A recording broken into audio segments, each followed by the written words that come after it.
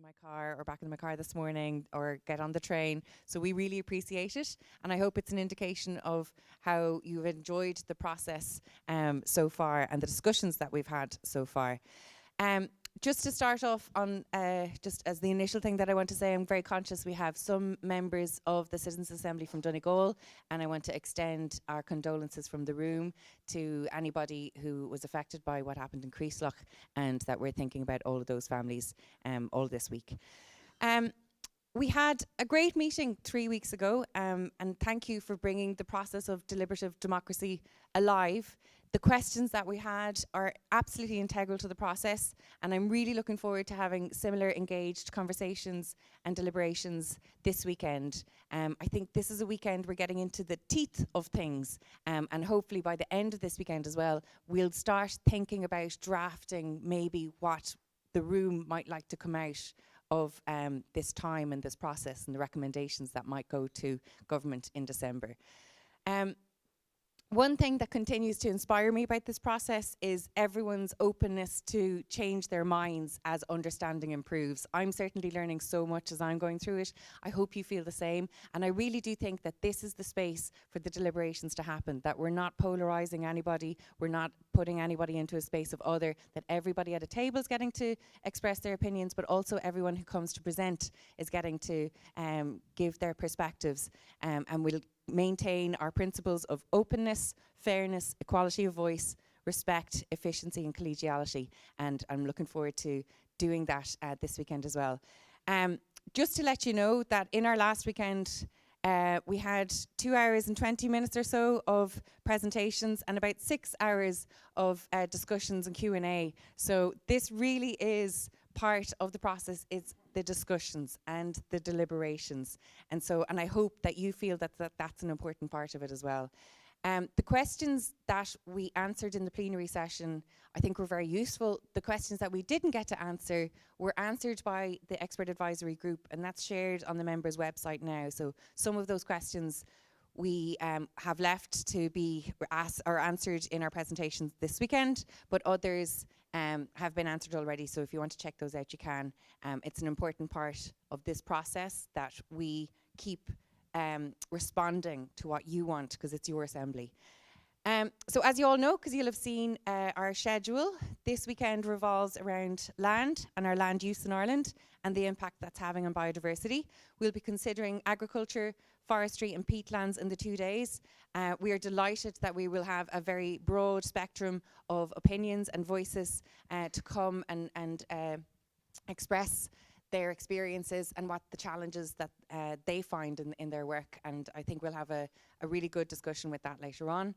To follow up on one particular question, how are our speakers chosen? All speakers are chosen based on including a diversity of views, keeping in line with the submissions that we're getting, and the approach that we agreed last weekend kind of governs how we're going to do things this weekend, in that we'll have a high-level overview, we'll have a presentation on what are the policies and practices in right now, and then we'll have voices from the community. So that's kind of the setting or the setup that we'll have for this weekend. In that as well, the steering group, if you want to raise your hands so that we know who you are as well, again, they review the schedule just to make sure we're all getting our homework corrected and we're not forgetting anything in our planning as well. The submissions are hugely important. As I said, we think about it in our planning, but I'm already talking to people last night and this morning. I know you were engaging with the submissions as well, which is really wonderful. And the steering group and the secretariat, not the steering group, the expert advisory group and the secretariat are reading every one of those that's coming in to make sure that we're incorporating as much as we can in our deliberations. So it's really important for anyone who's tuning in online that you understand the submissions are getting read. We appreciate the time that you've given to the submissions, but also we're welcoming more submissions for the rest of our work as well, and you can keep sending in submissions until the end of November. I've been reading one of Manchán Magan's books this week, and I came across a seanchal that I think captures the idea of what we started thinking about in our last weekend when we had Roman speak to us about considering our descendants and 7 generations down the line. And this seanchal, which is not familiar to me, but and I'll probably make a hames of it now, but forgive me if I do. Sail trí wheel war, sail umra awan, sail trí umra, sail on down. So that translates as the life of a whale is the lifespan of a ridge, and 3 times the life of a whale is the lifespan of a ridge, and 3 times the life of a ridge is the lifespan of the world. And in that, they were thinking about whales. They thought they lived for 1,000 years. And so they were kind of doing the maths on it, that the world must be 9,000 years long. And I just thought that it might be a nice point to begin this weekend's work in considering, well, our ancestors were actually thinking about the generations coming after them, us. And in that, when we are doing our work and we are considering the recommendations that we will make to government, we are considering those that will come after us. So maybe we should look back and see how people in Ireland before thought about nature and considered the import of that, because the land has memory, and that memory is going to be honoured by how we leave the land for the next generation. And I'm presuming that that's a theme that will come up a lot in our discussions this weekend. Because the land is also cultural, because it's where we make memories, and we have to kind of honour that. And how do we want to do that? I think there are questions that we might consider. So with that in mind, I'm delighted to welcome Dr. Elva Johnston, who's here with us to give a very long-term historical view of the people who lived on this island and their relationship with nature. Elva is an associate professor in the School of History in UCD, and she specialises in early medieval Irish history, and she's going to give us some insights into our past relationships with nature and a short talk on Brehon law, which came before. So please give our first speaker of today, Elva, a very warm welcome.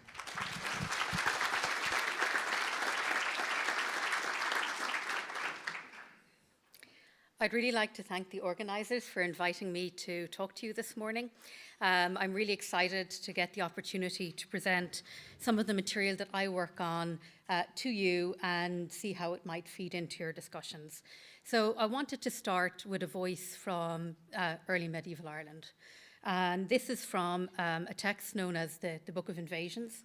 And the Book of Invasions describes how the ancestors of the Irish came to the island in several waves over time. So the Irish from the very beginning never thought that they were a single ethnic group. They thought they were made up of many different waves of people. And as each wave of people came to the island responded. And as Evan was saying, the land has memory. And as each wave came, the land came into existence. And this is a snapshot from one of these so-called invasions. And in this one, we can see that various features of the landscape come into existence because people name them. And the people themselves become Irish because they're living within that landscape. Now, I'm not going to read through the whole text, but you can see the idea that various plains come into existence. So in Sligo, Wexford, Antrim, Derry, various lakes come into existence. So you've got Loch Mask, Loch Con, Loch Gara. And for each invasion, the land becomes more and more named, and it becomes more and more inhabited, and it becomes defined. Now, the society that began to grow in early Ireland was one which was dispersed. It was highly rural. Until the arrival of the Vikings, there weren't what we would describe as towns or cities. So the rural life, the life of the farmer, effectively, was the dominant lifestyle on the island. Even though the society was rural and it was dispersed, it was also a society which was bound by rules and by laws. And a complex legal system came into existence known as Brehon law or early Irish law. And in that system, a lot of time is spent looking at land ownership. How do you manage the land? How do you manage the rivers? How do you manage the creatures on the land, domestic animals, but also wild animals? And what I'm going to do for the next few minutes, I know of a short time here, is just introduce you to how they conceptualized and thought about them. One starting point that all of you can do yourselves is look at how the land is named. If you travel around Ireland, if you're going by public transport, if you're going in your car, if you're walking, if you're on a bike, you will pass lots and lots of place names. And these place names will have elements in them like Crow, Drum, Slieve, Queel, Ross, Loch, Inish. And these are the names that were given by the early Irish.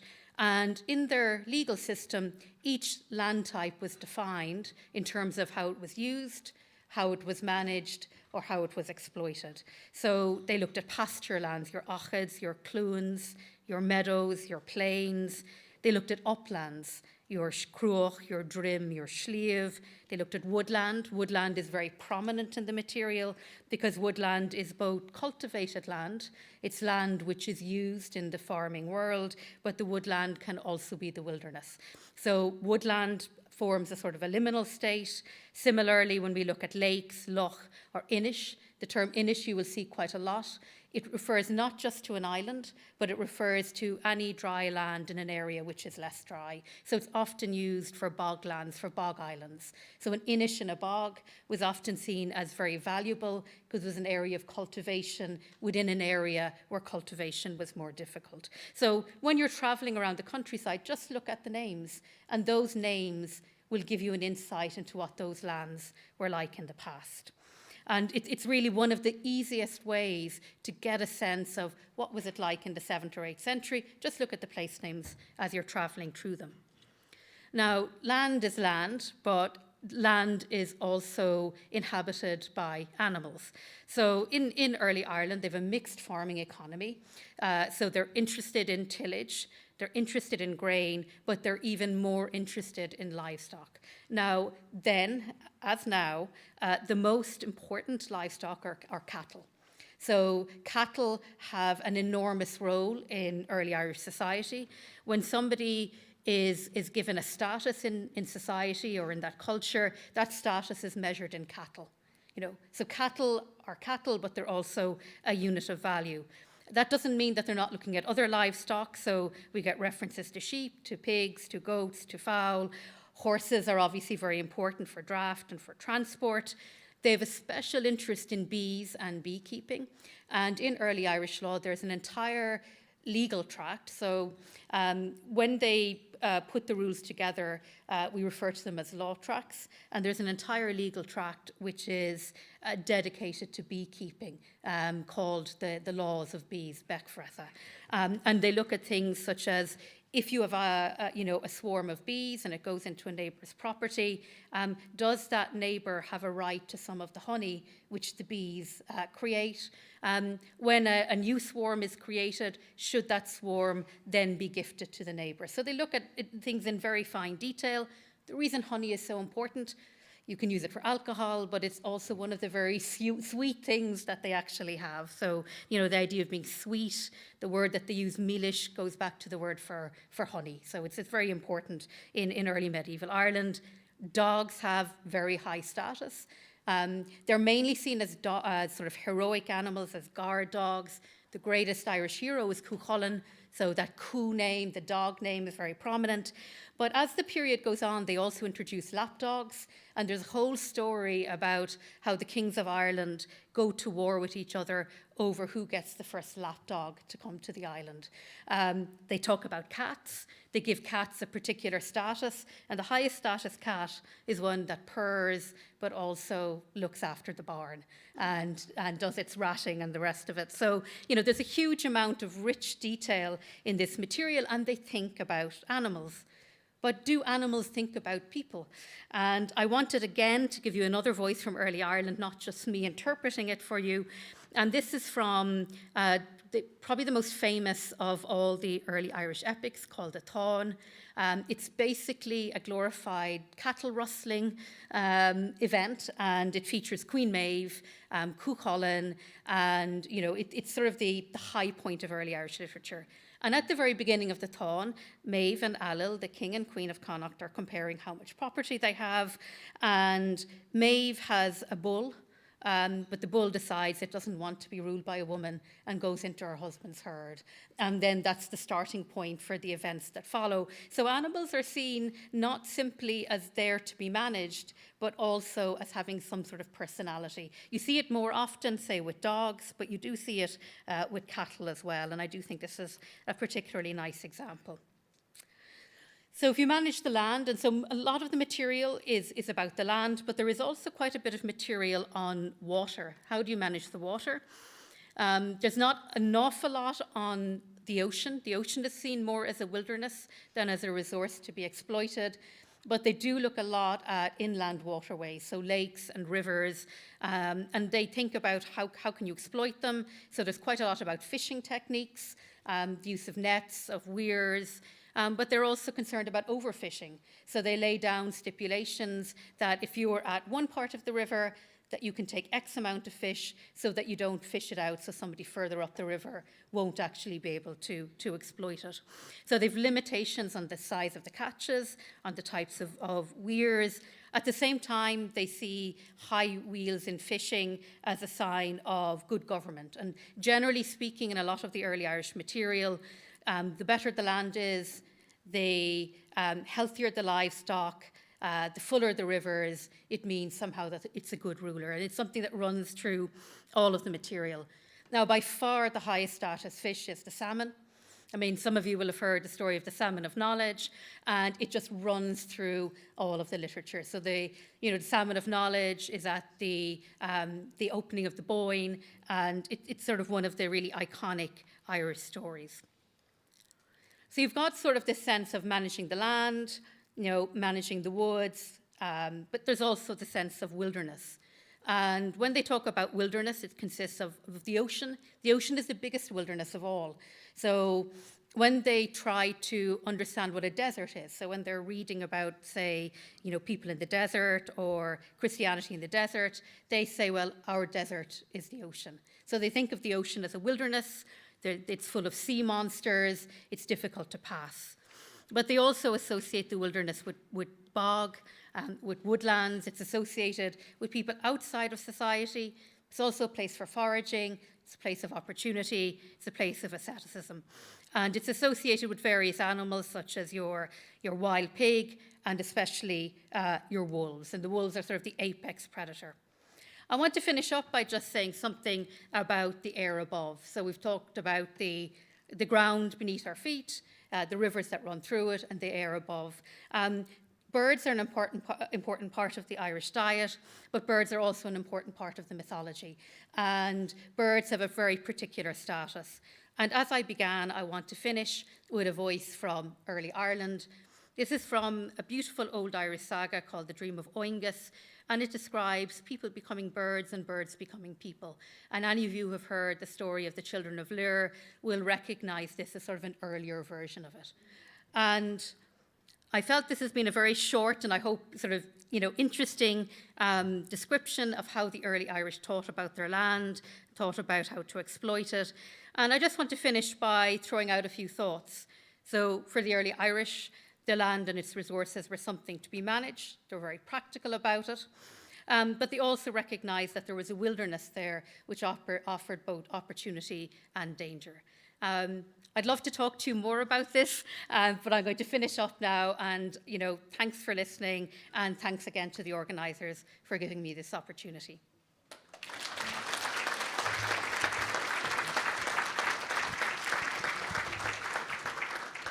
Thank you very much, Elva. I think it's really interesting to know that so far back they were considering limitations and how to manage the land. So it's nice to anchor us with that. And so we will fast forward to the now, and we will look at the general interactions between agriculture and biodiversity. And I'm delighted that we have Dr. Helen Sheridan, who's Associate Professor at the School of Agriculture and Food Science in UCD. I promise, just because I'm in UCD, that's not why everybody so far has been from UCD. This goes to the expert advisory group, and we do look for the top people in their fields in it, and delighted that Helen could be with us today. She lectures in farm landscape ecology and agri-environmental policy, and she's going to begin our session on agriculture and agricultural landscapes with this. So please give Helen a very warm Citizens Assembly welcome.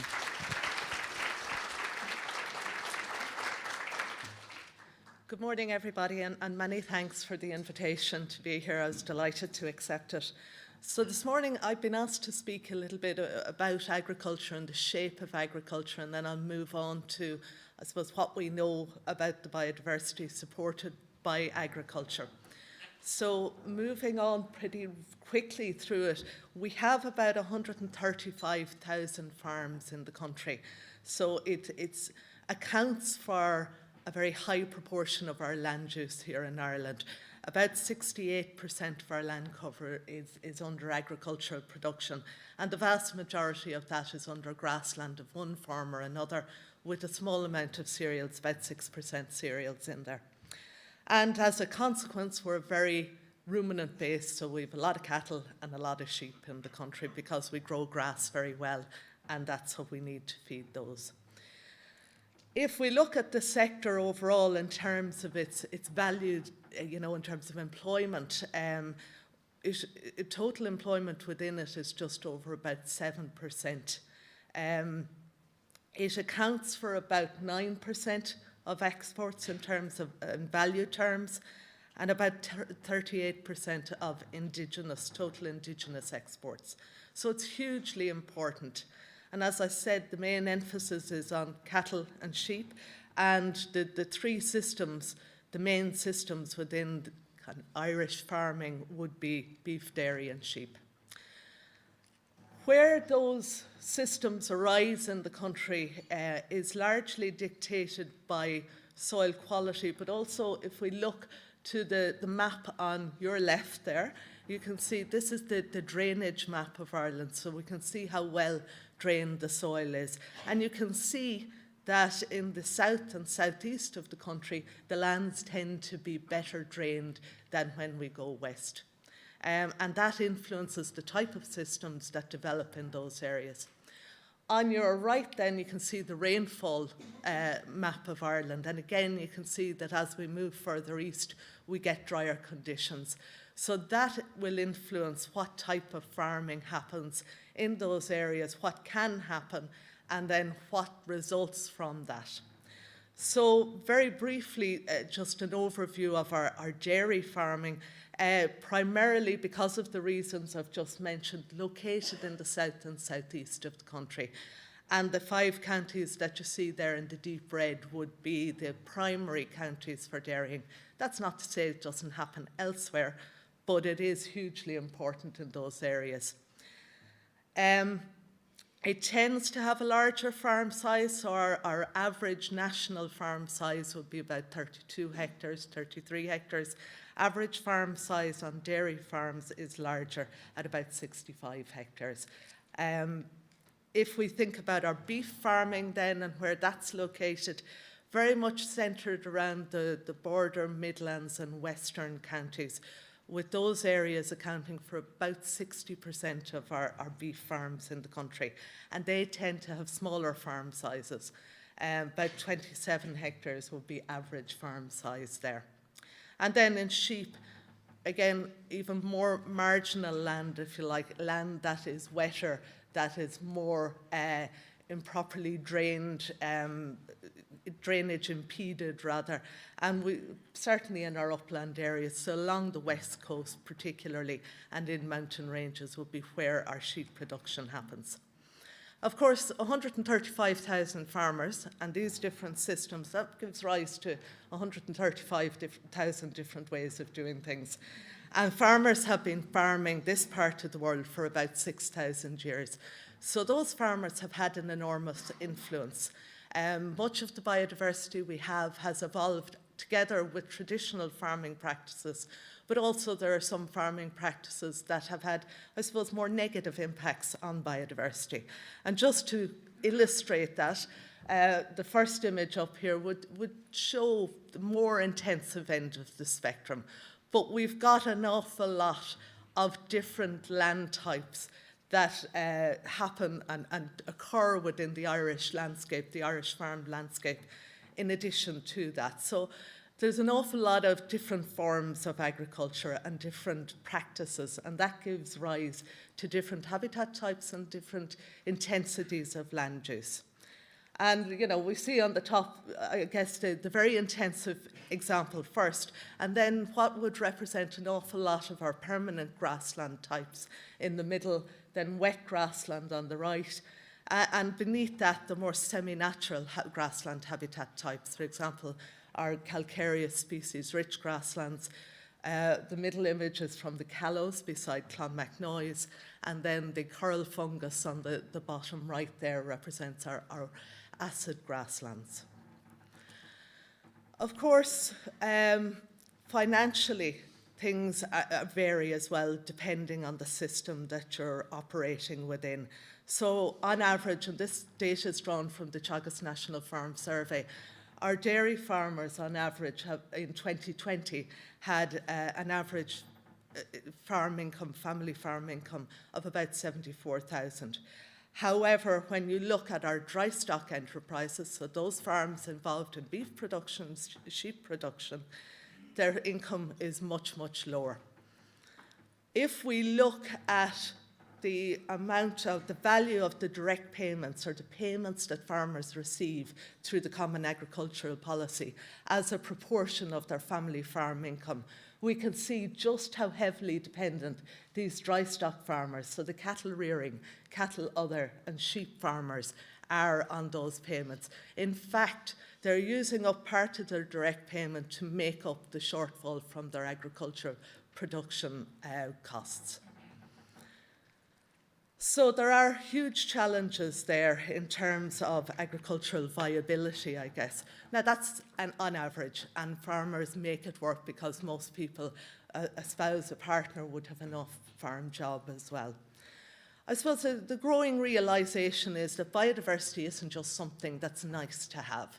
It is nice to have it, and there is a moral argument for it, of course, but there is, I suppose, a more human-centric argument for it, that it provides us with a range of ecosystem services that fundamentally underpins the sustainability of our agricultural production systems. And those are summarised very nicely under the 4 headings defined by the Millennium Ecosystem Assessment as provisioning, and we generally associate, I suppose, or traditionally, we would think about the food production ecosystem service of agriculture, but we also have all these other ones, like soil formation and photosynthesis, etc. So we need our landscapes to be able to deliver food, because we need food 3 times a day. That's a hugely important ecosystem service. But we also need them to be able to deliver all these other ecosystem services as well. And the way we produce our food will impact on the ability of that landscape to deliver those wider ecosystem services. Similarly, those wider ecosystem services are going to influence how we can produce our food and how sustainably we can produce our food. If we take the soil as an example, just a brief look at it. Soil, is the substratum on which we build everything, and we are completely dependent on healthy soils for for food production and ultimately for our own continued existence. We know that biodiversity is a hugely important component of our soils. We talk about living soils. And this just illustrates the kind of numbers of organisms that we would expect to see within healthy soils. But we know very little about those soils. We know very little about the diversity that's in them and how that's changing, how it changes under different systems. But we do appreciate that we need this range of organisms, and if we have them, we have a better likelihood of being able to provide those very fundamental services like nutrient cycling and carbon sequestration, like the regulation of pests, etc. And that all needs to happen at field scale, as well as at farm scale and landscape scale. I couldn't let the opportunity go without putting one slide on multi-species swords, and these are swords that haven't been designed necessarily for biodiversity conservation, but I put it in here as an illustration, I suppose, of what happens when we even include a little more diversity within those very species-poor sward types or grasslands, and those very species-poor ones, or the ryegrass monocultures, are hugely dependent on fertiliser nitrogen to keep their productivity up. And of course, that has implications economically and environmentally. So if we include a small range of additional species within those swards, and absolutely legumes need to be in there, but also forage herbs as well, the research to date has shown that we can reduce our fertiliser nitrogen inputs. We can grow as much herbage with 40% of the fertiliser as we're putting on the ryegrass. So we can increase, in some instances, grassland herbage production. We've been able to increase animal performance and accelerate date to slaughter So we're seeing about a month of a difference in animals that are reared either on more diverse swards versus the monocultures. Sheep and lambs that have been grazed on multi-species swards have required half the use of anthelmintics, which becomes increasingly important when we see the levels of resistance that are building up to those products that are currently on the market. We have some indications, aside from the biodiversity we're building into the sward, but that these swards will also support additional biodiversity, invertebrate biodiversity, and we're about to start more work on that to find out more about that. We know that they reduce the carbon footprint of the farm because we're reducing the amount of fertiliser. We're also reducing the length the animal is around. And the latter stages of an animal's life are when they produce most methane. And overall, they enhance resilience of the system. So even a small amount of additional biodiversity into those grasslands can be hugely important and deliver for farmers. If we take the kind of what I refer to as the farm infrastructural habitats, like the hedgerows, for example, we know they're hugely important in terms of providing services like animal shelter, for example. But carbon sequestration is another issue, and carbon storage. We know they take in carbon, they store that carbon. We know they emit some CO2 in terms of respiration, etc. What's the balance? We think what's going in is larger than what's going out, or we know it is, but we don't have a huge amount of insight into that yet, aside from a little work that's been done in the UK, which would suggest that the carbon store in those hedges could be as much as about 30-35 tonnes above and below ground per hectare. Again, in terms of sequestration rates, we know that they're sequestering, but limited information on that yet, although there is work ongoing and will be in Teagasc. Okay, I'm going to rapidly move on to some of the farmland habitat surveys that we've been working on, and just to give an illustration of what's actually on our farmland out there, aside from, I suppose I'm not really focusing on the designated habitats here, it's more about common farmland habitat types. So the kind of work I've been involved in mapping those habitats would indicate about, on average, 13% of farmland area under those semi-natural habitats. That compares very favourably with some other countries, although it must be said, some of that data is quite old. It's hard to get farm-scale data. And also, it's mainly arable systems there. While we've retained a lot, the quality of that habitat is often questionable. We need to work on that very significantly. If we look here at our hedgerows, for example, at least half of them are not in good ecological condition. If we take that work then, and then, we were working in different regions of the country, Cork, Offaly and Sligo Leitrim, and map that against farm system, we can see very clearly that, an average of 13% is one thing, but it masks a lot of the detail. We see that we have more retained in those areas that are less intensively farmed, and that's as you would expect. When we take the farm scale data and bring that up to more landscape data, it even becomes more pronounced. So the message out of that from me would be that yes, we need food production, and areas like Cork, for example, I'm not picking on it, but one example of it, are very good at that. We can't make it all semi-natural again, but we need to retain the habitats that are still there and make sure that those are in the best possible condition. We need to support the farmers that are in the more financially challenged areas as well, to continue retaining the biodiversity on those farms. And certainly if you look at the predicted distribution of high nature value farmland in the country, the greener areas are where you would expect to find more high nature value farmland. And certainly that ties in with what I've just said, that as we move into the West and Northwest and North Midlands, we're seeing a higher likelihood of that kind of habitat being present. So in terms of my take-home messages, agriculture encompasses an awful lot of things. There's a range of practices and a range of systems in there that should be recognised. We've retained a lot of semi-natural habitat on our farmland, but the quality of that is questionable. We need to focus on retention of it, enhancement of it, and also ensuring that the measures we put in place are at the right scale. We need, I believe, greater emphasis on the positive contributions that biodiversity can make to people, to the delivery of ecosystem services. Appropriately recognise and reward farmers who are protecting and enhancing and maintaining biodiversity, particularly those who are in financially very vulnerable situations. And then lastly, as more of a word of warning, if we're dealing with these issues, we need to see them through multiple lenses. Focusing on greenhouse gas emissions alone, which is something that's getting a lot of attention recently, could potentially lead us down a route of exacerbating other problems like biodiversity. So we just need to be careful about how we address one problem and make sure it doesn't exacerbate another one. Okay, thank you.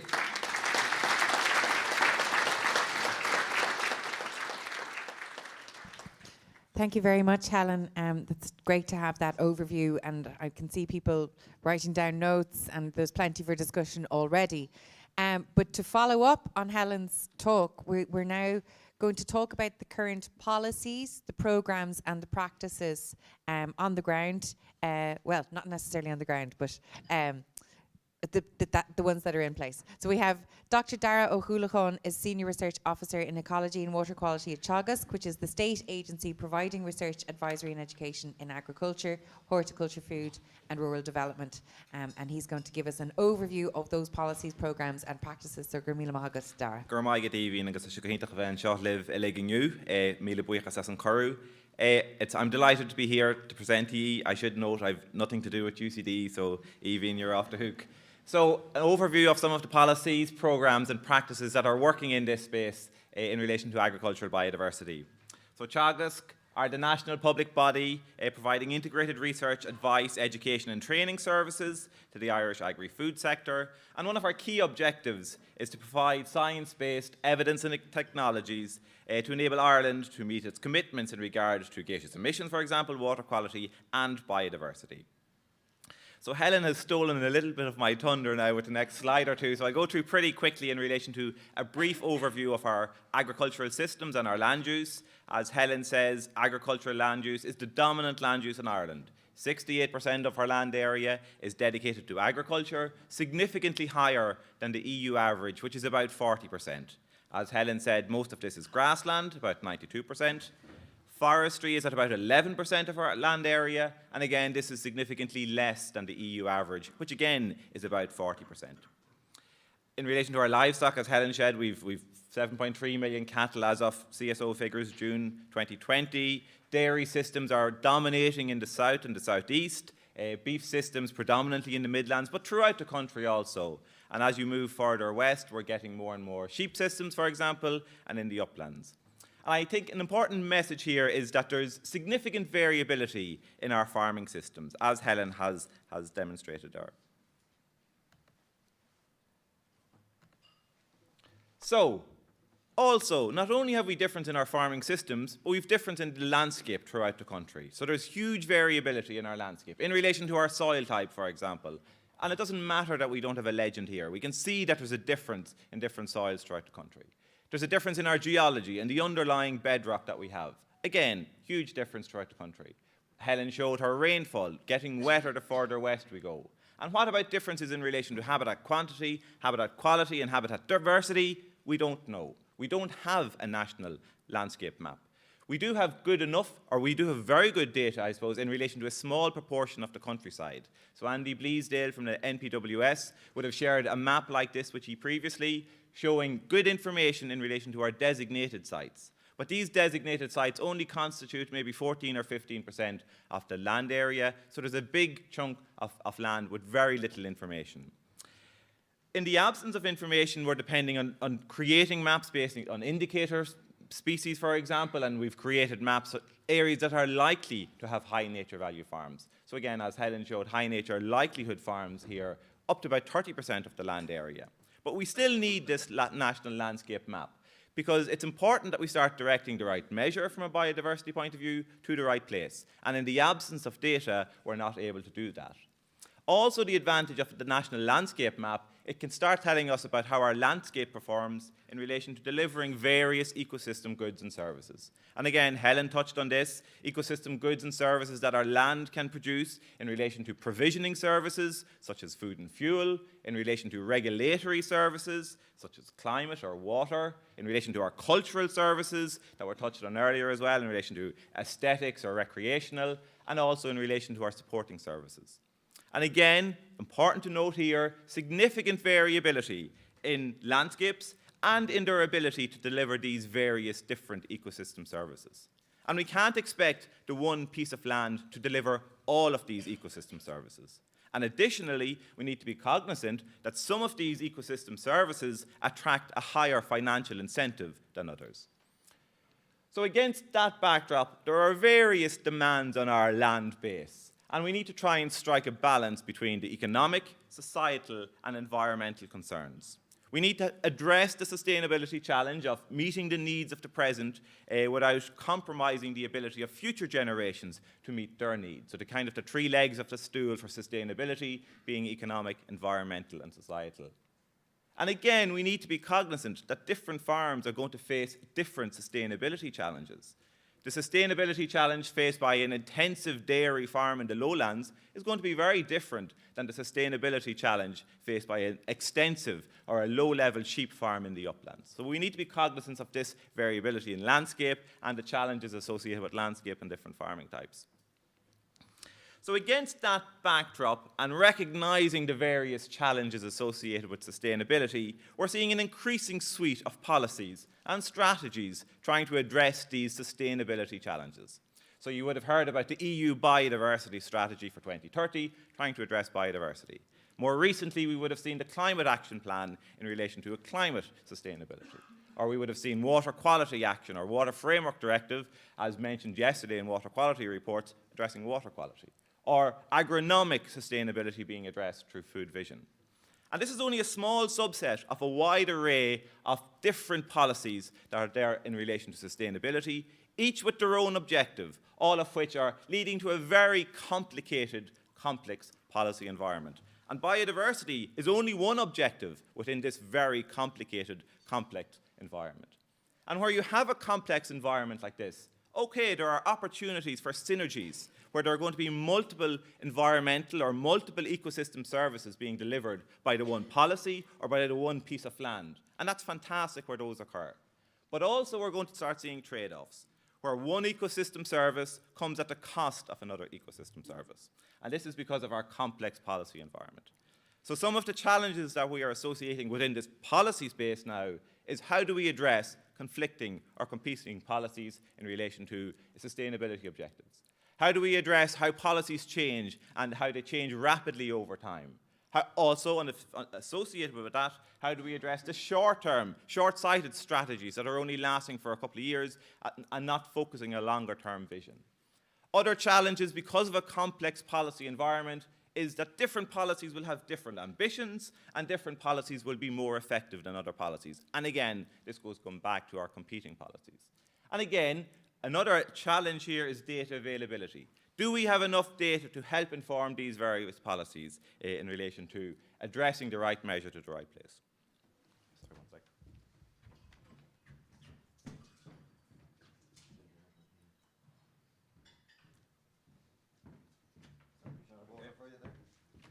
So, where has that left us? Well, we're seeing increasing focus on ecological concerns within our policy.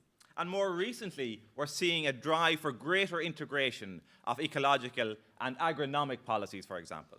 We saw the EU Biodiversity Strategy and the Farm to Fork Strategy being launched under one day and heavily integrated with one another.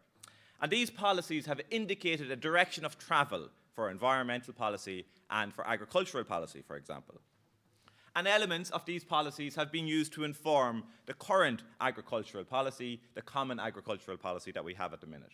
And within this policy, we have our economic objectives, we have our environmental objectives, one of which key one is biodiversity, and then we also have our socio-economic policy and socio-economic objectives. But it's also important that we learn when we're addressing new policy, that we start learning from previous policy, from the successes and failures of previous policy. And recently, the EU Court of Auditors commented and stated that most CAP funding to date has had little positive impact on biodiversity at an EU scale. So, now that we have enhanced ambitions from a biodiversity point of view within our policy, the challenge is to deliver on this enhanced biodiversity within the future CAP, or within the forthcoming CAP. So how does the CAP strive for this? How does the CAP address these biodiversity challenges? So the CAP is divided into two main pillars. Pillar 1, direct payments or sectoral interventions, all of the money, €6 billion over the next 5 years, all of it coming from the EU. Pillar 2 is looking at rural development, about €4 billion over the next 5 years, 2/3 of which is coming from the Irish Exchequer and the remainder is coming from the EU. So it's a significant amount of resources over the next 5 years, €10 billion over the next 5 years. And because there are enhanced biodiversity ambitions within the CAP, and because agriculture is the dominant land use, 75% of all biodiversity expenditure in Ireland is associated with agriculture, predominantly through the CAP. So, this is going to inform the strategies for biodiversity and has informed the green architecture, how we are going to incorporate biodiversity within objectives of the CAP. And within this green architecture, there are three main building blocks. There is conditionality, and I'll speak about this now in a second. There is ecosystems, or eco-schemes, which sits on top of conditionality, and then we have climate and environmental interventions. And as Helen spoke about opportunities for habitat quantity and habitat quality, you could crudely say that there are opportunities to enhance habitat quantity within the eco-schemes and within conditionality, and then there's opportunities to enhance habitat quality within the climate or environmental interventions. So, currently, CAP Green Architecture Pillar 1, conditionality, it's the baseline requirement for farmers in receipt of CAP payments, and most farmers in the country are in receipt of CAP payments. So it looks at, for example, farmers must undertake good agricultural and environmental condition measures. For example, retention of landscape features, retention of hedgerows, which Shirley Clarkin would have mentioned in a previous presentation to you. More recently, as part of this conditionality that all farmers must abide by, we're seeing minimum share or space for nature that Helen alluded to. So setting this threshold of 4% of a farm area as a space for nature. How are we prepared for this from an agricultural point of view? Well, as Helen said, on average, on more intensive farms, the average farm area ranges at about 6 or 7% and goes up to about over 30% on more extensively managed farms. The second building block of our green architecture is eco-schemes. And again, this builds on conditionality. So here we're seeing, for example, space for nature, enhanced space for nature ambitions, going to 7 or 10%. We're looking at planting additional native trees and hedgerows, and we're looking at additional environmental measures. Sitting on top of this again, then we have our climate and environmental interventions, Pillar 2. These are optional measures. They're predominantly 1.5 billion being associated with this. Currently in the ACRES, the Agri-Climate Rural Environmental Scheme. And again, there's split between two main schemes. There's the general scheme, 750 million.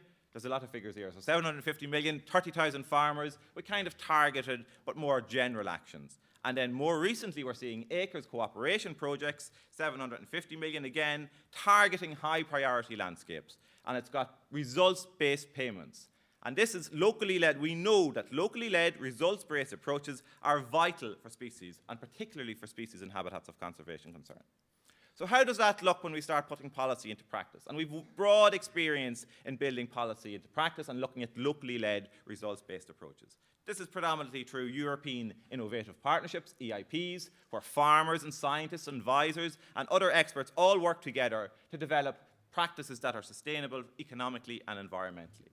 And we've a good landscape of EIPs in Ireland. This frame is a little bit old and shows the first 20 or so EIPs throughout the country, locally led approaches driven by farmers with support from advisors, targeting local challenges, such as, for example, Suez EIP looking at uplands and extensive sheep, or Bride EIP down in Cork looking at the lowlands and intensive dairy, or national scale measures such as the Hen Harrier scheme looking at terrestrial habitats, Pearl Mussel scheme, looking at aquatic species, and then Danu looking at organic, or looking at start going below ground and looking at soil. So the lessons we've learned from the EIP is that farmers can address biodiversity if they are supported by advisors and other stakeholders. Key message here is that we need local specific objectives and targets, and this is driven by local relevant knowledge and local data. We need tailored payment structures.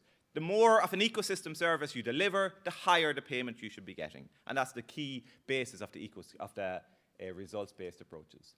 We also know that specialised farm advice, advisors and farmers are key influencers here. So we know that there are opportunities to scale up from these EIPs, and from Teagasc knowledge in relation to knowledge transfer to farmers, we know that farming practices are influenced by farm advisors. Most farmers have a farm advisors, and there's opportunities here to change practice from on a biodiversity point of view.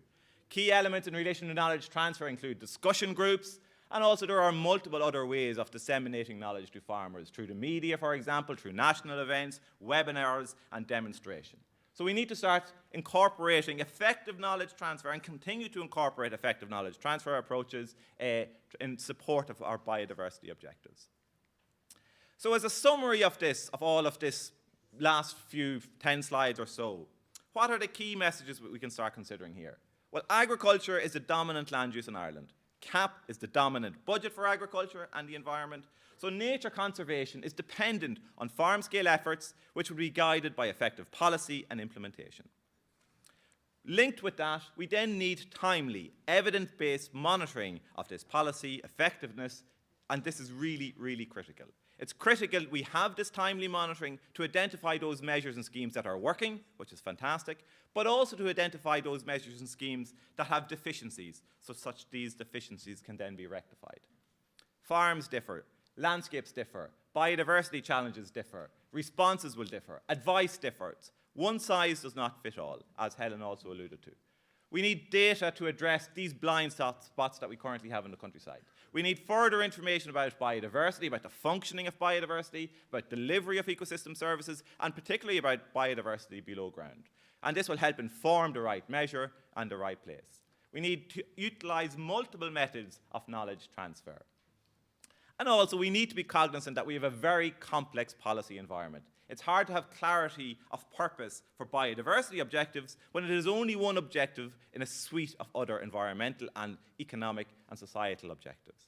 We need to strive for greater policy coherence, incorporating multiple stakeholders, whilst being cognizant that there might be shortfalls or organisational capacity deficiencies to address some of these challenges. We need to build on the lessons learned of the schemes that we have seen and the EIPs that we have seen working, and then we also start looking at greater coherence in relation to valuing our various ecosystem services. Gurmil Mailagi.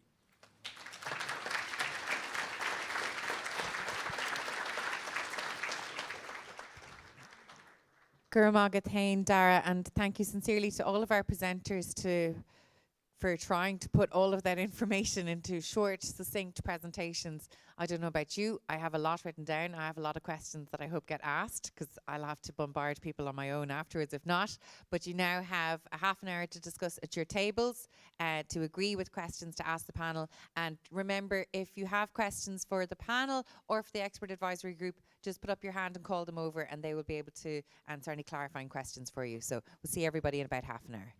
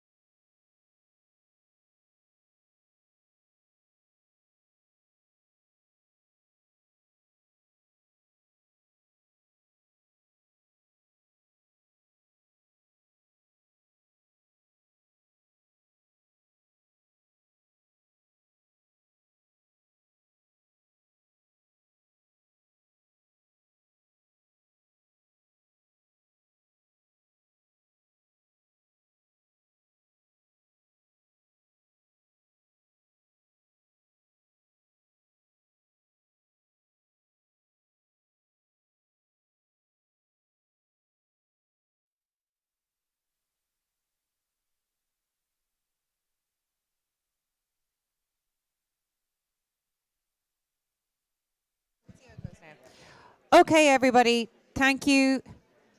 Thank you very much. We'll obviously go back to our hand raising, but I'm going to start with the questions that I see on the spreadsheet here. And we've got a question from table 6 for our panel, I think, which is very pertinent to starting off our conversations today. So if Felicity would like to. Hi, Felicity. And Connor has a microphone. Felicity, thank you. Hi, my name is Felicity. How do farmers receive information and training on best practices in preserving and improving biodiversity? Thank you for that, Felicity. I'll also welcome James from our expert advisory group, James Moran, to the table. He's going to assist in this Q&A. But would Helen or Dara like to take that? How are farmers informed about new schemes and practices? So there's various methods of knowledge transfer. So from a Teagasc point of view, Teagasc provide knowledge transfer to farmers. So we provide advisory services to farmers. So most farmers, 97% of farmers would have an advisor, either a public or a private advisor. Other studies have shown it's not only providing the advice, it's what who influences farmers. So there's multiple voices can influence farmer, but particularly family, advisors and other farmers. So there's methods of, for example, demonstration farms and events like that are also key methods of demonstrating or disseminating information to farmers. And Helen, would you like to follow up with that? I guess from our role is education within the university, so I guess a lot of who is coming in our door will be, or some of them at least, will be the young new generation of farmers. So they're receiving that kind of information through the lectures and through practicals and what have you there. That is, in some way how it's disseminated. And then we have our own research farm out at UCD Lyons Estate, and we would have farmer groups in there very regularly, talking to them about the research that's ongoing and the findings that we're getting there. So that would very much be the way we try to get information out. And I guess we're very lucky that we have access to the students through our lectures. We can bring that research and the findings of it to them very early on.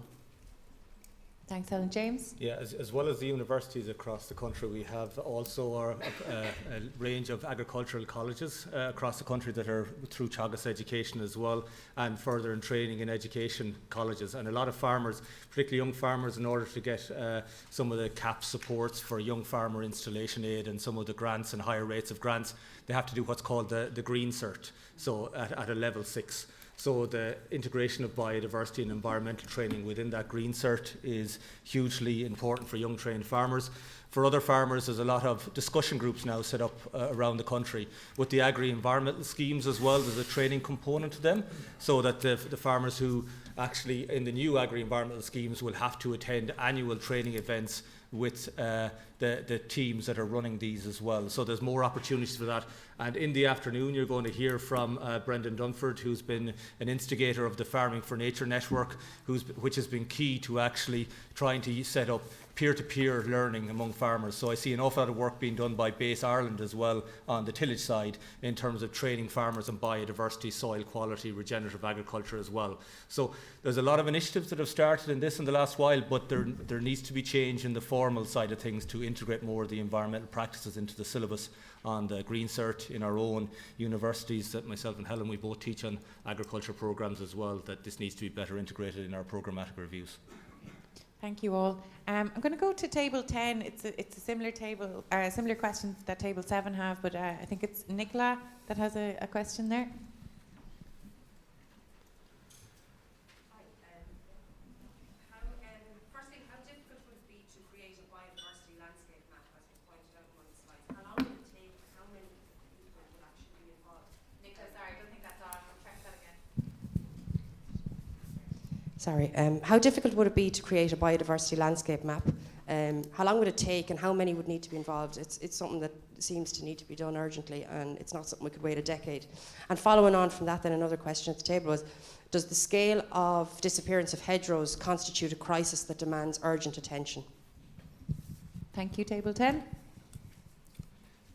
Who wants to take it? Dara? Okay, I'll start. So the landscape map is critically important. So it's not that far away. An element of it is not that far away. They've been working on it. A number of different groups have been working on it for the last number of years, trying to get a quantity of habitats, so trying to map the quantity of habitats throughout the landscape. That's only an element of the importance of biodiversity mapping. We also need a better handle on the quality within those habitats. The second question in relation to the loss of hedgerows, well, loss of habitats in general is a crisis and is contributing then to the biodiversity emergency. And again, this goes back to our quantity and quality element and some of what Helen would have presented there. It's not only the loss of habitat in relation to our hedgerow quantity, it's also the loss of quality of these habitats, a quality of hedgerows because of over-management or under-management on occasion. And I suppose just to come in on that, there are regulations in place around hedgerow removal. So the EIA regulations with respect to agriculture, that if you do need to, or you do want to remove stretches of hedgerows, so physically remove them, you do have to apply to the National Parks and Wildlife Service and the Department of Agriculture, and then replace with, like for like in another part of the farm. So it is not like farmers can go out and remove them and, wholesale or anything like that. It's more concern about these are an ageing resource. A lot of them have gone in, I guess, since the late 1700s or so. So they're coming to the end of their lifespan and maybe haven't been managed in a way that would prolong that lifespan. They're still hugely important in terms of supporting biodiversity, even those tree lines of mature whitethorns, and they're still a hugely important store of carbon in our landscape. But we just need to make sure that we have young, vigorously growing hedgerows coming on as well, and that's supported, I guess, through the agri-environment schemes as well, the hedgerow planting within that. Sorry, hold on. We'll wait till get a microphone and a clarifying question. That's perfect. Hi, my name is Chris. I live near Kinsale. There's one of the farmers near us that's constantly knocking all the ditches. I'm just wondering, who can we contact to make sure he has permission to do it? And because one of my colleagues was trying to contact and they were being sent from post to pillar, I'm just wondering what agency is best to clarify if he has the permission. Well, I guess it would be a combination of the MPWS and the Department of Agriculture in that instance. And depending on the time of year, he doesn't need permission. That's under the legislation at the moment. If it's outside the bird nesting season, so if it's done... That's for cutting, but if he's removing He's removing it. Is he removing it, or is he just knocking them down? I'm going to drive this back because we're not to get embroiled into too close an example. And I think this comes back to what we had spoke about last week about enforcement of the rules, and it's probably something we can come back on. But if I can just go back, Chris, to the hedgerows question, because James wanted to address that. Just on the national land cover and monitoring of this, first of all, I was at meetings last Thursday. The new national land cover map at field scale will be released on the 1st of, or early in November. So we will have this quantity of land cover and different habitats around the country. It's been worked on by a project jointly by the Ordnance Survey Ireland and the EPA. The Ordnance Survey Ireland have also said in their aerial reconnaissance and aerial monitoring and flyovers they'll be doing over the next number of years, they're going to be putting new LiDAR technology on the aerial flies over us of this, so we'll have LiDAR imagery as well as this land cover data. So that will be available now. In terms then of scaling up that to an actual moving from quantity, we actually need to have a real grasp on quality, because quality is the issue, as presenters highlighted. We've been doing some work actually with Teagasc on this, and we have highlighted there is a real need for a national countryside survey akin to what's going on in the UK or Germany. We reckon that could be done on three-year intervals of resampling 1 kilometre windows in the landscape spread across different parts of the landscape. It would roughly cost in the region of 350 to 500,000, depending on whether it's done by an existing agency or not. you would need approximately 2 to 3 full-time staff, but at times of the year you would need additional field recorders to do this. It could be linked in with our national monitoring programme for biodiversity, either through the Biodiversity Data Centre or the restructuring of our National Parks and Wildlife Service. So this is all imminently doable. It's been done in other countries. We need this National Countryside Survey to do this. The OSI now will have the technology to step up to monitor this quantity on a regular basis using remote sensing technology. We have flyovers from the Copernicus European Space Agency of satellites over Ireland every 7 days. We can use composite maps linking in with the Copernicus programme to do this. So, but it is the will and political will, and the investment needs to happen, and we need to know the answers. Thank you, James. I'm going to move on from that. And Chris, not to, I didn't want to brush by your question either, but I think the enforcement aspect and for the public to know where to go, that is obviously something that's coming out of those conversations. So maybe that's something we can address ourselves. Now, there's a lot of questions coming up in the spreadsheets about CAP. Would anybody like to ask anything specifically related to CAP, because it's coming up at a lot of tables? So table 5, Conor, can we get a microphone to Sheila on table 5, please? Thank you, Sheila. It appears from what Dara said that a one-size-fits-all approach to farmers in responding to biodiversity loss isn't feasible given the types of farming and the types of landscape, the difference in types of landscape and farming. In that context, how are the new agri schemes under the CAP, or are they intending to tailor payments to individual farmers, individual farm settings, especially given what Helen noted about the lack of individualised data, so that lack of localised data? How will they actually measure impact so that they can give these achievement-based payments? Thanks, Sheila. So that's a great question. So one of the slides I presented was this new The Acres scheme, and it's been split into 2 sections. The Acres General, which is going along the lines of our one-size-fits-all or a more common measures approach. And the second main element that's coming in now is this Acres cooperation projects, which is working towards these cooperation projects, incorporating farmers, obviously, and managers, scientists, and advisors going out working with farmers to identify challenges from a biodiversity point of view, but also they have working on these results-based approaches. So they will have scorecards and indicator sheets to identify the quality of different habitats, and habitats that are scored highly obviously will receive a higher level of payment. So these are building on the EIP projects, which were small scale, geographically limited projects, and now for the first time we're scaling it up to a bigger, larger national scale. Now I'm sure James has additional commentary here. Yeah, we've done an awful lot of work on these results-based payment schemes and integrating these with locally adapted approaches led by the Burn programme over the last 10 or 15 years. So Ireland has been seen as a leader on this, and now they're going to be scaled out to 20,000 farmers. There is potentially 50,000 farmers in very similar types of landscapes, but that is the capacity that's assessed at the moment, as the state has the capacity to roll it out to approximately 20 and the budget for that. But it would require an increase in budget to roll it out on a wider scale. But I think we're at the cusp of a change on this here. It's the first time it's going to be done at this scale globally, actually. And if we can make it work, I think this can be used as a model to scale up the ambition for biodiversity across the country in a lot of different farming systems, across the intensive farming systems as well. But I'm not saying it's going to be easy, but we are it is a one positive that's there at the moment, that we are making that leap of faith now, but the budget is limited. So the capacity has to be built over the next number of years, so there's quite an amount of training required of existing advisory services, of the inspectorate within the government departments, and us all learning while doing. But we've made that leap of faith now, so I think that is a positive. But there are other aspects in the Common Agricultural Policy that is trying to be stacked on top of, that is a very shaky foundation. Sounds ominous. Maybe we'll come back to that later. I'm going to take one more question and then we're going to break for coffee before we hear from farmers. And remember, you can ask the same types of questions now to the farmers, listening to what it's actually like on the ground. But would anyone like to ask this panel one more question? I see one hand up. Hilary, it's yours. Table 1, please, Conor. Thanks.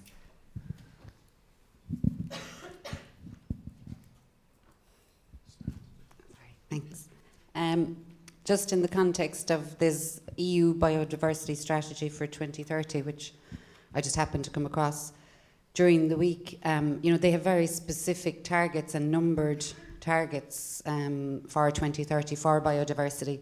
For example, one is to say that they want to grow organic farming from 8% to 25%. Now, I gather that's a strategy. It's not going to be an obligation. But how does Ireland look at those numbers and sort of go, that's something we are or we're not going to target, And there's no obligation. I presume you might just clarify that there's no obligation on us to move that way. But I presume organic farming is definitely better for biodiversity. But obviously it has challenges in terms of costs and outputs, etc. Thank you. So, well, organic farming has benefits in relation to soil biodiversity, but the same challenges that are associated with traditional farming in relation to loss of biodiversity is also associated with organic farming, so loss of habitats, for example, or loss of habitat quality. As you highlighted, the EU biodiversity strategy is a strategy and not a policy. So in relation to from an organic point of view, where Ireland is striving towards, so the EU strategy is aiming for 25%, Ireland is striving towards 7.5% because we are starting off a very low base, which is currently at about 1.5%. So that's the strategy that Ireland is pursuing. But again, some of the other elements in the EU biodiversity strategy are giving a roadmap forward for which environment and agricultural policy could follow. So, for example, in the EU biodiversity strategy, they set a target of 10% landscape features, and now the CAP is on that road working towards that, but they have set a target of 4%. So this is the EU biodiversity strategy is showing a way forward, and then CAP is coming behind that. James, yeah. And Helen, yeah. I'll take James first and then Helen. On the 10% space for nature in the biodiversity strategy, based on the figures that Helen has presented, on an Irish context, we have about 14% space for nature on Irish farms, but it does vary across farms. Some of the intensive ones would have less, some of the extensive ones could have 30-40%. So within our current eco schemes, we've aligned our CAP strategic plan with the biodiversity strategy and said we're going to aim for, as Dara pointed out, 7% and 10%. But I've just seen the fine print over the last number of weeks, and hedgerows in Ireland, their average width is 2.7 metres when we measure them nationally in all the national surveys, right? Some of them are small box ones, 1 metre. Some of them are large canopies, tree lines that can be 10-15 metres wide. In the actual space for nature, the calculations that farmers have been given at the moment, they've taken a multiplier for each metre of hedgerow, because we have the metres of hedgerows mapped. We don't have the width of them, obviously, for the country, so they had to come up with some multiplier. They've come up with a multiplier, a weighting of 5 and a conversion factor of 2. So they've assumed that all hedgerows in the country are 10 metres wide. They've assumed all stone walls in the country are 10 metres wide. They've assumed all drainage ditches in the country are 10 metres wide. So farmers have now got letters are not getting letters, but they've got on their ag food, their basic payments information system, your space for nature is 20%, 30%. And they're looking at, oh my God, I'm exceeding the EU biodiversity strategy targets, but it's hidden in these conversion factors. Can I just make a follow-up on that, James? If it's just a conversion factor, is that just something on a spreadsheet that we could correct? Or are we happy to make that assumption, to turn a line into a square? Well, it could be corrected in the morning, like it is just a line on a spreadsheet, so the computer you just made this decision, like we have, some are 15 metres wide, we know in reality, the average is 2.7, but we want farmers to be able to get this money and reach these targets on paper because we've said 4 and 7 and 10 for getting the payments, So they've made a political decision to go with this 10-metre conversion. That can be switched in the morning on the computer system to 5, because no one has got letters on this, it's just been put on the ag food system. So you can change that cell in the database to go back to what I think would be more normal, would be, well, give people 5 metres, it gives people credit and incentivises them, and some people have higher, some people have lower. But at the moment, it very much is over-rewards the people who have a 1 metre wide hedgerow, and there's no incentive to improve that quality at all. Because by default, it's the same as if someone has 10 metres. But it's a sleight of hand on a database. So this is what I don't want to be overly critical now. There's a lot of good things in the CAP, but it's very good when you can say the objectives. You have 9 objectives on sustainability that say they're going to meet 11 or contribute to 11 out of the International Sustainable Development Goals. That's translated into a number of articles. By the time it gets into the practice on the ground, you have other considerations, economic considerations taken into account. You have very low viability of farms. Most of their payments are dependent on this. And what do you do if a situation of farmers' payments are cut? Because up until recently, if you had more than a hedgerow that was more than 2 metres wide, you were penalised for having it. So up until the 31st of December 2022, if your hedgerow is over 2 or a boundary hedge is over 4 metres wide, you could be penalised by having that. But once it goes to the 1st of January 2023, at midnight, your hedgerows are all going to get 10 metres wider and you're going to be rewarded for it. Okay.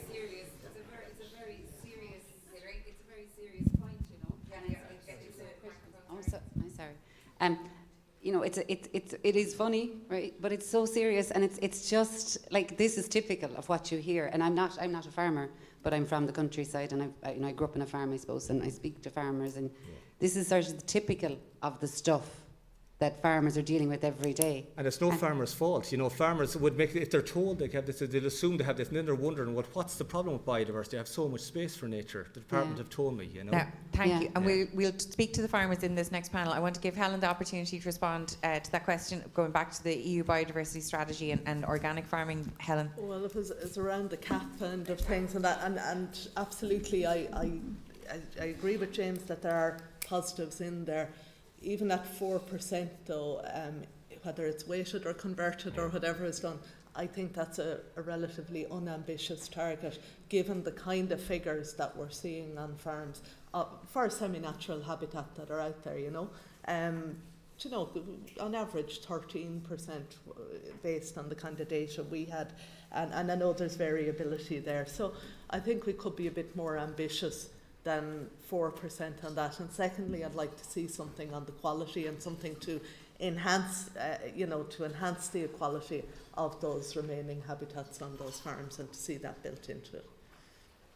Thank you very much. I think that's a great place to stop. I'm going to ask everyone to get the fastest coffee that is possible, so that we'll try and keep onto our timeline. And we're going to hear from the farmers on the ground in our next session. Thank you again to our speakers. Thank you for all the questions.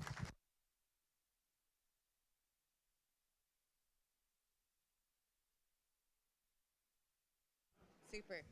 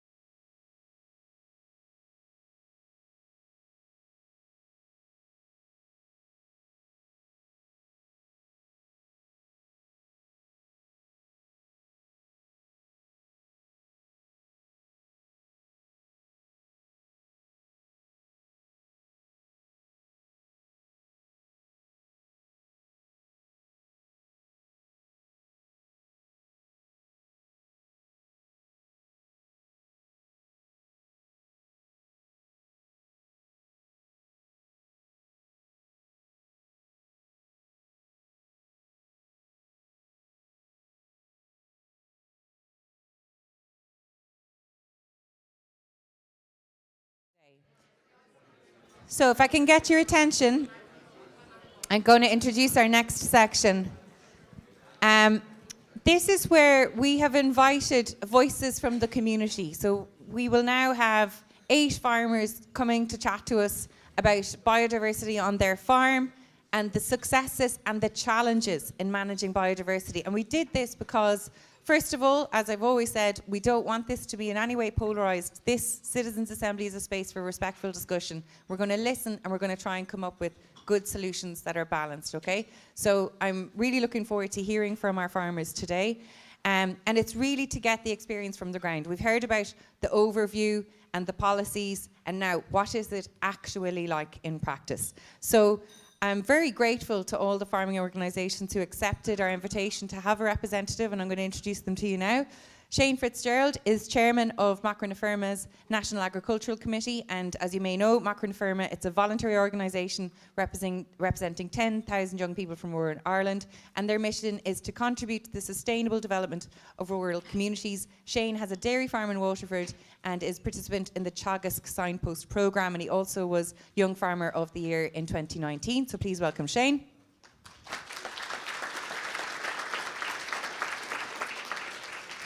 Next we have Paul O'Brien, who's chair of the IFA's Environmental Committee. As you will know, the IFA is Ireland's largest farming representative organisation. It was founded more than 65 years ago. Paul's a sheep and tillage farmer from Kilkenny, and his daughter, who is keen on farming, and Paul hopes that she will one day take over the farm, although she's only doing her junior cert this year, so not asking for a lot there, Paul. Welcome to the Citizens' Assembly.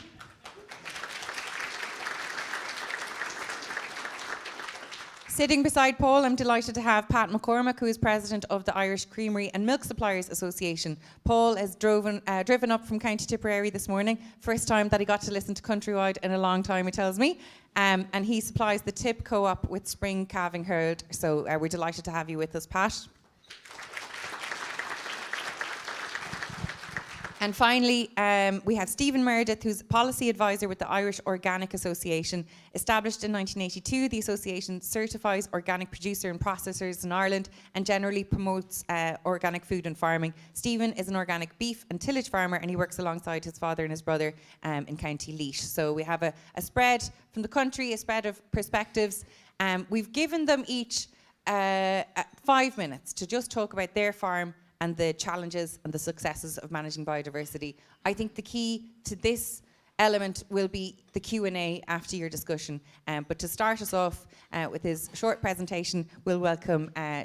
Shane. Hi, Shane.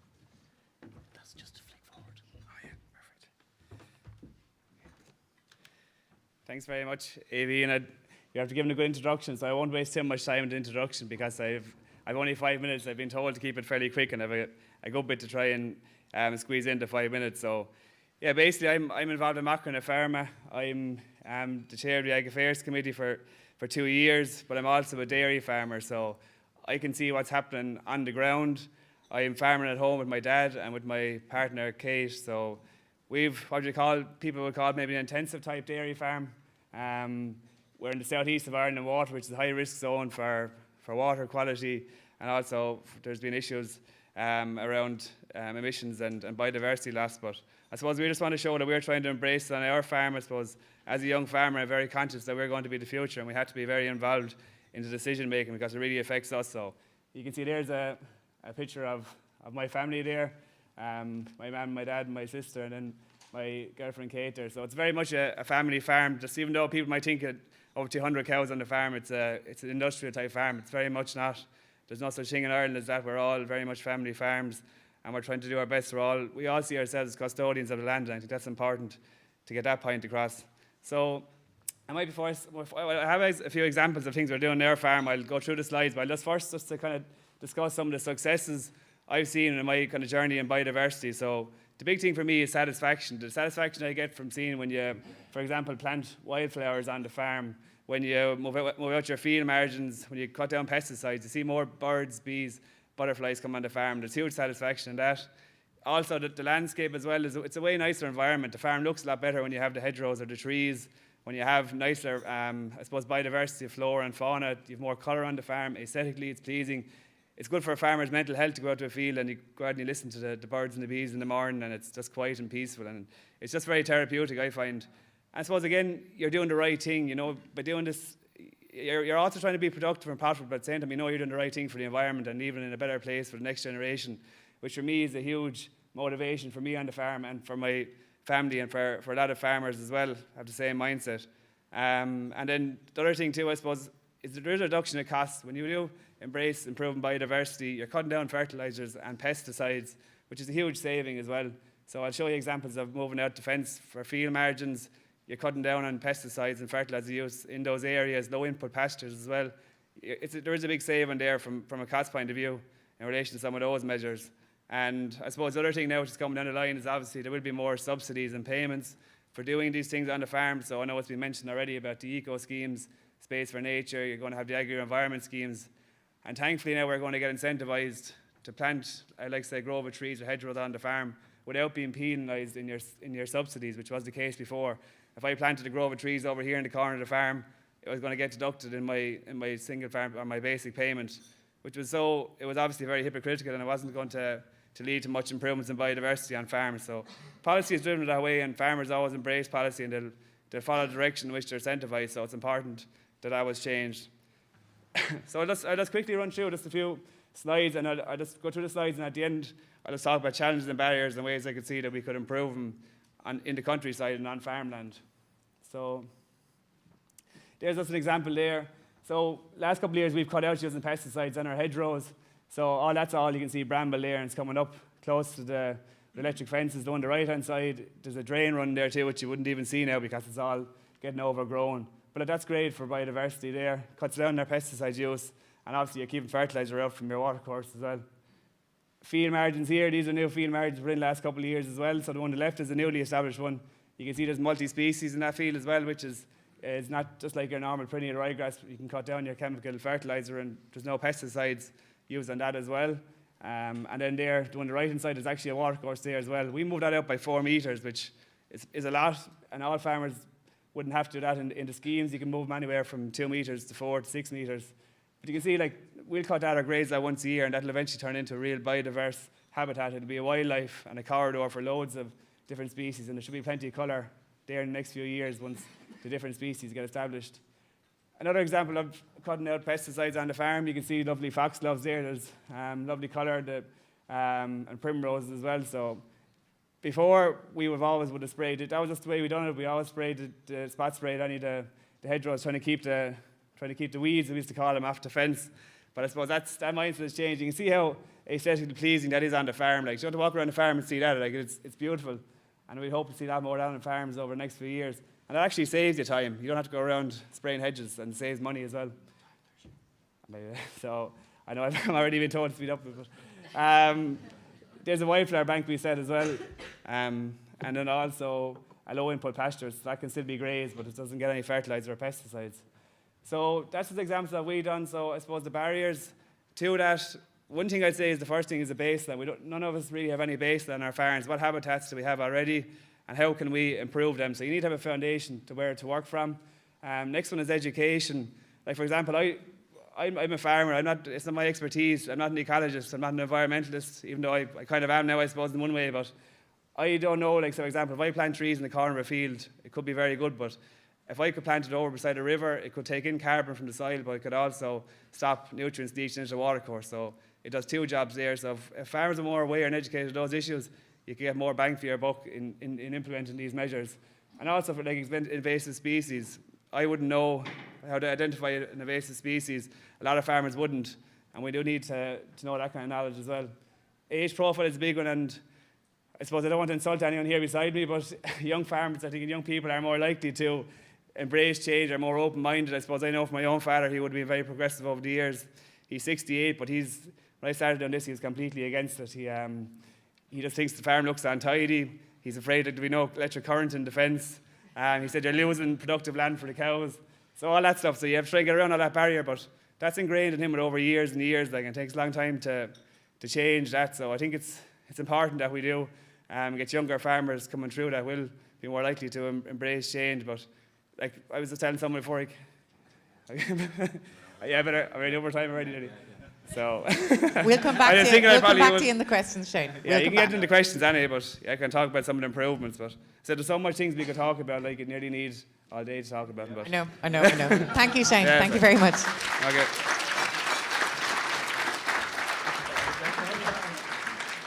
And hopefully, Shane, your points will be brought up by the rest of them as well. We'll invite Paul to the stage, and we will have a chance to chat, and we'll have a chance to chat over the breaks as well. So thank you very much. So now we're delighted to have Paul O'Brien from the IFA, and Paul, thank you for your 5 minutes. Okay, thank you, and thanks for the introduction and the invitation to speak to you today. As you probably can tell, I was not born in Kilkenny, but I've lived here for 2/3 of my life, and I'm farming 85 hectares. It was a traditional beef and sheep and tillage farm. I'm specialising more in tillage and sheep now, but it's a farm that's been grown over the last 150 years from 7 acres up to 85 hectares. So it's a family farm model. Myself and my children, hopefully one of them, as I said, my daughter, hopefully she's the one that's shown the most interest at the moment. So I hope to continue going forward that Anya will be the next generation of farmers. So look, as I say, it's a pleasure to be here today, and I thank you for the opportunity. And a lot of this is, I'm not going to say unfortunately been covered, but a lot of this has been covered by in the first round this morning. So as we said, look, approximately 135 to 140,000 farmers are engaged in agricultural activity. The average size of a farm in Ireland is 32 hectares. Old money, that's 80 acres. So people who are dealing in old money is 80 acres. I'll bring you down to maybe slide part number 5 and number 6 of that, because the rest have been covered. The average livestock herd of each individual farm is about 69 cattle, and up to 83 cows is the general stocking rate. So Ireland, in all intents and purposes, is a very extensive farming model. When we look at our counterparts in other EU countries, they're considerably much bigger than us. So this is back to the family farm units that most certainly we have adopted over years and years and years, and long may that continue. So look, other things that have been touched on as well, and Helen said it earlier, but the figures between 12 to 14% was the calculations that UCD have come up with. It was also touched in the previous questions and answers that over the last couple of months, so it's the last month or so, we've now been given a kind of an individual farm kind of calculation on what our space for nature is. Of this, is also 33% of farms in Ireland are in some form of an environmental scheme, which is 2.5 times the EU average.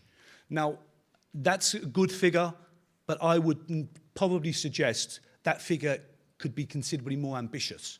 Previous environmental schemes, going back to the previous reps, had up to 70,000 farmers that were allowed into the scheme. So now the present acre scheme is about 30,000 farmers. There was always massive pent-up demand for farmers to engage in a proper, fully funded environmental scheme. So I would be saying today that the ambition for the government should be upped to make sure that every farmer who wishes to be a part of an environmental programme is allowed to access that. Other things too, 1/3 of our farms are classed as high nature value. What that effectively means is there's very little pesticides or fertiliser on those type of farms. So it's farmed at a very, very extensive farming system. Other things that farmers have done just in the last number of years, say the last 20 years, over 6,600 kilometres of new hedgerows been established. 20,000 hectares of wild bird cover is sown every year now by farmers who are anticipating in the previous AOS and GLOS. They're the present environmental schemes that are going out now as soon as we get to the 1st of January. Then a brand new scheme will be designed. 81% of new forestry planted since the 1980s are now farmers. So effectively, farmers are now taking on a lot of the burden that would have previously been there by Culture and the state bodies. Farmers are planting private forestry themselves. Look, and this has been touched on as well, and I think we need to be, there's some points here that I would like to focus on.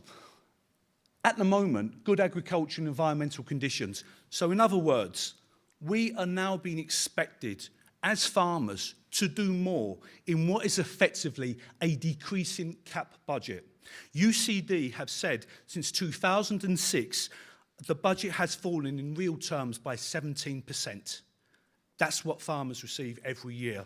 So I would be suggesting that look, that's a problem for us. A fully funded environmental scheme, a fully funded biodiversity scheme is what we're looking for. Other things that I would like just to touch on as well, the farmers, the 25%, farmers are now having to do more in order to draw down their basic payments, and that will continue as we go into the next round of the Common Agricultural Policy starting on the 1st of January next year. Just a few of the take-home messages, and I think this is key. This is where we really need to be focused in our mind on. Ireland is an extensive farming system. Our model and all of the calculations would stack that quote up. Since Space for Nature, it's 12 to 14% on farms. My own figure is considerably more than that. It's nearly 16. So other things, 33% of farmland in agricultural environment schemes, that could be more. There could be more ambition by the government if we were funded enough to do that. Other things that I'd like to just to concentrate on very, very quickly, farmers in designated areas need to be compensated properly. So if farmers have been asked to reduce their farming activity in an area, then they should be fully supported as a result of that. If we're asking farmers to reduce their farming activity, then money has to be compensated in some other way to allow them to at least have a livable income as a result of that. I'm not sure how much time I'm going to get, but I'll keep going until the mic stops. Okay. Okay, look, all of those are very, very key, important things that I would like you to consider, and I'm sure you've been given documentation to that. The most important thing I would suggest is that we have an opportunity to start anew.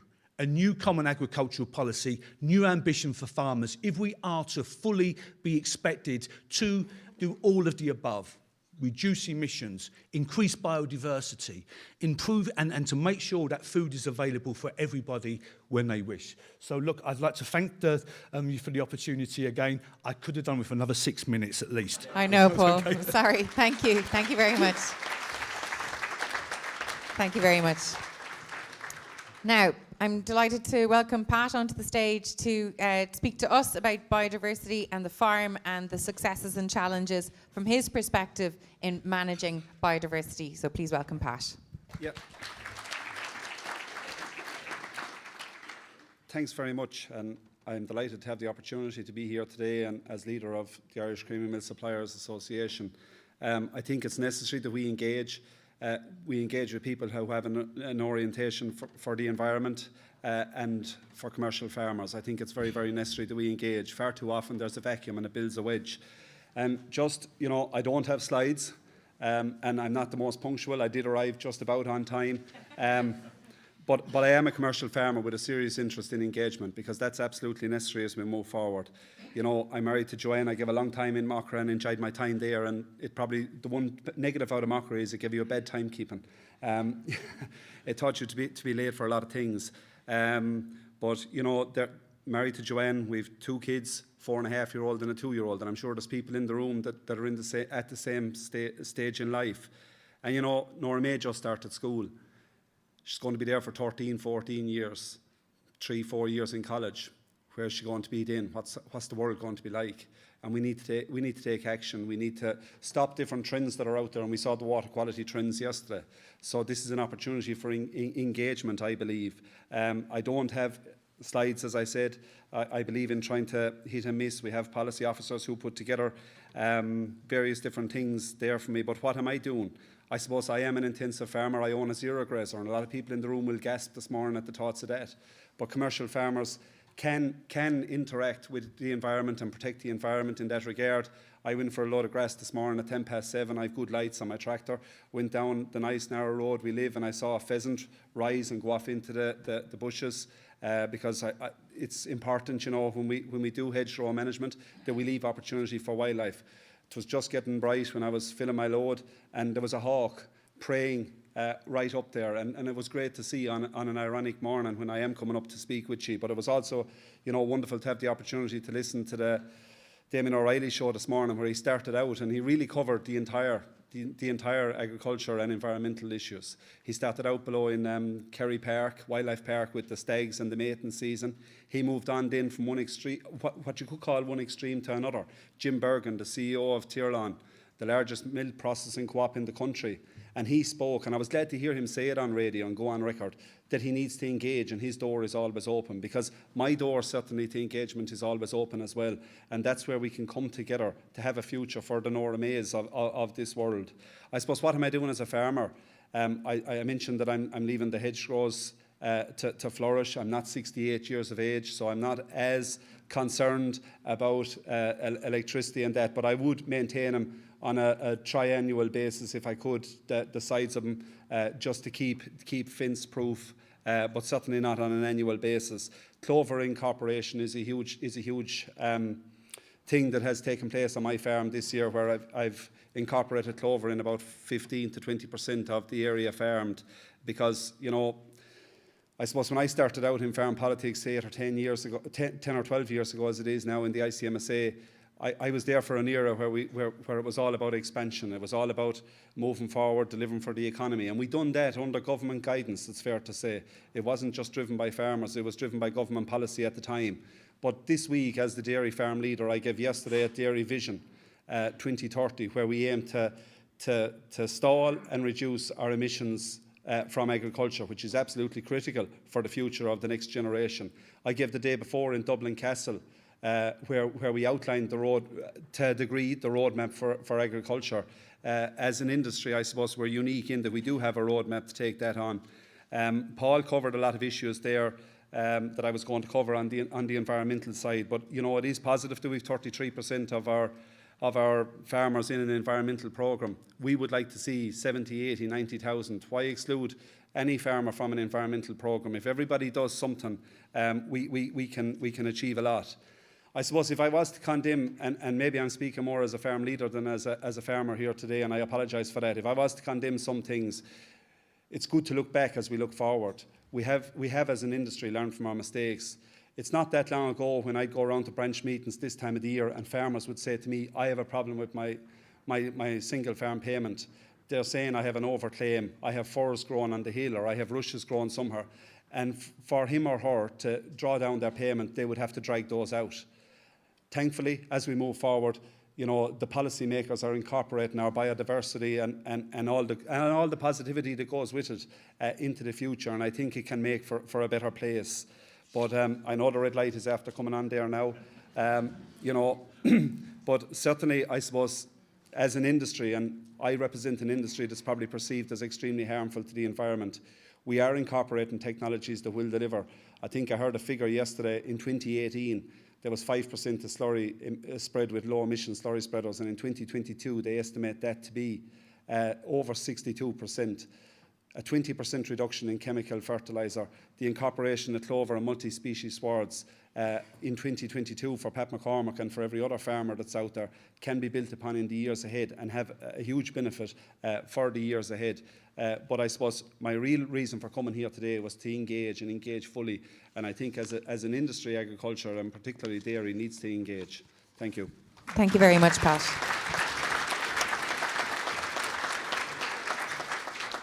And we're delighted to have the voices here to engage. It was a difficult decision to whether to have a diversity of voices with shorter time or one voice with longer time. And we went for the diversity in this case. And I'm really glad to be hearing the different perspectives on it. And thank you very much for that. Now, in our session, to finish this particular cohort, we have Stephen Meredith from the Organic Association of Ireland. So you're very welcome, Stephen, to address the Assembly.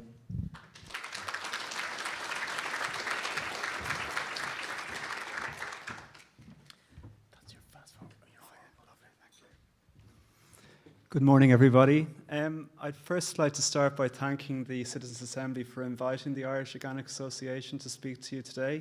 It's really great to see this deliberative process, and we've been a big supporters of it, making a submission and everything, which I'm sure you've had an opportunity to look at.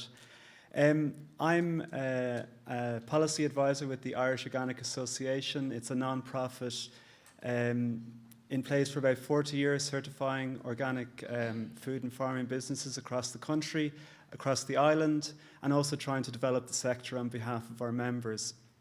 I'm also an organic farmer myself.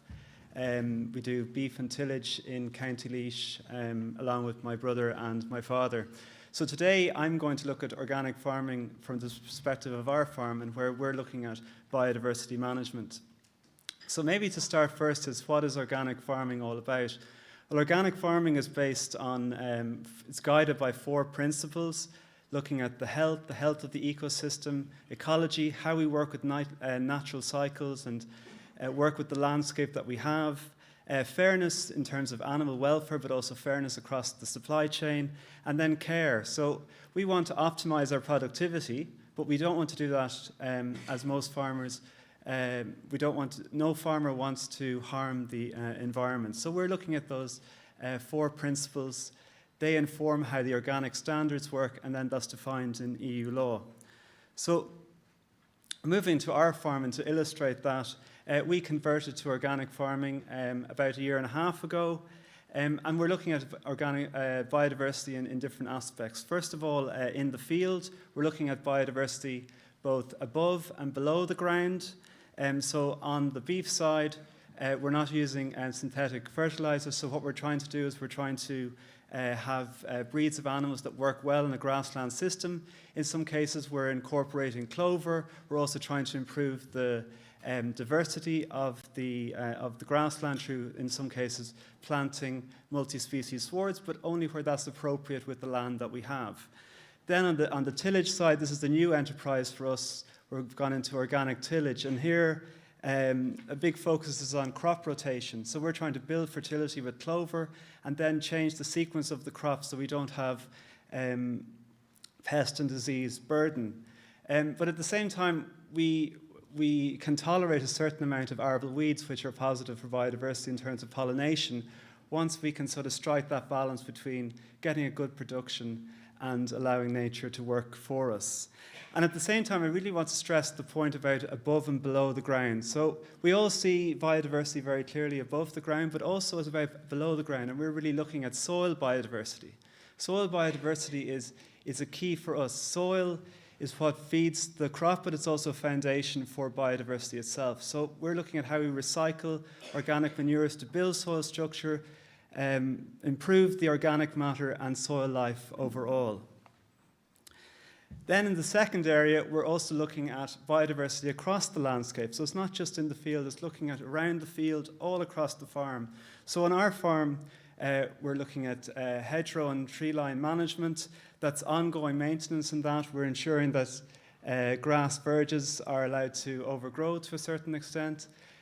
We have developed a native woodland and pond area in the mid-90s. That also involves ongoing maintenance. And at the same time, we're trying to go that bit further as well, trying to enhance. So you see there we have some hedgerow planting. And sometimes we use agri-environmental schemes, and sometimes we do it on our own bat. It really depends what works for us and the incentives there. So that sort of gives you a sort of a whistle-stop tour in terms of how we're looking at biodiversity on our farm. In terms of the successes and the challenges, a big success for us is we made a commercial decision to convert to organic farming. But at the same time, it's been very complementary to our biodiversity management, particularly in the field. And at the same time, you have to remember is that all farmers, when they want to work and manage biodiversity, they have to strike a balance between production and biodiversity management. And that is a cost. It's a cost sometimes that's hidden because it's not necessarily reflected in the price that we get for our produce. Even in a case where we may get a higher premium for organic produce, that's not the work that's done in biodiversity isn't necessarily reflected in that. And therefore, policy incentives are really important. And the concept of public money for public goods is really an important part of that. And it's been very positive with the new CAP in terms of new changes in terms of environmental schemes, a new focus on organic farming, etc. This is very, very positive. But organic farmers also want to go further. And it's important that when farmers want to go further, they're appropriately paid for that. So we have concerns, for example, where we see that schemes where we could go further, we may not have the opportunity to take. So in conclusion, what I would say is that organic farmers can offer a lot for biodiversity. But for all farmers, when we want to go that extra mile, it's important that we're encouraged and rewarded appropriately. Thanks very much.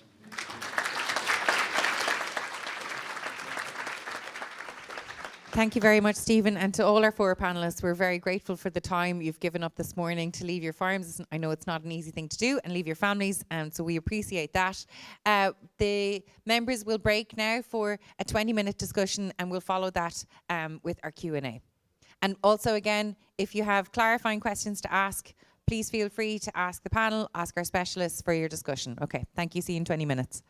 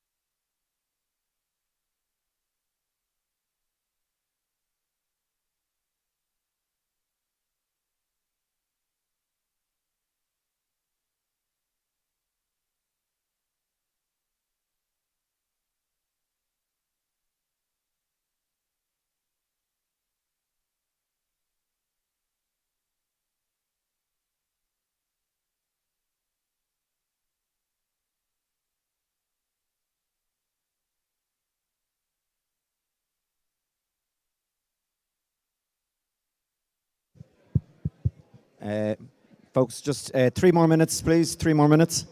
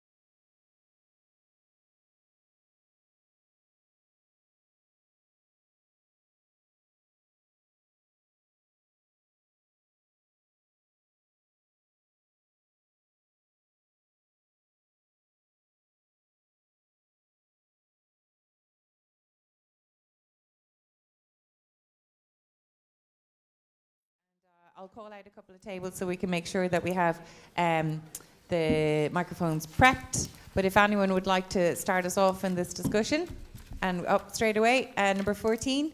If you can go over to number 14, and if you can say your name and your question, please. How are you doing? I'm Keith. This is a little bit of a complicated and preambled question. I think the main question is, policy incentives appear to be the dominant factor in determining farming practices. Previous policies have created the environment over the decades that we're now in, and policy is driven from Europe because that's where the money comes from. But policy tends to be reactive, with little evidence of long-term thinking in policies. One thing that you all mentioned in your submissions was the lack of engagement in relation to policy making, right? Also, there's so much policy in play, it's potentially counterproductive. So I suppose the questions are, A, how can all this policy be streamlined? B, is it possible to decentralize the administration of funds? And C, if you were to have an ideal mechanism for engagement on policy, what would it look like? Amazing questions from table 14. Thank you very, very much for starting us off. Who would like to go first? Anyone on that? You can each have a Paul, yep. Okay, just Keith, I suppose I'll save some of the other questions to some of the other panellists maybe, but look, engagement of policy. I think the key thing here is that, you know, we are in an industry that's evolving. Everyone will recognise that. We have a role to play. Everybody recognises that. But we are the biggest indigenous industry in the country.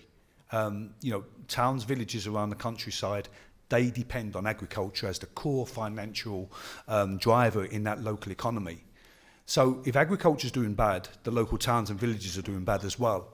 But that also gives us an opportunity to, you know, we recognise the role that we play as farm leaders. Paul, can I bring you to the question though? Yeah. So if you're going to answer the how do we engage in policy making? Yeah. Well, I think there needs to be, you know, inclusion at all levels. You know, we need to be a part of the communications. We need to be a part of the ability for the Department of Agriculture and the government to sit down and talk with the farming representatives to explain to us, and we can, you know, give them feedback as well on how all of this can work, how we can formulate all of these policies together that can deliver all the multiple benefits: better biodiversity, improved air quality, reduced emissions, most certainly biodiversity, all of these different individual aspects. But most certainly we need to be a part of the conversation. And up until this point, I think a lot of this conversation has not really happened. Okay. And so that's unfortunate. Thank you, Paul. And I'm going to bring this back into my own context because I see it in education all the time. Policy comes top down, teachers don't know what to do, and stuff doesn't end up getting done properly. It's a difficult answer, but if you have the opportunity and the stage to do it now, I don't know, Shane, would you like to speak to that? Is there a way that you see that farmers could be better engaged in policy making? Like it's a tough one. Like how can farmers get more engaged? I suppose, like from a young farmer's point of view and from Akra's point of view, we kind of felt a little bit disappointed we weren't maybe involved in some of the, I suppose, policy making or decision making maybe a little bit earlier in the process. For the national, so the fourth draft, the National Biodiversity Action Plan, there wasn't any farm reps or farm organisations and the working group or forums. Like we got involved in the public consultation. We put in submissions for that. We obviously put in a submission to yourselves, and that was the first engagement we had. And we constantly try to make that case that we should be involved from the very beginning rather than coming in near the end when that decisions could have already been made. Like farmland accounts for, I think, about 60% of overall land, so you'd imagine that farmers should be at the forefront of decision making, and young farmers obviously in particular as well. There has to be joined up thinking. Everyone needs to work together, the government, all of society, farmers included. Like farmers obviously can't do it on their own.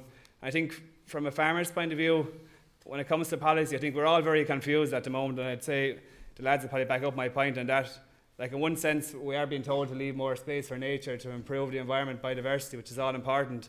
But at the same time, then you have the war in Ukraine, and you do have food security issues and concerns as well. So policy is leading in one direction, that we produce more food, feed the world, and on the other side of things, leave land aside for nature. So what way do we go? And it's very hard to get that balance, and often farmers are left confused as to what's the best approach to take.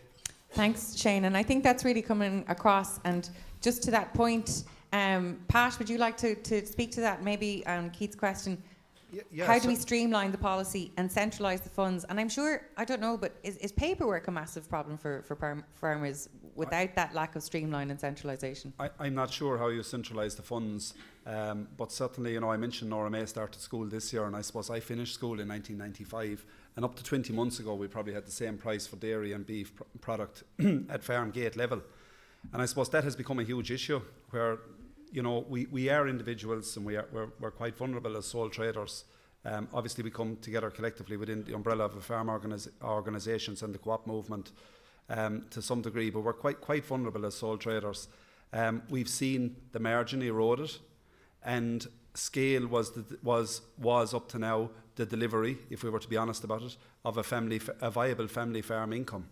And that has proven to lead to the challenges that we have today that we cannot walk away from. So every citizen in the globe needs to be aware that there's a cost associated with a cheap food policy. Unfortunately, we've seen our retailers and our supermarkets, and some of the leading ones were the worst culprits.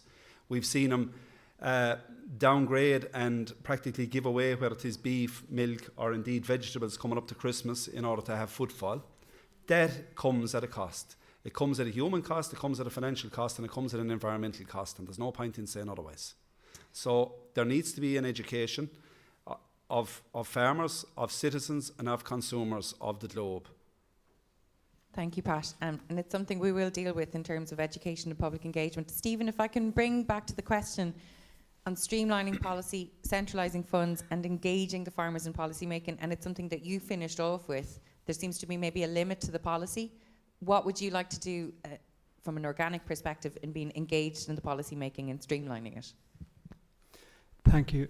So I think, first of all, what's really important is that policymakers are really communicating to farmers about what they really want to achieve. So we have a lot of environmental objectives, but often it's not explained to farmers what we're trying to achieve. It's more talking about, well, you have this scheme and you can enter the scheme and you can get X amount of money. That's very important because we have to remember that biodiversity is a cost, often taken by the farmer for no additional reward. So that's very interesting. We really need to be communicating. And I think it's really about, policy.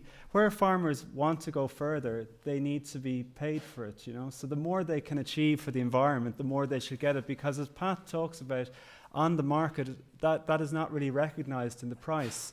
So there it seems that that's where policy incentives need to work. Now, in terms of centralisation and decentralisation, I think there's a role for both. I think the EIPs are a very good example where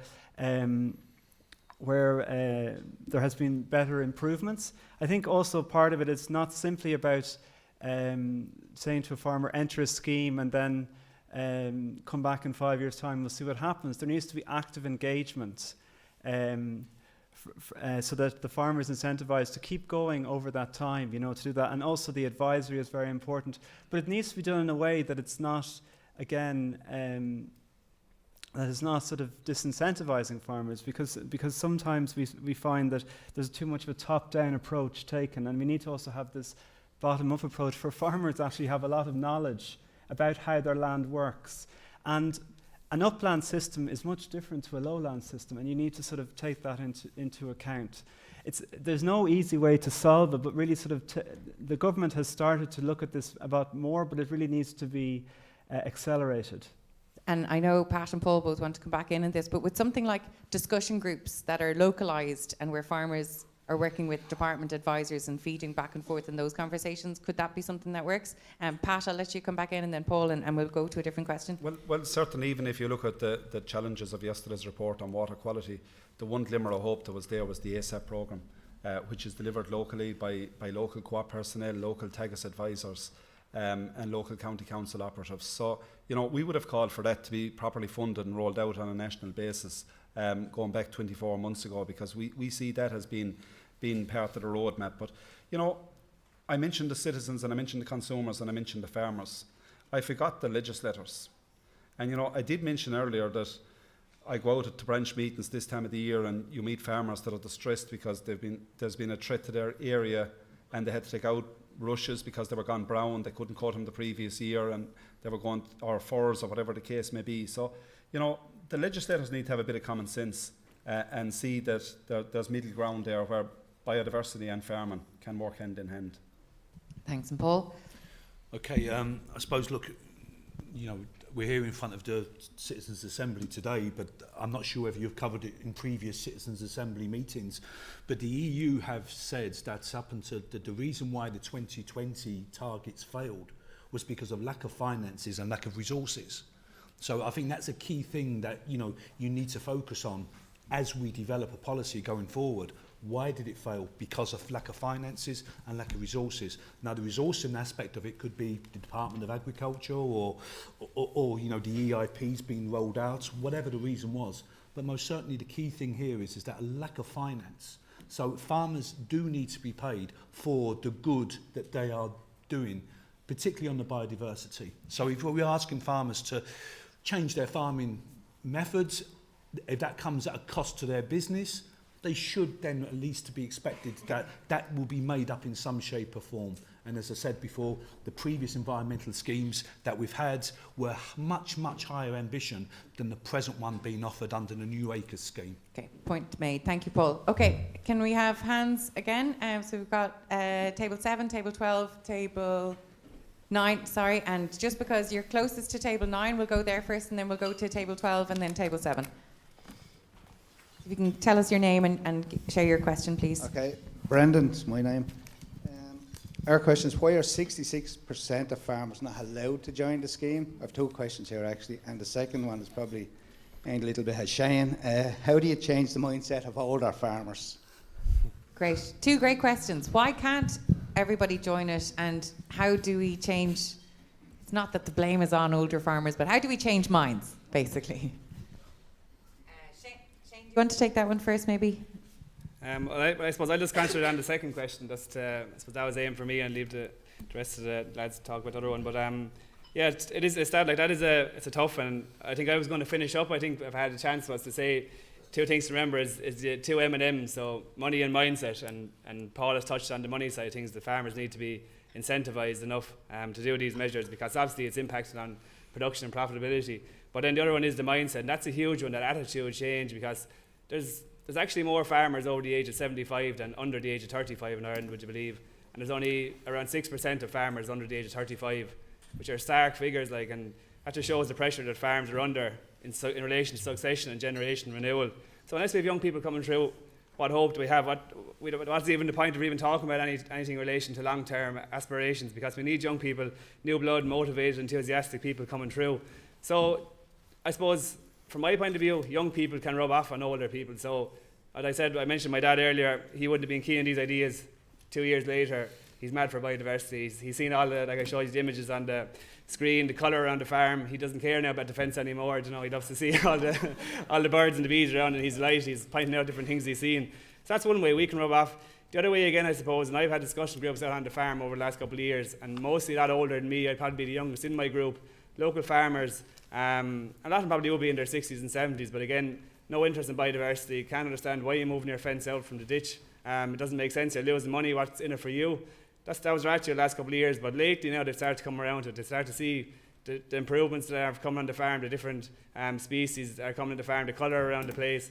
And then with new schemes coming down, and like Paul said, look, they're probably not lacking enough ambition, they're a little bit underwhelming, they're not funded as much as they should be. But when farmers do here, like for example, one of the field margins on the farm, it takes up about half an acre, and we worked out that would be worth around €660 to me for having that field margin there in the new scheme, which, look, it's actually fairly good. And when the farmers did hear that figure of that €600, they kind of opened their eyes a bit, said, actually, okay, look, this looks good aesthetically.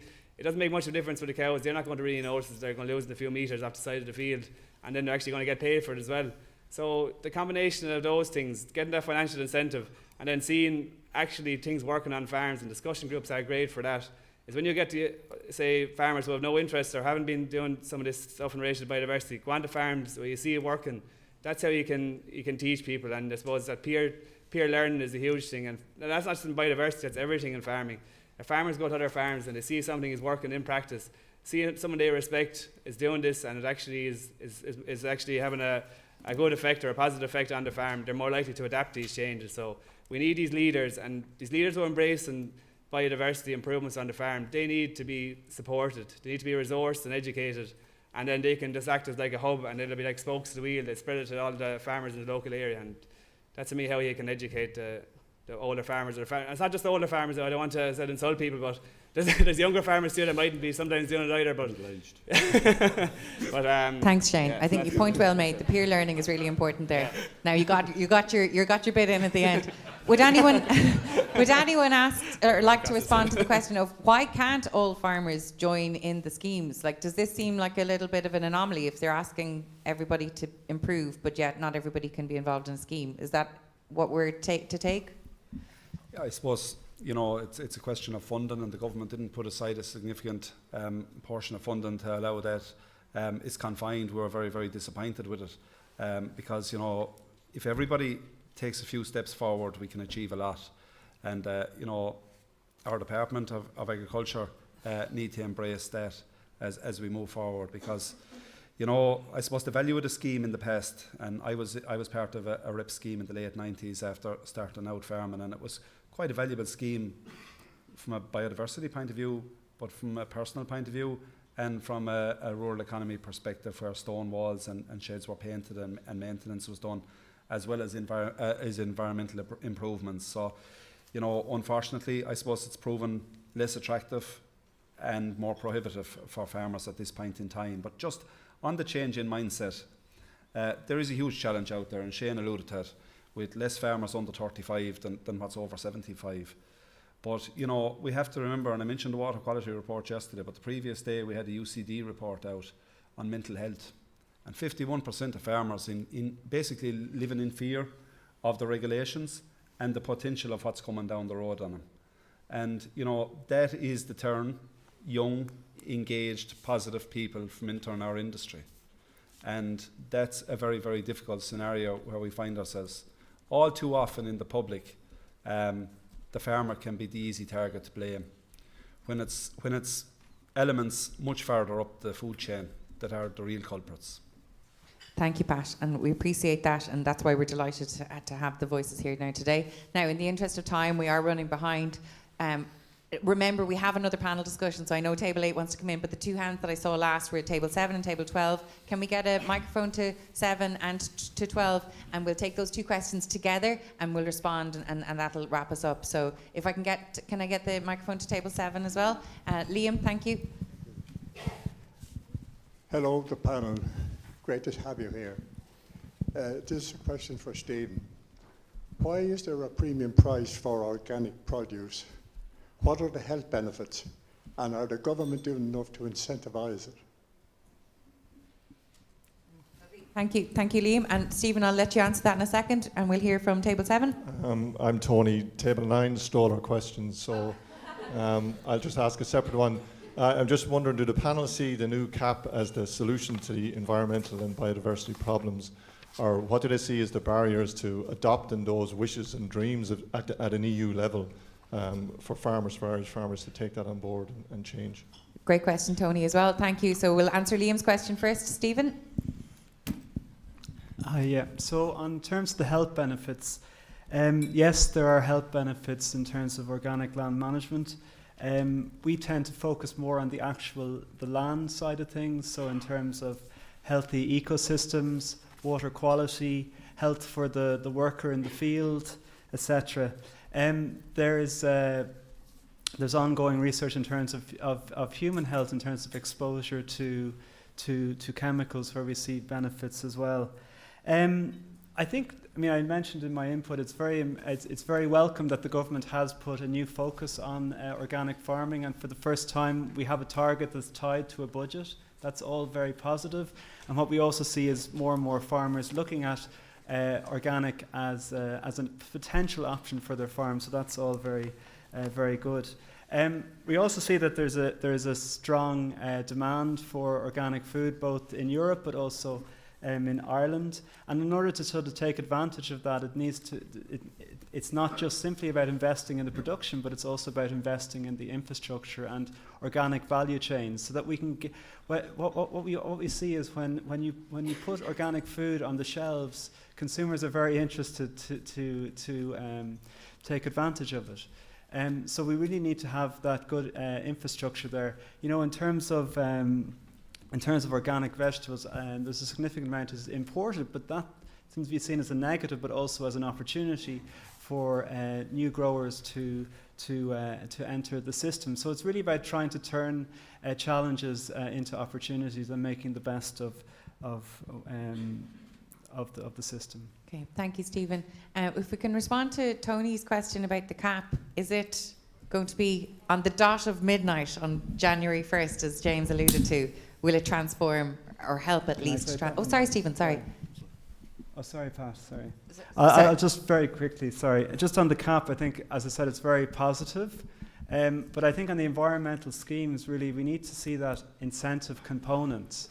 You know, so a lot of the focus is on costs. But farmers are food producers, they're feed producers, they're producers of fibre, etc. And that's not necessarily represented in the price that they get. So when they're doing more for biodiversity, there needs to be an incentive to do that.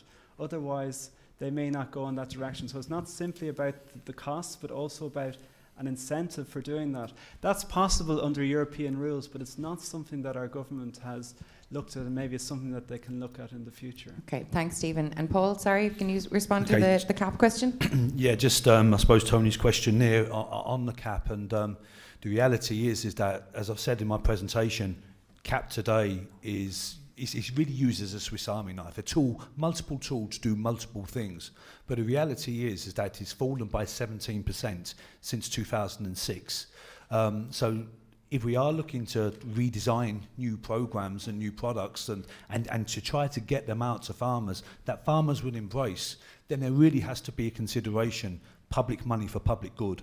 And I go back to the figure, in 2023 we'll have 30,000 farmers in the environmental scheme. In 2009 that was 70,000. So the ambition for the government has fallen in real terms. And just in 2009, when the country was going down the economic downturn, the very first thing that was pulled was the environmental schemes. So, you know, if we are trying to encourage our farmers to go on this journey, you can't think 5-year periods of CAP funding. You've got to suggest to them that this is going to be something that you will be supported through your duration of farming. Whether you're a 20-year-old farmer or a 68-year-old farmer, this will be there for you. If you are doing public good by helping biodiversity, you will be encouraged. The funding will not be pulled if something goes wrong.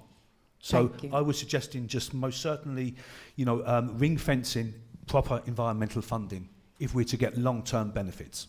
Appreciate that, Paul, and I think the long-term theme is definitely coming through. Pat, do you want a final word? Yeah, I suppose certainly is the new CAP the answer?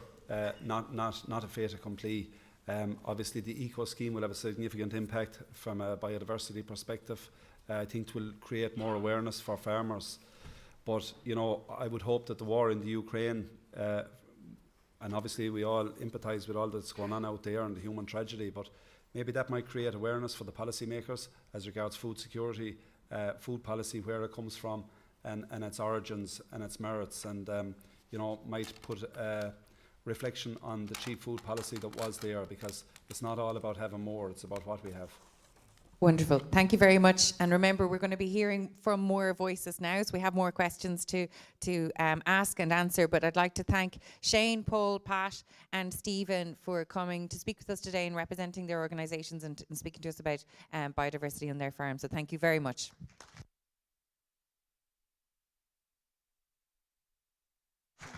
$15 minutes. Okay, so as they are vacating the still warm seats, I'm going to introduce our next panel, and it is a different kind of set of speakers and a different experience of farming, I think, as well, if they don't mind me saying that. So I'll introduce them as they're coming on stage. Our first panel member is Maurice Deasy. He's an arable and sheep farmer with his father in North Tipperary, and he's part of Talamh Beo. And if you're an Irish language speaker, Talamh Beo, the land alive, I guess, it stands for a system which puts the power back into the hands of the farmers, communities and citizens instead of corporate interests in industrial agriculture and food production. I'm reading that from their organisation. And so we're delighted to welcome Maurice to our panel. Next we have Aideen McGlynn from the Irish Natura and Hill Farmers Association. She's a sheep and beef farmer from the Ox Mountains in South Sligo, and the INHFA was established in 2015, and it represents farmers on hill designated and environmentally sensitive lands, so the uplands that we've heard about so far. Then we have Dan Lynham from the ICSA, the Irish Cattle and Sheep Farmers Association. Dan has farmed for 55 years. He farms with his son in a 400-acre farm in Westmeath, and he is representing the ICSA, as I said, which was formed in 1993 and represents the interests of 10,000 farmers. And finally, we're delighted to welcome Pat Cleary from a newly formed group, which are the Irish Grain Growers Association, and their vision is to support, inspire, motivate tillage farmers into a secure future. And Pat farms 600 acres with his two sons, the family's 6th generation of farmers in Monasterevin in County Kildare. So we're bringing a new perspective now. It's a different type of farmer, different parts of the country as well. So I'd like you to give them all a warm welcome, to thank them for giving up time to join us today. Now, we're going to shorten our discussion time after this panel, so we'll have more time for discussions. We'll have 15 minutes after our panel discussions. But with that, I'm looking forward now to hearing the perspectives of these farmers. And Maurice, if you don't mind coming up to the podium and to begin this session. Thank you very much, Maurice. Yep, that's the move forward. Lovely. I was scared I was going to have to sit down there. That wouldn't have been good. Maurice Deasy, farming with my dad in North Tipperary, tillage and sheep. And what we're shifting towards is trying to care, well, farmers have always tried to care for the soil. And the importance of soil is about what this talk is about, because the soil is the skin of the earth. And basically, how do we get to this point? For me, it's about the cheap food policy. We set out policy to create cheap food. Talked to my mother-in-law, how much was a weekly shop 50 years ago compared to now? How much was the price of a ton of grain 50, 70 years ago compared to now? The price of grain hasn't moved. What has that created? Less people, larger machines, more risk for farmers, more and more risk. We've already bought our inputs for next year, basically, 12 months out, basically, and a smaller return. And all of that led to my dad, from the age of 5, turning around to me and saying, I want to be a farmer. He said, yes, Maurice, great idea. Go get a qualification. Because the writing's on the wall. That's the direction we're going. And off we go. So what does that mean? Less rotation, less market outlets, lower soil carbon. Our soil carbon has kept reducing. And that's kind of led me down this road. More compaction, less soil health, and more specialisation, less mixed farming. However, successes. What's the good news story? we can do awesome things like cover crops, which a neighbour came up to me. He's like, Morris, are you growing a field of flowers? What are you doing? I was like, no, it's a cover crop. We're trying to look after the carbon. We're trying to look after the soil. Feeding, that's a 12-way mix of species, and it's all part of converting to conservation agriculture. What are the 3 pillars? Cover crops, crop rotation, reduced tillage. Less ploughing, my dad is sad about that. I'm delighted though. What's in there? Bees, pollinators, all sorts of positive things. Like, it's amazing what that cover crop does. We spend less on diesel ploughing and tilling, basically. We can do so much good stuff.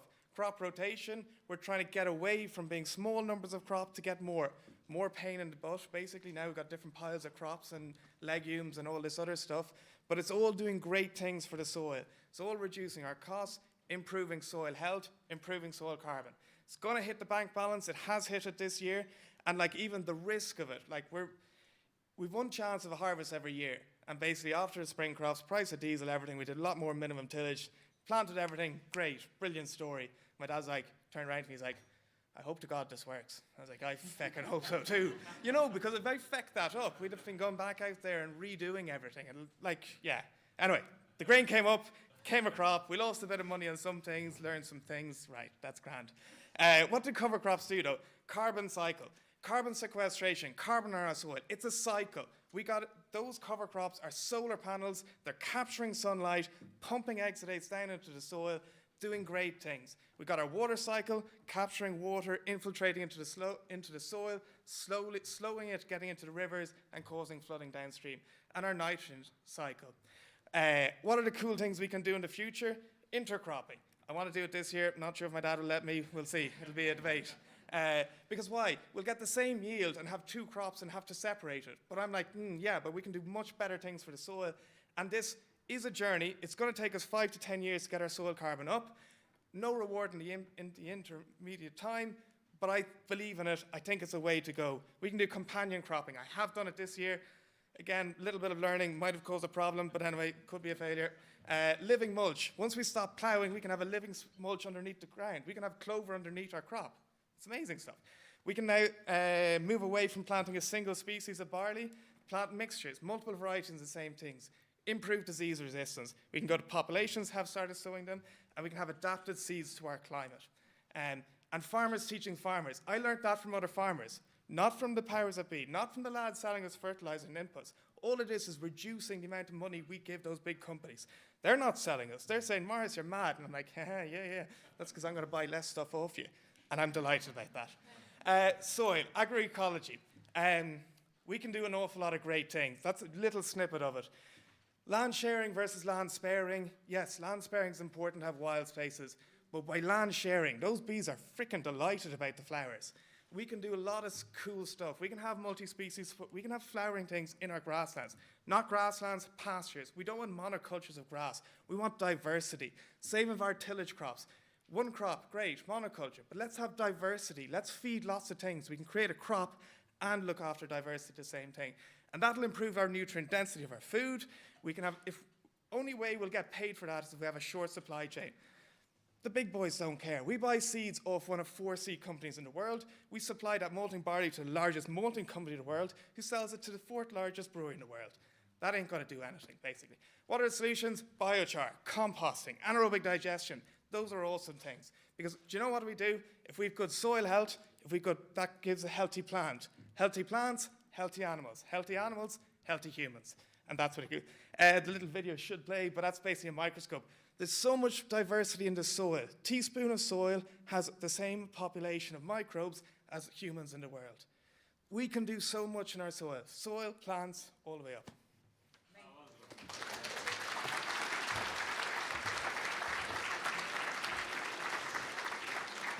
Well done, Morris. That was such an injection of positivity and creativity. Thank you for starting that. Oh, the video is now playing. That's bacteria. We think of soil as dirt.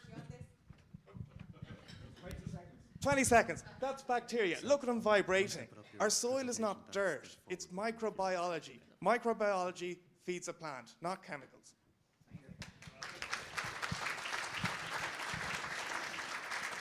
I'd like to nominate Morris to head up the public engagement aspect of all of this. Thank you, Morris. Now, Aideen, we are delighted to have you from the INHFA. Came down from Sligo, I think yesterday, to be with us, and we're so grateful for your time. I also want to recognise the fact that there has been a lack of women's voices on the panels. We did make a point of this with all the associations, but it's, you know, it is a gendered industry, but we're particularly delighted in that case to have Aideen with us here today. So a warm welcome to you, Aideen. Thank you very much. And thanks very much for the invitation. I've been fascinated by this Citizens' Assembly, so it's great to be here and see who's involved. So thank you. I'm from Sligo.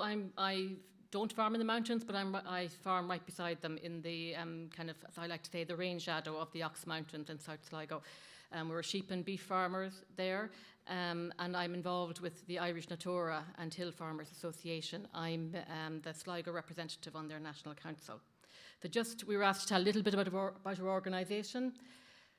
The INHFA, as was said earlier, was set up 2015-16 that time, and it was in response to the sense of alienation and a feeling of farmers who were on the lands of kind of hill designated or environmentally valuable land, that they were being thrown a bit under the bus in terms of policy, and that they needed a dedicated voice to represent their interests. They're a nationwide organisation, but obviously they follow a geographical pattern in the country because that's where the interest is. And interesting to hear the comments of a lot of speakers here. They are working for the recognition of the environmental goods we produce as well as the food in terms of how we are designing policy. I didn't approach this, I'm sorry now, from my own farm perspective. I was trying to reflect the views of our members, and you asked us to consider successes. Now, one thing I will say about farmers is they respond to policy. Farmers follow policy. Their income frequently depends on it. But one of the keys there is we can use policy, if it's used properly and designed well, to make major changes. But what if the policy is poor? A lot of the speakers have already mentioned the issue over the eligibility of land. And this has been disastrous in the last couple of rounds of CAP for destruction of habitat in this country. This is a direct quote, you probably can't read it. This is exactly from the guidelines the Department of Agriculture sends to every farmer, and they must adhere to it, and it's heavily policed, and they can lose their income if they don't adhere to it. They're told that they must do whatever means necessary. They must, areas of scrub must be controlled. They must prevent new forms of scrub forming. They must prevent the development of hedgerows spreading into their fields. They must drain their land, which is very ironic given the conversations now. We must drain our land because any wet areas will be deemed as ineligible. That is the current rule, and as I think James Moran pointed out, that's in place till December. But the problem farmers have is these rules are changing, perhaps on a 5-year cycle, but you can't change farming on those terms. And there is no long-term commitment to farmers that what will happen to these eligible areas. Will they still be eligible when you create space for nature? There is no guarantees for farmers on this area. And there is a very significant risk they will no longer be classed as eligible areas for agriculture. And just to say, that if they lose this area, they lose income. That's been well illustrated by the speakers today. The image there is of the Farmers' Journal for this week. Plantaruette farmland blasted as land grab. And that is how a lot of farmers feel at the moment, particularly where I come from. Pat McCormick referred to the mental health issues in farming. Farmers are very concerned about everything that they have understood they were supposed to do as a good farmer for the last 150 years or more is now being talked about, being turned on its head. Now, I'm not saying that's not a bad idea, but I'm just saying it's a huge sea change in thinking about farming, and they will need a lot of help to get around this. Barriers to success in terms of developing policy and work around this area, I think there is a perception, and it's come up a lot again today, that rules are imposed. Maybe a sentence is written at a desk somewhere a lot further away from farmers, and often with little or no consultation with the people it's going to impact. And as I said earlier, there's a lot of concern that people feel that their very way of life, as well as their livelihood, is being threatened by what's being proposed at the moment. And there's huge concern around the nature restoration law and what that may mean for the country, but certainly for all along the West Coast. Because of bad experiences with the National Parks and Wildlife Service and the department, farmers don't trust policymakers. Our members don't trust them. And they have reason, because farmers have been treated very badly on designated lands in the past. They were encouraged to accept these decisions. They didn't know they were coming. They were encouraged to accept them.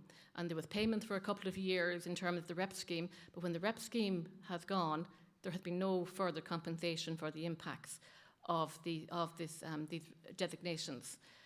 And they're not simply a designation. There is almost 40 rules, and they cover virtually every aspect of farming on those farms. And the majority of them have real cost associated with them. So it is a real problem, and it has damaged trust.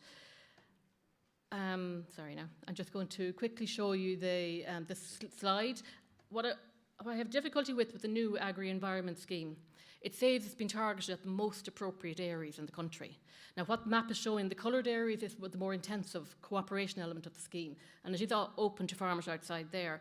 But they are focusing, and you have to have a priority asset to get into the scheme, and that's great for using your resources and maximising your resources. But what about the rest of the country, which pretty much reflects the white areas?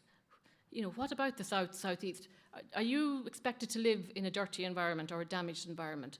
And our national balance sheet will look okay, but the overall may not. Or the overall will, but the individual experience is not. Sorry, now I'm having to. And my last slide, we were asked about what would improve agriculture and biodiversity. It's design intervention specifically with farmers, and this has come out quite a bit all morning, in the local areas, because there is huge variation. Now, I think there will be work done towards that, but we really do need it. The new cooperation scheme, we have no idea how it's going to work, whether farmers will be able to sit down with the new cooperation teams that will be designing the policy for farmers. We have no detail or information how that will work. And it's come out a lot. We do need farmers remove biodiversity because of policy and because of income. If we are serious about turning around the climate crisis, we have to reward farmers for the environmental goods that they're producing. Farmers respond to policy, and if we reward it, and if part of their market is for the environment, they will deliver it, and deliver it quickly. But we need to get behind that. And there has to be long-term commitment. That has come up as well. And I think treat farmers with respect. Treat them as the experts they are, as well as the other experts. And you can work and rebuild trust in this area. Thank you. Thank you, Aideen. Thank you very much. Thank you, Aideen. And I'm actually delighted that with the diversity of farming voices, we have themes coming across from the various presentations. Now, I am delighted to have Dan Lynham here from the ICSA. And as I said, Dan's been a farmer for 55 years. So apologies, Dan, for all of the negativity that's been thrown at old farmers. Thank you for being here. First two or those two. Oh, okay. The two garden ones, they're going to be last. Grant. I'll tell you. Okay. Is that right? Is that the first one? Yeah, that one and the other one together. Grant. Together, okay. Yeah. Just give me 1 second. No, that's grand.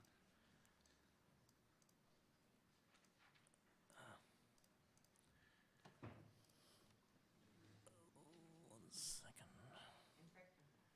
In fairness to Cahill, we haven't had any technical glitches so far, so this is just a little slight delay, nothing to worry about. Okay. Thank you. Madam Chairperson and Assembly members, my name is Daniel Lynham, and I am very grateful for the opportunity to speak to you today. I was born into a farming family in 1952. That gives away my age. Having worked as a full-time farmer since I left school, my family have farmed this land for at least 5 generations. In my opinion, making a decent living from farming has always been a challenge, but never has it been as great as it is now. The rules and regulations stack up against us. The paperwork associated with traceability is relentless. The cost associated with producing an animal spirals, while you can never be sure what you will get from the factory at the other end. But above all, we find ourselves more and more under direct attack from outside forces. It is as we are the bad guys. The truth is, farmers work harder and longer hours than any other profession. The food that appears on the shop's shelves do not get there by magic, as many customers seem to think. It is a hard graft 24/7. And that takes me to the first two photographs of the wildflower garden at the front of our house and the organic potatoes that I grow every year myself. So I do work for diversibility. We farmers are well aware of the importance of biodiversity, and we are prepared to do what we can to promote it. Let me give you some examples from our own farm. In 2018, when the ASAP programme was announced, I became the representative for Westmeath and Offaly on the ASAP programme. And I was very willing to allow our farm to be the first farm walk, river farm walk in that area. And on that day, we had officers from Teagasc, ASAP and Lawpro. And we had 25 farmers listening to what they were proposing to help associate with biodiversity and the habitat improvement. The farmers in question were very keenly interested in hearing the recommendations that were put forward. And for ourselves on our farm, there was 3 recommendations. Number 1, at the shoulders of the year to keep back at least 30 metres from vulnerable areas when we were spreading slurry. Number 2, a silage pit which we had almost ready to build, we were advised to move it to a different area, which we did. Number 3, the existing cow roadway was recommended that it was too close to the river. So we were advised, recommended, to move it back 50 metres further at considerable cost, and we did this. And all this action with no reward from anybody cost us at least 10 grand. Over the years, we took part in REPS schemes and more recent in GLOS schemes. And that resulted in 2 kilometres of hedgerows being planted on our farm and 2 kilometres of river fencing being done. And the next slide shows that some of the trees that I planted on the right-hand side there were planted in the last 20 or 30 years, and they're advanced trees now. And, well, there's no hedges there, but if we were rewarded down along that cow roadway, we could plant a hedge. But it's very costly. Bird boxes were placed in various locations throughout the farm, and also areas were left set aside for wild bird cover. We agreed to postpone mowing meadow until after July the 1st under this scheme. An important fact worth noting is that we have 680,000 kilometres of hedgerows in Ireland, far more per actually acre than any other country in the world. The majority of those hedgerows were planted by current farmers or by our farmers in our older generations, and they're now being looked after with extreme care. On my farm, my son and myself farms together, and it now has to support 2 households. He works every hour that God sends to try to support a young family, often not quit until 9 p.m. at night. This puts huge pressure on a young family. There is also extra work that has to be done. He now needs to put an underpass that the cows can go safely across the road, under the road. He also needs, for good health of the calves, to build a new calf shed. All this costs a lot of money. And our department are bringing out new schemes with very little reward. Instead of maybe 15,000 per farmer for this new acre scheme or agri-environment scheme, they're given 7,300. And only 10% of the people that go into that scheme are eligible to get the top amount of money. So when you take costs, you're down to about €3,000 for a farmer in that scheme. That is no good nowadays. It's not worth. Okay, thank you.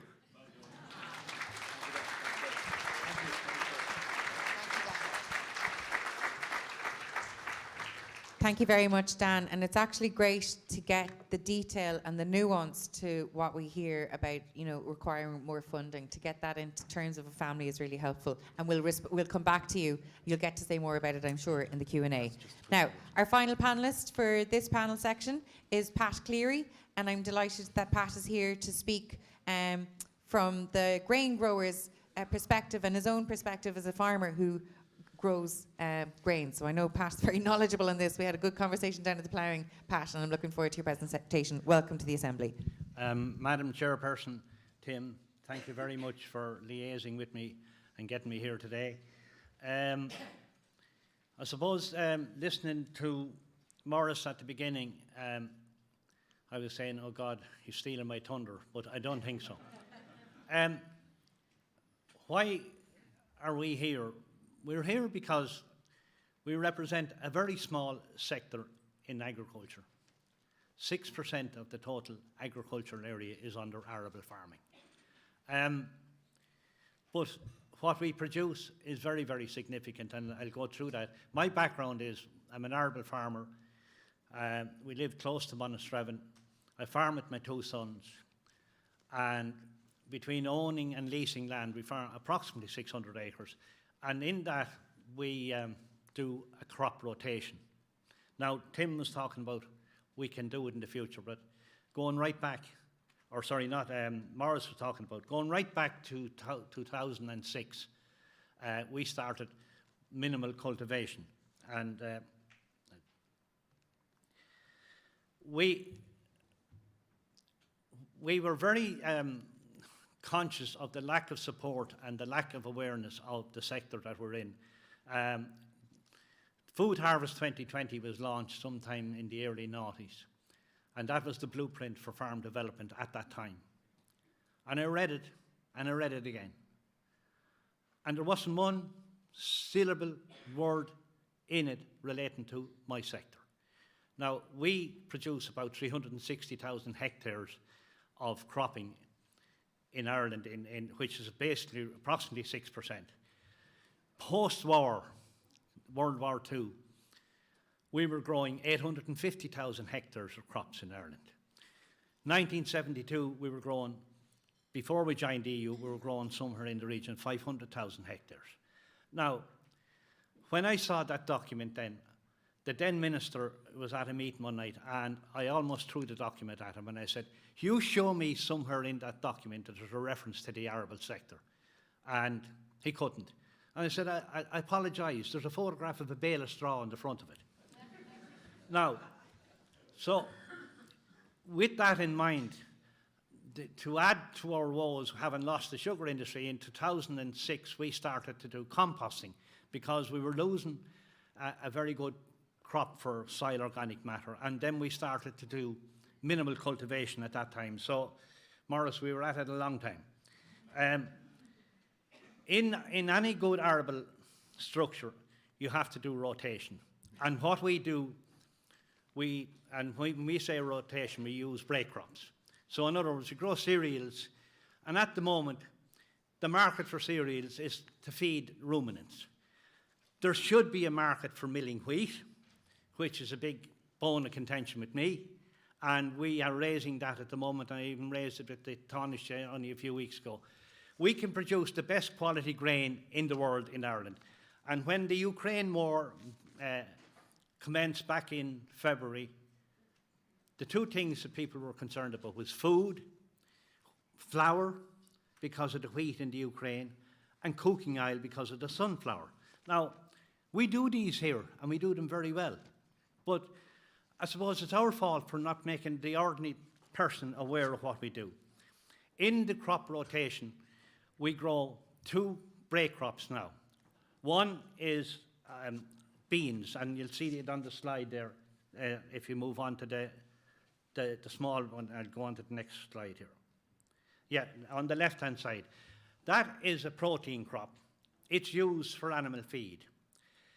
What's significant about it to me? We don't need nitrogen. We don't have to use any nitrogen, especially with fertiliser gone through the roof last year. And also it fixes nitrogen for the following break crop. And in the flowering period in the summer, this is where biodiversity comes into it big time. You walk out in that field, the buzz of the bees, you can hear them in the air. I haven't heard that for a long time. And if you look at it, you will see little ladybirds on it. They're our friends. We don't use a pesticide on it at all. We allow nature to do the work for us. And as I say, it's a fantastic break crop for the following cereal crop. One thing that's significant about it is we get money for it. We get a protein aid. We were growing it anyway before the aid came in, but it's an effort on the farm to reduce importation of feed from the southern hemisphere. Think about the food miles alone and the deforestation. We can use 20% of this product in our feed ration at the moment. Now, we move on then to the next one, which is oilseed rape, another break crop. A friend of mine had said before, oh, that's a flour. No, I said, it's oilseed rape. We can do cooking oil, we can do animal feed, we can do all of those things with it. And there's 20,000 hectares grown this year and there's no crushing plant in Ireland. Why? We also incorporate compost and we use plant cover. And cover crops, as Morris said, is used in the autumn if you're not putting in a winter cereal crop. And that is a habitat for flora and fauna. Another fantastic product, you know, for biodiversity. So it's all about our soil, getting our soil in good order, soil organic matter, biodiversity. That's what we do. We're doing it going back a long time, but now people are starting to recognise it, and it's up to us to get the message across about our sector. As I say, we're only doing 6% of the total area. We could do, which is 350,000 hectares, we could double that. Thank you very much. Thank you. Thanks so much, Pat. And we'll get to hear from you again now in our Q&A. So we're going to take, you've got time now to chat until 1:45, and we'll come back for our Q&A before lunch.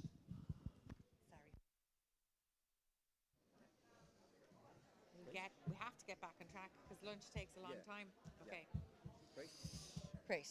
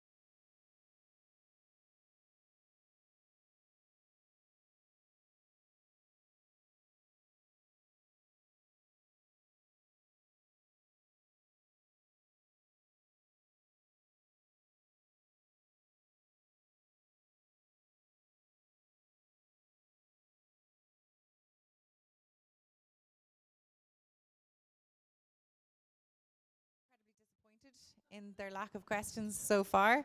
So I'm pointing out the tables that haven't asked questions, and I've been assured that we have some quality ones coming our way. So I might look over here and see if there's hands from this table. Rory, if we can get it, we'll get a microphone to you.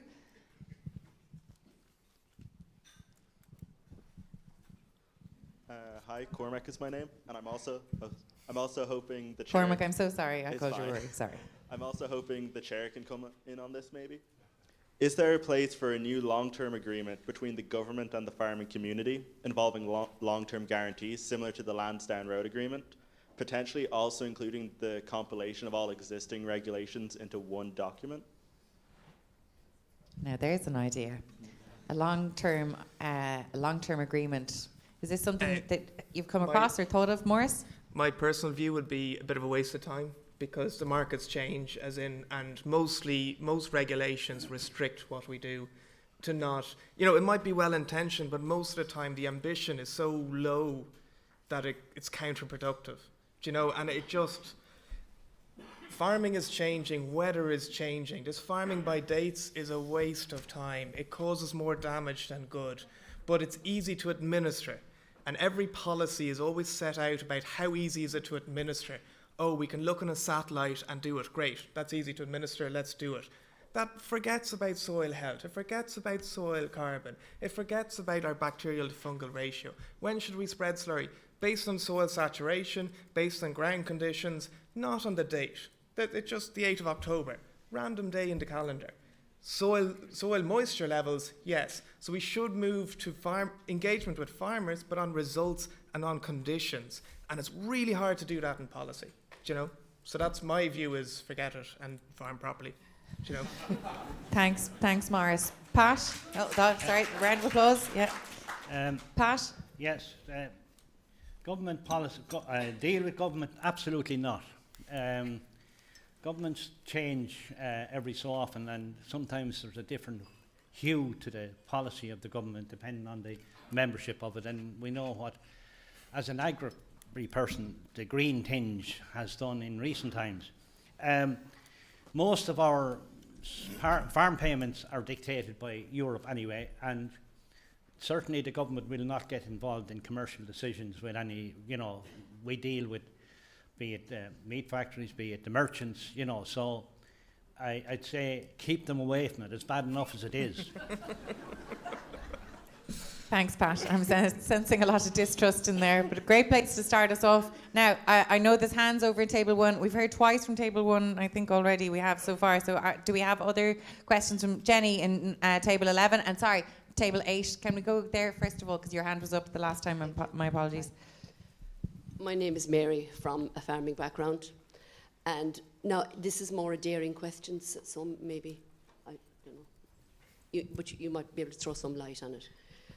It seems to be a phenomenon which is happening around the country, because I thought it was only local to me, but it seems to be around the country, as a direct consequence of the abolition of the quota system in 2015, which was not, there were no restrictions in place after that for milk production and dairy, the numbers of the dairy herd. So as a direct consequence of this abolition and the expansion of the dairy herd, many neglected farms which had gone into disuse over a number of years for a number of reasons are being brought back into use for grassland, causing the destruction of habitats and huge biodiversity loss. How is this allowed? Is it a good idea? It's continuing to happen. Maybe you could throw some light on that. Thank you, Mary. And I think it came up in a discussion last week as well, how do we make the balance between the land being derelict, basically, or else conserving it for biodiversity? It's a great question. Is it one? Okay, Maurice? I would say it depends on how it's farmed. Leaving land derelict is not a positive. It's about that carbon cycle. So if you have, and again, grassland, pasture, we want diversity there. If it's not just grass, if we've got clovers and all the other herbs in there, now we can start driving. Productivity is a dirty word in one sense, but the more photosynthesis, the more carbon in the soil, the more healthy microbes, the more we hold on to water, the less flooding, all those positive things. but it's how we do it. If we do it based on grass and nitrogen, not a positive. If we do it on a different system that looks after soil biology, we can sequester carbon. And then I listened to a presentation about land sharing versus land sparing. And they looked at 4 species, and their conclusion was we need to farm really intensively and abandon other sites. And I'm like, but that's only 4 species. What about all the other ones? Mixture of both is really important. Good, productive, well-landed, well-stewarded land is very good for biodiversity. Bad farming practices, bad for it. Do you know, so it's not just productivity, it's about what you do with the soil. Again, very hard to see in a satellite. You need to have a shovel, you need to look at your carbon, all these other things. That's my take on it. Okay. Would anyone else in the panel like to address that point? I'd like to address it in the context of the quota abolition.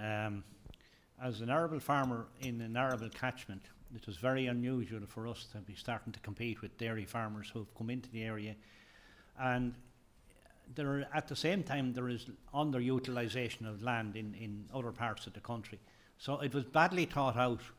They abolished the quotas and they didn't think about the specific allocations in the different areas.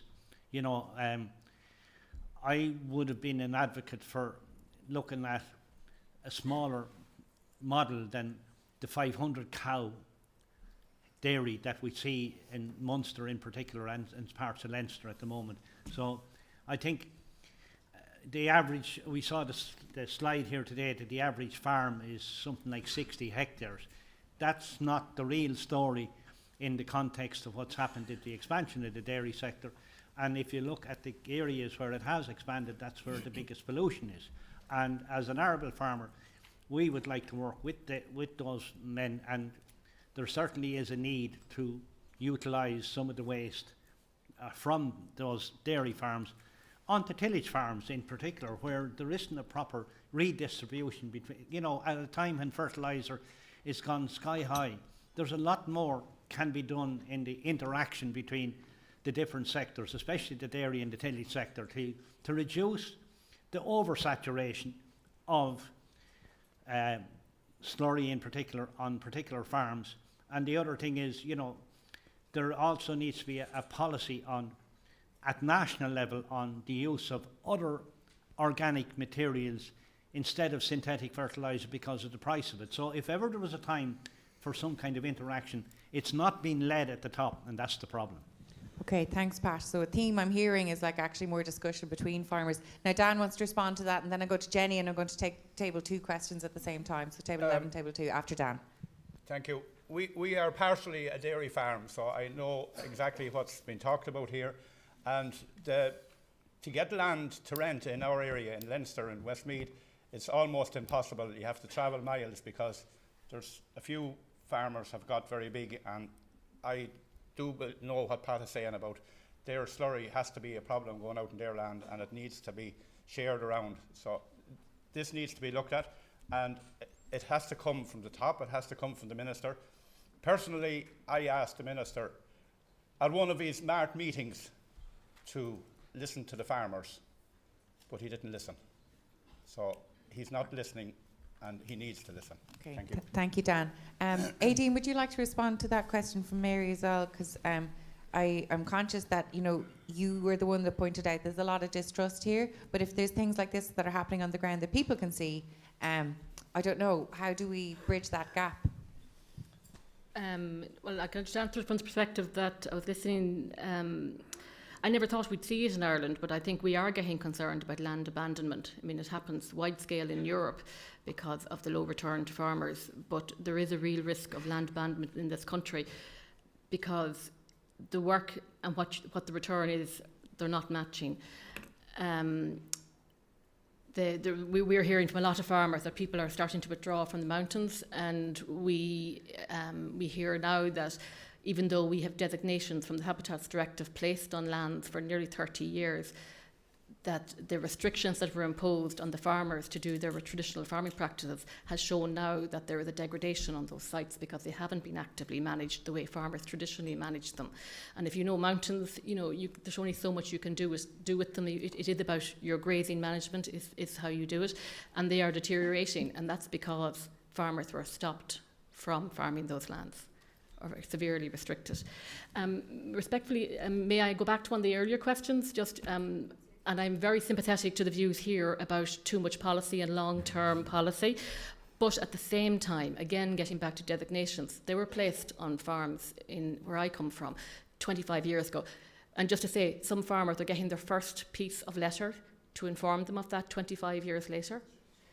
And to give them any kind of input or guidance, and there isn't much guidance so far. But I just wanted to say that if you place a designation on a land that severely restricts and adds a huge burden of cost to that land, you do need a long-term commitment. And this is again going back to the trust issue. That meeting with farmers was withdrawn 12 years ago, and nothing has been put in place since. And so we have to rebuild that trust in terms of how you treat farmers.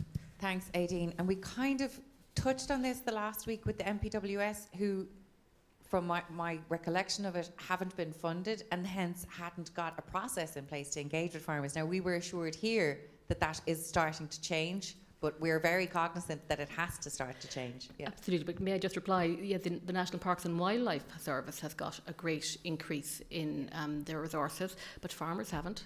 It's been constantly eroded. If we look at the original agri-environment scheme from that started in 1994, what farmers are receiving now is 25% of that figure over 30 years. It's gone down to 25% of the original figure. Okay.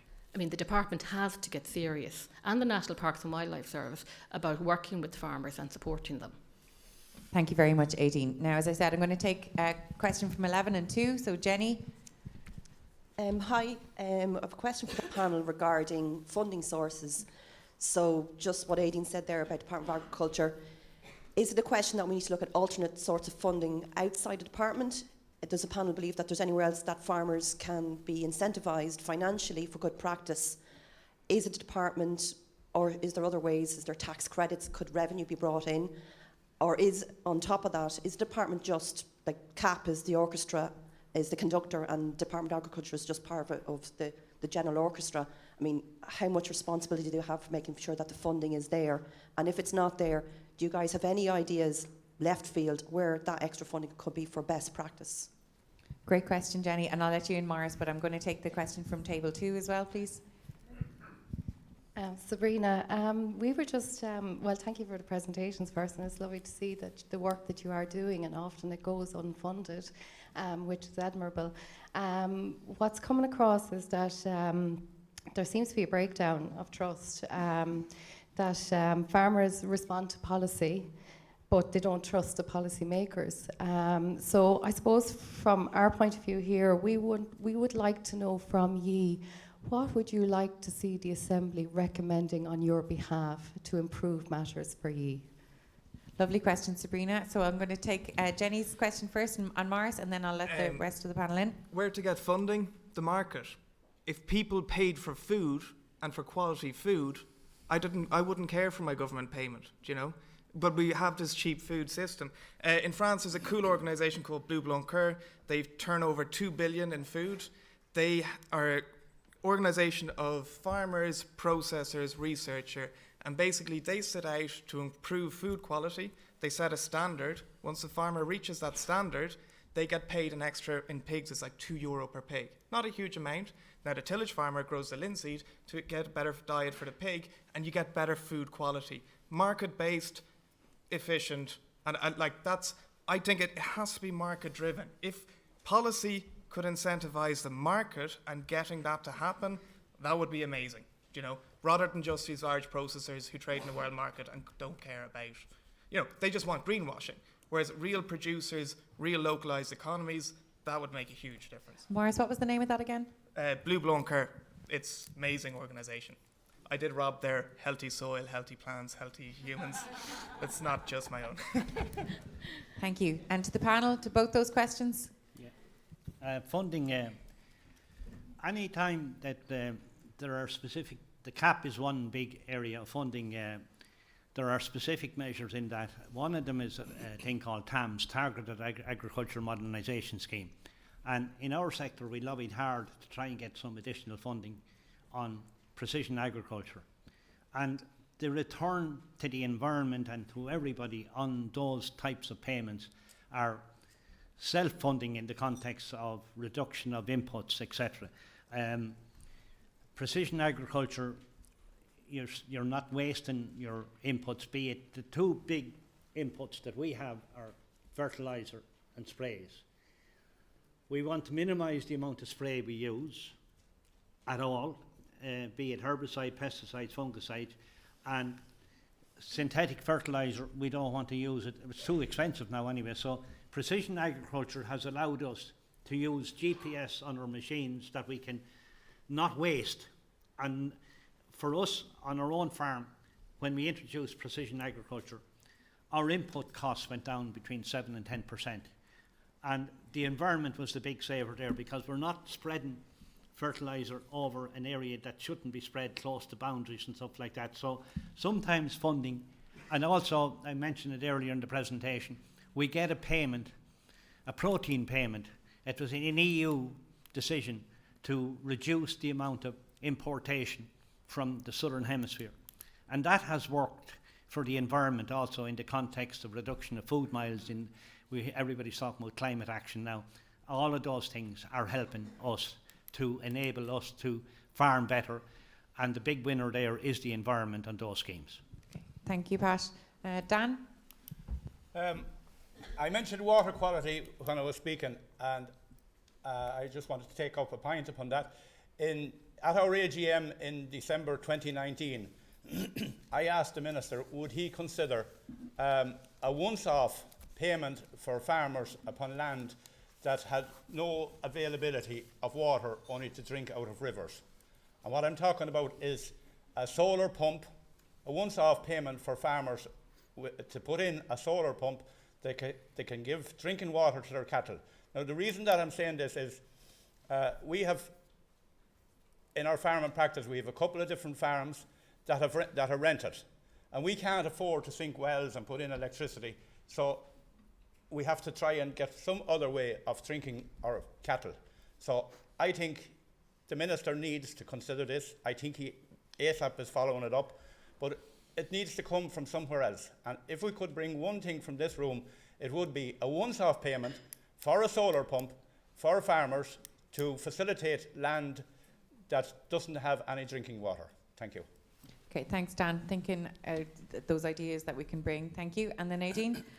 Yeah, in terms of the lady's question, the reality is that we do have a cheap food policy. I know it may not feel that way with costs going up in the last year, but in terms of the cost and the work it takes to produce food, and often the dangers of it, there is no market for that work. So that's why we do have the cap, and the cap has effectively suppressed prices whilst trying to support them on another level or another side. But in terms of impact, the cap is huge. If the cap can be tailored better to farmers in producing in a sustainable fashion, it will have the biggest impact for biodiversity. So it cannot be disregarded. It's really important. And I suppose I have been involved in some of the discussions with the department over the last year or so about the new agri-environment scheme. And I'm sorry, but there just seems to be this attitude that if you are leaving land for nature, or you're trying to incorporate nature or not destroy it in your farming practices, you're not really farming. And that permeates discussions, and you feel that they shouldn't be paying for this. It's not an eligible area. That mindset is so ingrained, and the department needs a real re-education and rethink about how they're approaching farmers. And one last thing I'm going to say, it really galls me when people talk about experts. I have great time for experts. We do need science. I'm a trained scientist myself. But on the ground, the experts are the farmers who are trying to work with all the dimensions of nature and what happens on their land, as well as the nuances of rearing animals or tillage or whatever it will be. But I don't feel we are treated as experts when we come to the table to discuss. Thank you, Aideen. I think that's a great point to leave it, and unfortunately we have to leave it. We have more agriculture conversations after lunch. Continue the questions over lunch, and the panel might be joining us for lunch, so you can ask them questions then as well. Thank you very much for the discussions. Thank you sincerely to our panellists, and I very much enjoyed that. Thank you.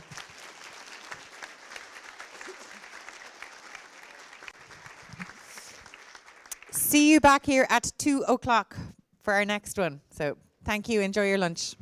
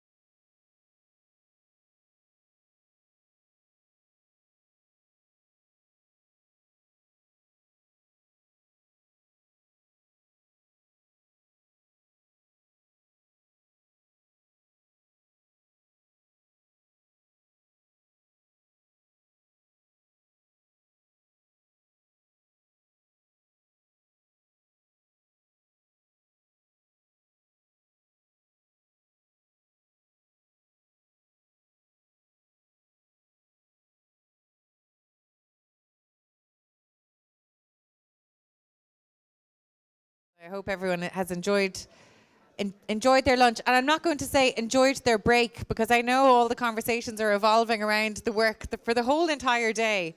So I want to thank you all again for your engagement and your time on that. Now, to bring us from the presentations we had this morning based on what's happening in Ireland and the policies and practices, and actually what's happening on the ground, and hearing from that diversity of farming views and diversity of farming experiences, we're now going to kind of zoom out a little bit and take a more global look at what we can learn from other countries. And we're delighted that to help us with this, we have Professor Lynn Dix from the University of Cambridge to address us by Zoom. And I just want to say that to you as well, because it was the same the last time with Professor Kate Rayworth.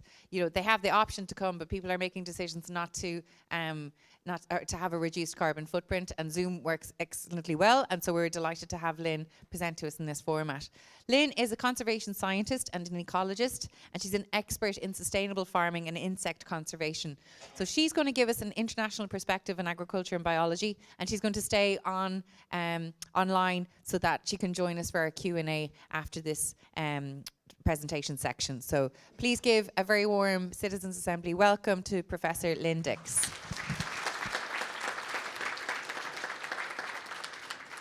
Hi everyone. Thank you so much for the invitation to speak to you. I'm really looking forward to hearing how the conversations pan out. And I'm also delighted to be able to be broadcasting to you live from my home office in South Cambridgeshire through the wonders of modern technology. So I'm going to give you a very broad overview of the issue of biodiversity in agriculture, a really international perspective. And some of what I'm going to say is somewhat outside the very specialist area that I work in, but I think it's important to give you this broad view at the moment. So where we start with this presentation is possibly, yes, there we go, is the extent of the world that's being used for agriculture. This is a visualization of data on global land use from Our World in Data. And at the top, you see how much of the Earth's surface is land. And obviously that bar shoots right off the slide, because most of the world is ocean, but 29% is land. And then of that land, 71% is habitable, which means we can live there, and it excludes things like deserts and rocks and salt flats. And of the habitable land, 50% of that is agriculture. So we're looking at half of the habitable land on Earth that's being used for agriculture at the moment. It then gets more interesting as you go down this chart here, because if you break down the agricultural land into how much of it is being used for crop production for human food, and how much of it is actually being dedicated to producing livestock, including where feed for livestock is being grown, most of the agricultural land, 77%, is given over to the livestock industry. And then if you look at how much where our food comes from, our calorie supply, as humans, 18% of it is from that livestock, from meat and dairy, and 82% from plant-based food. A bit more if you look at our protein supply, so 37% of the protein comes from meat and dairy. So this is how the world breaks down, and this is why agriculture is very important for biodiversity. I think you've seen this figure before. This is a summary of the status of biodiversity from the Intergovernmental Science Policy Platform on Biodiversity and Ecosystem Services. And I know you've heard from Bob Watson, so you will have seen this figure. On the right here, you have some examples of what's happening to nature, the state of decline. But I'm showing it to you now because I wanted to point out that this is the scientific consensus on what is driving the loss of biodiversity that we're experiencing at planetary scale. And so if you look at those direct drivers in the middle there, they're ordered according to the proportion of the impact that scientists believe comes from these different drivers. And the purple one, which is land and sea use change, is where agriculture sits. And you can see that it's the most important driver for terrestrial and freshwater biodiversity loss. You've talked a lot about climate change, and climate change is really important, but the scientific consensus at the moment is that land use change is the biggest cause of biodiversity loss, and that is mostly due to agriculture. There is some urbanization, urban expansion and so on, but it's mostly agriculture, and it's a combination of conversion of natural habitat to agriculture, and then following that, the intensification of the land use for agriculture with fewer and fewer habitats, less and less area for wildlife, space for wildlife, and more chemical use is what the intensification process entails. Now, I'm going to show you what's actually quite a beautifully done picture of the biodiversity loss that we're experiencing and the way we might tackle that. But it's important to know when you look at this picture, this is a visualization of a set of results from some very serious and detailed modeling of the way that biodiversity is declining and the way it might respond with different strategies or future scenarios of trying to tackle it. So the lines might just look like an artist just swept through with their hand there, but actually that reflects a figure in a scientific paper that was published in Nature, which is a set of modeled results. And you see this historical decline. What it's representing here is the mean species abundance. So how many animals and plants there are out there in the world. You see this decline going up to 2010, you've got years across the middle.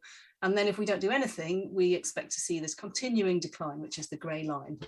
If we do everything we can as a world to do wildlife conservation in the traditional sense with protected habitats that are really well managed, increasing the area of protected habitats and planning those habitats so that they're best placed to save the species that are most at risk, that's where you get the yellow line, increased conservation efforts. So you can, if you do all those things and you do them well, you can stem the flow, you can stop the loss of biodiversity, you can kind of flatten the curve if you like. But if we want to actually get back to where we were 100, 200, 300 years ago with thriving wildlife and good densities of species everywhere, we need to do more than that. In order to bend the curve, we need to first increase those conservation efforts, but we also need to have more sustainable production and more sustainable consumption. So we have to bring the food system into this. And this is what I'm going to talk about for the rest of the talk, what those things mean, more sustainable production and consumption. So a complete overview for me involves having a very top level look at what the objectives should be to reduce that impact of agriculture on biodiversity. For me, at the moment, I think there's 4 things we need to be trying to do. The first one, and the most important, is we've got to find ways to stop agriculture from expanding into natural habitats.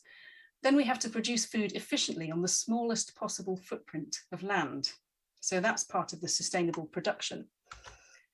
But at the same time, and this is something you've probably been talking about already this morning, we need to produce that food in a way that doesn't continually degrade the land itself that's being used for production. We have to stop this soil loss and this declines in pollinators and other insects and farmland birds, for example, because in the long term, agriculture has to be sustainable and continue to be able to produce food. And then finally, we have to reduce land demand. And there are different ways to do this, but the 2 main ones are by shifting diets away from land-intensive products and by reducing food waste. So in a sense, from this list of 4, this number 2 there, producing food efficiently to reduce the amount of land we're using, and number 4, which is different demand side ways to reduce land demand, they're both ways of stopping agriculture from expanding into natural habitats. So I'm going to go through them one at a time. I don't have very much time, but the first one, so if you want to stop agriculture from expanding into natural habitats, the first thing you need to know is where in the world is agriculture currently expanding into natural habitats? And this map was published last year in the journal Nature Food, and it's an analysis that looks at how the cropland is changing only in the last 20 years. So these data are from 2000 to 2019. And it's a very fine scale modeling that's been done here to look at what's happening. So the dots are very small, the pixels are small, but all you need to do is look at the colors. So the green areas here are areas where the extent of cropland is stable, not changing very much in those last 20 years. The purple areas are areas where it's expanding, and the darker the purple, the more expansion there is. So when you get to dark purple areas, it's over 30% increase in cropland in this century. And the red areas are where the area of agricultural land or cropland is decreasing. So parts of Russia and Central Asia there, you have abandonment of agricultural land. But what you can see here is some pretty clear areas in the world where agriculture is currently expanding. You've got southern Brazil here, lots of expansion going on. You've got West Africa, East Africa, and some parts of more southerly in Africa. These are the areas where there's a lot of expansion. And I'm going to take you to one of those areas because it happens to be a place that I work. And that's almost imperceptible on this map. There's this tiny purple smudge there, which is the San Francisco Valley in northeast Brazil. This is what that looks like. In this part of the world, it's a dry tropical forest or quite shrubby. You can see in the bottom of this picture, there are some cactuses. This is a very special environment from it for its plant diversity. It's absolutely full of plants that are found nowhere else on Earth. And what's grown there is a combination of grapes and mangoes and a few other fruits, but mostly grapes and mangoes for export to international markets. And here you can see these green blocks in this picture. Those are growing what are called table grapes, and they are for sale from this farm in supermarkets in Europe, certainly in the UK. I don't know if they're available in Ireland, but this is for export to Europe and North America. In this landscape, you have a lot of very unique species. So for example, you have birds like the Caatinga. The Caatinga is the name of the biome, the vegetation there. You have the Caatinga cachalote and the Caatinga parakeet, which are found nowhere else on Earth. You have endemic plants like this amazing group of cactuses, which some people call Turk's cap cactuses, which produce these incredible sort of red towers of flowers on the top of them.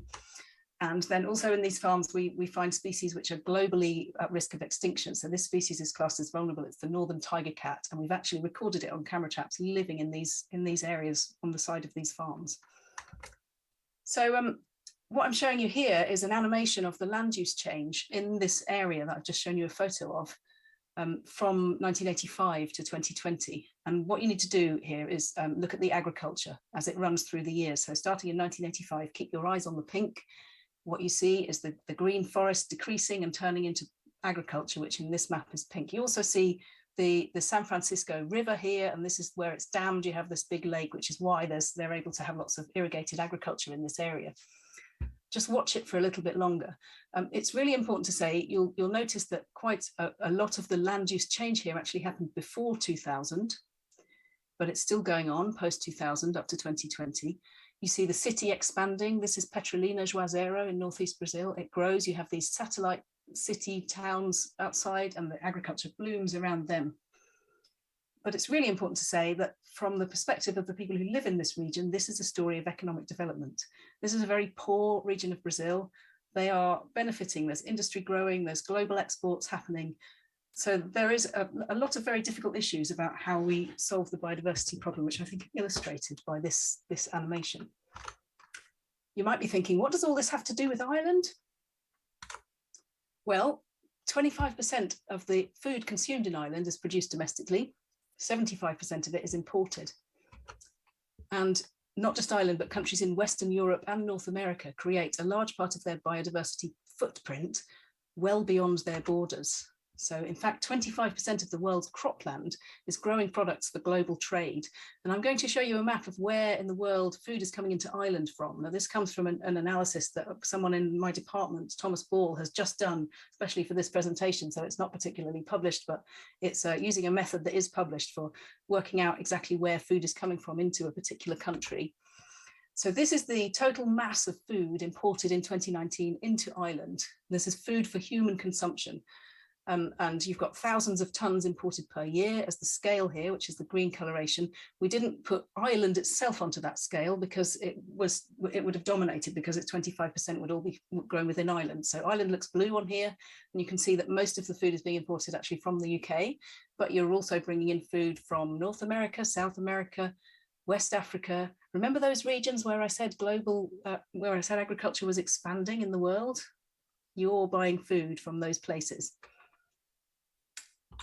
And it's not just about human food, animal feed. So the food that is fed to animals that are produced in Ireland is also imported from around the world. So now here is the same map, and this is for food that is fed to animals. So it's animal consumed mass or feed. And it's kind of similar. There's some different areas. There's actually more coming from South America when you look at animal feed. You don't have West Africa in anymore, but you can see you're getting food from all over the world, which is going to human food and animal feed in Ireland. And this is why it matters.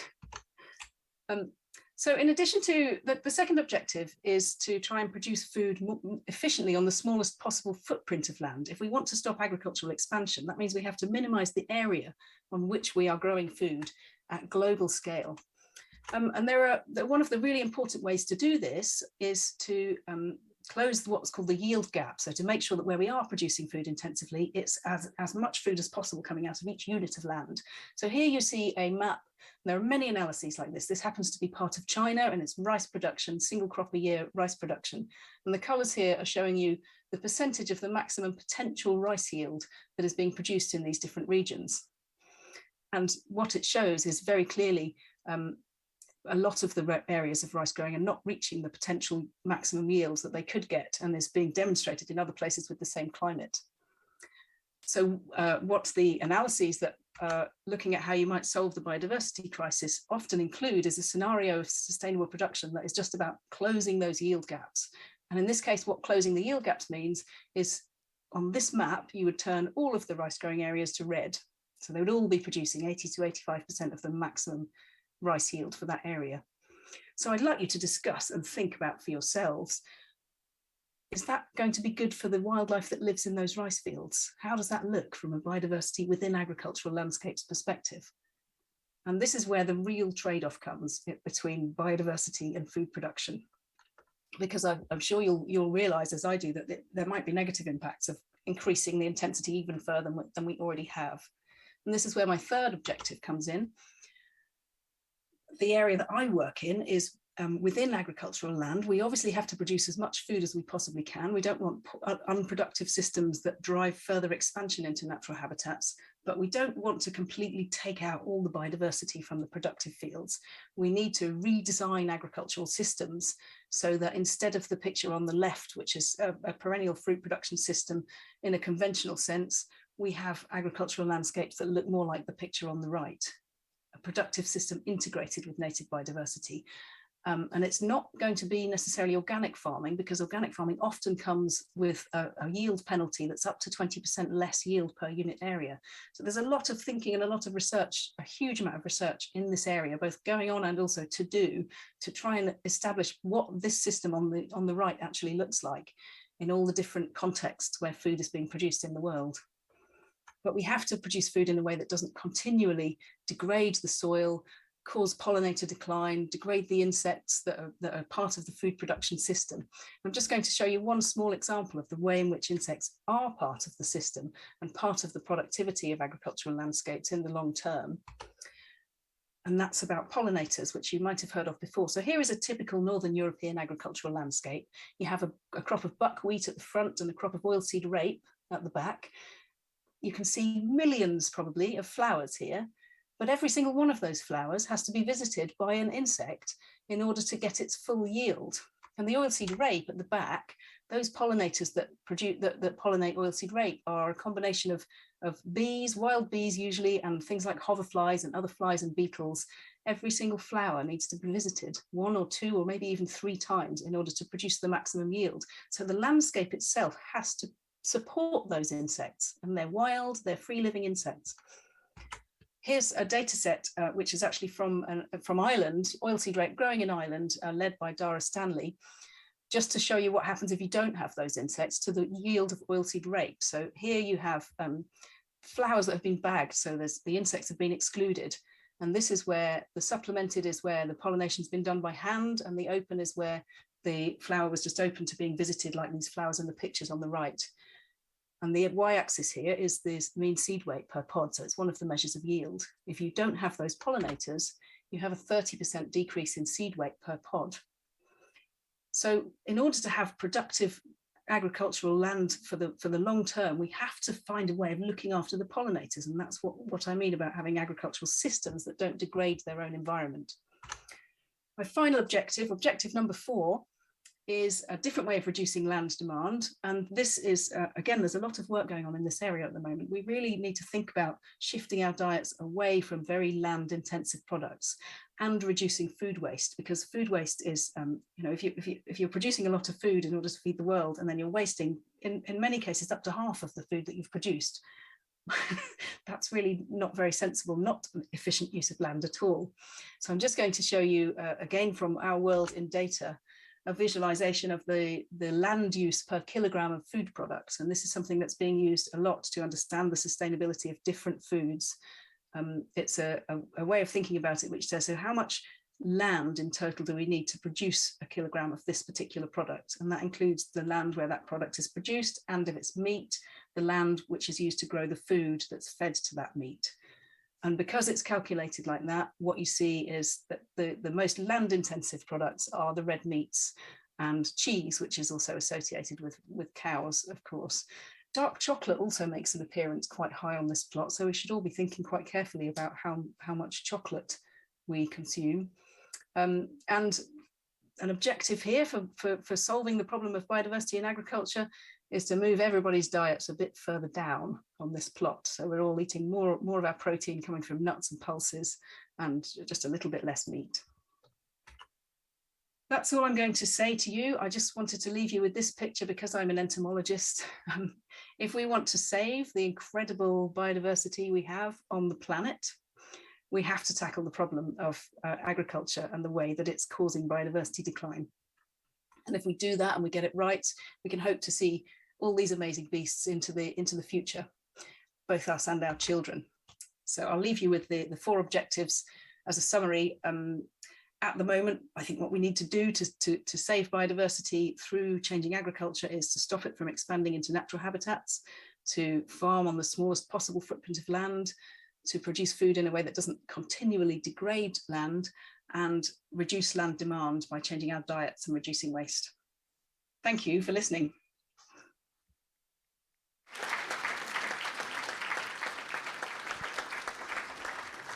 Thank you so much, Lynn, and thank you for that great presentation. There's a lot of food for thought in it. Something I've been thinking about is bring back Lent. We used to do it in Ireland the whole time. No meat for 40 days and fish on a Friday. So in that context, that's something to think about. So to follow up on Lynn's talk, we're delighted to have Dr. Brendan Dunford. Brendan is from Waterford.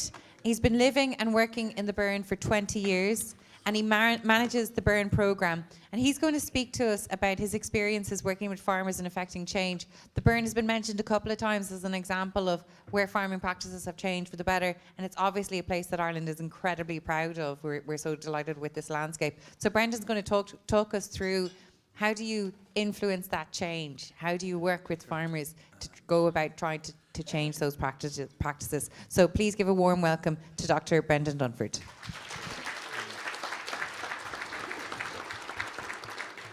Thanks very much, Evine, and thank you all for being here and making it back after lunch. It's always a bit of a struggle, but it's a privilege to be here, and I mean that very sincerely. I give talks at different times to different people, but I think this is probably one of the more important groups I've ever spoken to, and I take that very seriously, and I think the work that you're doing and will do is really, really important. So what I wanted to do for the next 15 minutes is kind of give you maybe some inspiration and some ideas and some very concrete case studies. I don't claim to be an expert, absolutely not, but I'm a good listener, I'm told, and I think that goes a lot to explaining the work that we do in Clare, and the work that we do there in Clare and Galway. It's not just my work, there's a lot of people involved, but I wanted to tell you the story of the Burren and the success we've had with farming and biodiversity in that area over the last 25 years, not even 20. So I wanted to talk specifically about the farming community, you know, in a positive sense, in terms of what farmers can actually do in the form of being a solution rather than the problem to this biodiversity crisis that we have. And I completely believe that. I'm not being insincere, I'm being absolutely real when I think farmers have the keys to unlocking the solutions to this biodiversity crisis that we have. And if we can mobilise those farmers at scale, we can do anything. So this is a little case study of what we've been doing in Clare. The Burren, a beautiful part. You have to come. In 2 weeks' time, we've got our big Winterage Festival, so please do come along. It's full of biodiversity. Plants from the Arctic, the Alpine region, from the Mediterranean region, full of orchids, riddled with the most wonderful insects that you'll ever imagine, the most incredible creatures, and I think Lynn would appreciate them if she ever did come over to see us. But at the very heart of the Burren, the lifeblood of the Burren, are the people and their farming practices. And we often forget that when you read books about the Burren, read about the archaeology and the geology and the flora and the fauna, but actually we don't hear much about the people. And people have farmed in the Burren, like this man here, Pat Nagle. His ancestors have been farming here for hundreds and thousands of years. The oldest structure built by farmers in Ireland is in the background. Paulnabrone, built 6,000 years ago by farmers in this landscape. And I just wanted to explain something very simply. Farming has a huge impact on our landscape, as we know. So if you take a typical little section of a field in the Burren, this is farmed, this is grazed during wintertime, in fact, in the Burren. If you have too much farming, and you improve the land and fertilize it, maybe reseed it, you do lose a lot of your biodiversity. And farmers do that in order to increase production and meet the marketplace. That in turn can lead to visual pollution and damage to our soil and our water. We know that. Probably what we don't recognise as much is too little farming can result in loss of biodiversity as well. And in the burn, you get very rapid scrub encroachment and damage to your archaeology and an increased risk of fire. So we are trying, my team and I, to maintain the balance between farming and the landscape in order to produce the most of what we call ecosystem services, great food from a great environment. So how do we do that? Well, we like to think like a farmer. We like to get inside the farmers' minds and to think what influences them. This is an amazing farm leader, and I think leadership has a big role to play in this biodiversity crisis. Michael Davern. So Michael, as well as producing great livestock for many generations, we're now asking Michael to produce biodiversity, cultural heritage, clean water, healthy soils. That's the future for him. That's what we'd like him to do. But what does Michael think about that? And sometimes very critical of farmers for damaging the environment without actually understanding why they do what they do. And I think we've been trying to get inside the minds of these people. So first of all, farming is a business. Is this farming for nature going to cost me? And if so, who's going to pay? And how long am I going to get paid for?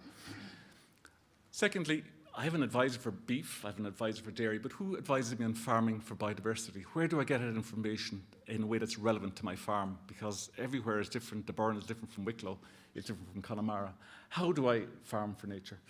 And really importantly, and we haven't talked about this so far, I think, is what will my neighbours think of me? If I go down this green route, am I going to be accused of being a hippie or something? This is risky business. I want to be sure before I step forward here. What will other people think of me? What will my peers think? You're asking me to do a lot here, and I need comfort. So we've been trying to answer those questions and give farmers reassurance over the past 20 years. Very briefly, on the payments, we believe that farmers produce potentially not just good food, but a good environment. If farmers aren't producing good environmental outcomes, I don't think they should be paid environmental subsidies or payments. But if they are, by God, I think they should be paid plenty, way more than they're being paid at the moment. So in the Burn, we piloted a system about 15 years ago of where we score every field on the farm out of 10. And the more biodiversity, the better soil, the better water quality, the more money you get. And farmers responded to that really immediately, pretty much, and very easily, because we said to them, it's like bringing your animal to the mart. When you bring your animal to the mart, the better the condition of the animal, the more money you get. Well, it's the same with your environment. The better condition, the more money. And then they're figuring out, right, well, how do I do this? This is interesting. This is an incentive. So for about $1 million a year, we pay Burn farmers to manage this vast, hugely important global landscape. That's a bargain. It's a huge bargain. And the beauty of it is we never tell the farmers what to do. We say, this is what we want, and when you produce it, we'll give you funding. We'll give you payment. We're guaranteed for the next 5 years. We hope to guarantee for 20, but at the moment it's 5. So we're giving them an incentive. We're translating money into outcomes on behalf of the taxpayer. In many cases, it's a case of addressing issues for farmers. So we also give them funding to address point source pollution, for instance. If a farmer wants to do that, we'll give him some funding, and that'll help increase his environmental payment. If he wants to improve access or repair walls in order to, target grazing a little bit better, we'll fund them for that. Or if he wants to remove invasive species, we'll give him funding for that. So this is creating new roles for farmers as basically conservators of a farmed environment. So not just they're producing food and getting paid for the outcomes, they're also getting paid to address environmental issues at farm level. It wouldn't pay them to do this otherwise. This is why we're having to support this.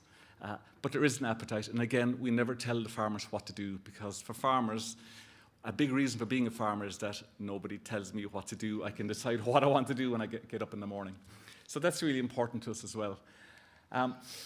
So it reduces, we often talk to farmers as well, a lot of them are really concerned about, I just want to leave my farm in better condition for the next generation. And we, hand on heart, believe that this will do that. And that's very reassuring to those farmers. Helps to reduce input costs and improve the condition for future generations.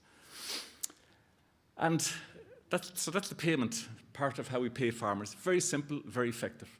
Secondly, when there's an incentive, you're going to want to get it. So you're going to want the information as to how you can farm in a way that will deliver these outcomes. So right in the heart of the Burn, between the school and the church, we have a little office.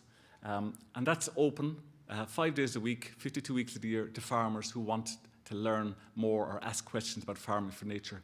But not only that, It deals with the Department of Ag. If a farmer has a problem with his paperwork, we'll sort it out. In a landscape like the Burren, you need permission to get out of bed in the morning. Everything requires permission. So we help the farmer with the permissions.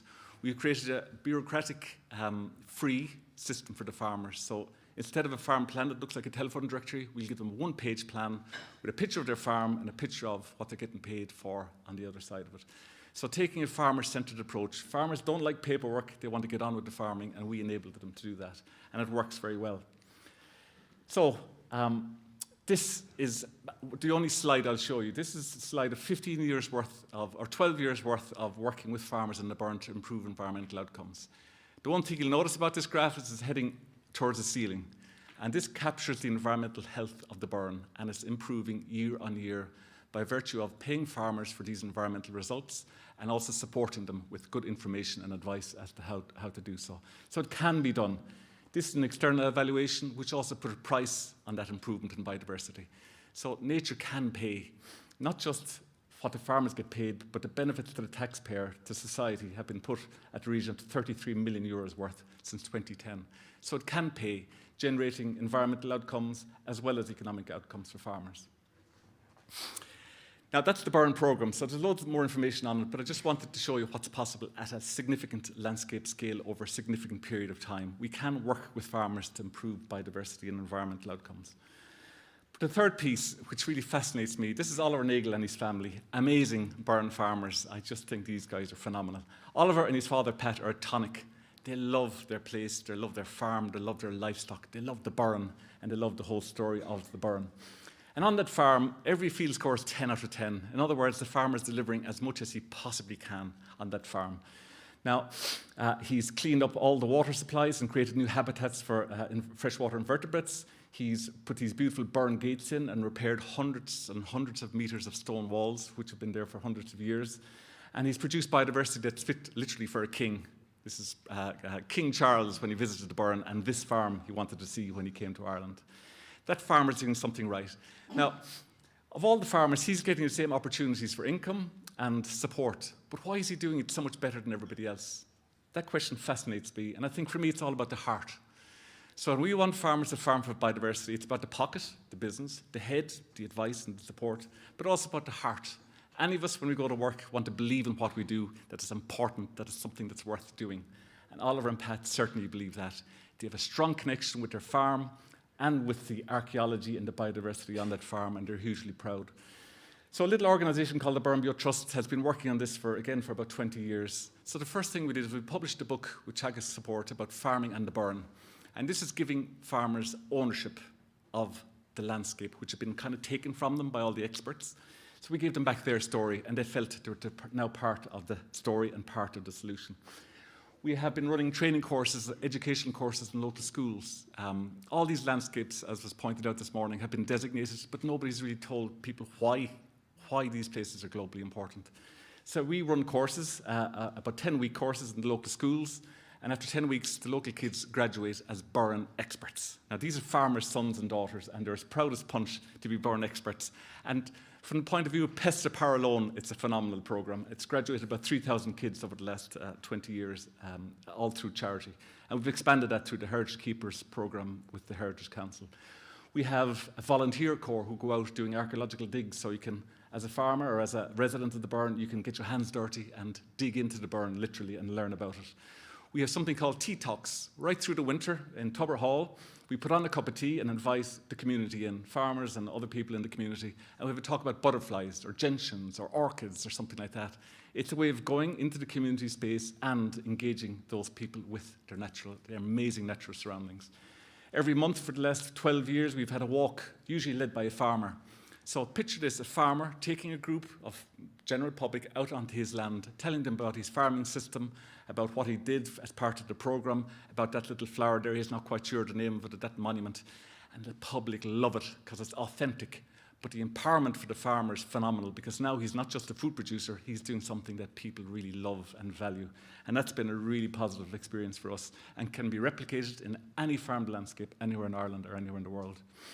And what we're very proud of is our Winters Festival. So every year we invite a farmer, and this particular year was Aoife Ford, an amazing young female farmer, and an early graduate of our Burn Experts programme. And Aoife took the public up to see her farm one day 2 years ago, just before COVID actually. And she said, come on, let's all be farmers for a day. So she took them up the mountain, and if you follow the cattle down, down, down, and the people going back, all the way to about 1,000 people went with Aoife that year. It's very labour intensive, farming in the west of Ireland. I'm joking. But it's a great way of highlighting the fact that farming isn't just about food production. Farming is about our culture, our identity, it's about our landscapes, our biodiversity, and that should be celebrated. So we even had the priest bless the cattle. And the farmer said, should they all have twins when they're up there? And I just wanted to finish off then with 2 quick slides just about the fact that the Burren is a great exemplar of how farming can work to improve our biodiversity and our cultural heritage and our landscape. And it's a real success story, and it's got a lot of credit thanks to the hard work and the determination of a lot of people. But from working with farmers in the Burren, we really believe that there's great farmers, not just in the Burren, but right across Ireland. And we need to identify, celebrate, and support those farmers. So we set up something with Board Bia's help a few years ago called Farming for Nature. And we identified people from tillage to dairy to beef to sheep who are actually farming in a way that enhances their local farmed environment. So these are the type of people who, day in, day out, while we're here having nice lunches, are out there on the hills and out there on the fields farming for nature and for biodiversity. These genuinely are my conservation heroes. They do it day in, day out. They're phenomenal.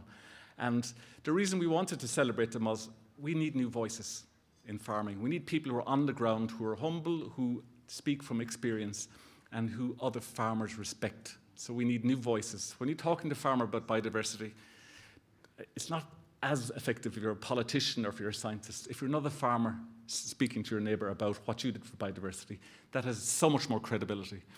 So these ambassadors, we harvest their knowledge through videos, through farm walks, through podcasts, through little questions and answer sessions, through online fora, through best practice guidelines.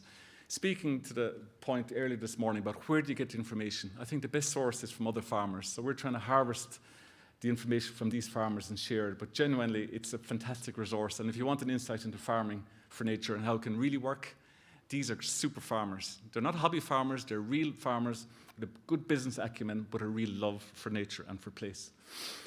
And the second story I wanted to tell you was about the appetite for action. One thing I've often found working with farmers is that the talk and the reports and all, that's all grand, but just can we get on with it? Can we please just get on with it? There's a real appetite for doing things. So we tested this about 2 years ago with a little project called the Hare's Corner. Now the Hare's Corner is an expression reflecting that piece of the field where the heavy machinery could never get into, and it's kind of, maybe it's too wet or too rough or too difficult to corner, and so it is left to nature. So we borrowed that phrase, and with funding from the Department of Ag and from Clare County Council, we launched a little initiative called the Hare's Corner. And we said to people in County Clare that, look, if you want to put in a little pond or a little woodland or a little orchard, we'll give you some funding and some advice on how to do so.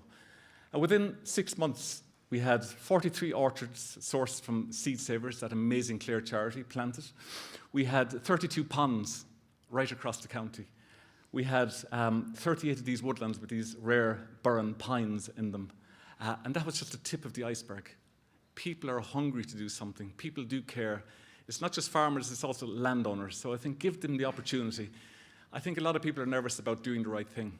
It's hard to know what to do the right thing anymore between biodiversity and climate and water and all these other concerns and food. So give them the opportunity and they won't disappoint. And we'd love to see that programme expanded north and south in future years. So finally, and I see my light has gone amber, this is Philomena Hines, another great biodiversity hero of mine who farmed the most wonderful 100-hectare farm in the Burren and loved her place. And this is Fergal Smith and Paddy Healy, other people. So in conclusion, I really, really believe that farmers have a crucial role to play in reversing biodiversity loss. The big question is, like we've got a biodiversity crisis, we need to move at scale immediately. And I think farmers are capable of doing that. But how do we mobilize them at scale? I think there's great examples all over the country as to how we do it. You know, it's not rocket science. We know how to do it. We know from the Burren and programs like the Hare's Corner that, you know, there's a good appetite to do this amongst farmers. We've seen in the Burn as well that taking this approach of recognising the pocket, the head and the heart, that you can really deliver for nature and for people. So I think we know what to do. With Burn Programme, Farm for Nature, Harris Corner, show that it can be done. This is the kicker here, with sufficient determination and innovation and creativity. We need to be determined.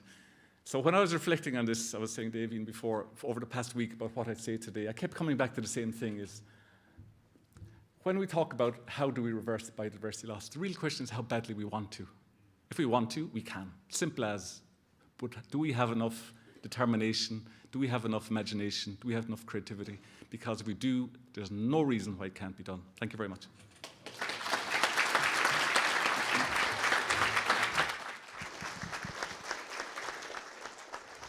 Thank you very, very much, Brendan. And it's great to see examples of how it works. And I actually think this might answer some of the questions asked earlier, like, are there other ways of funding this? And there are.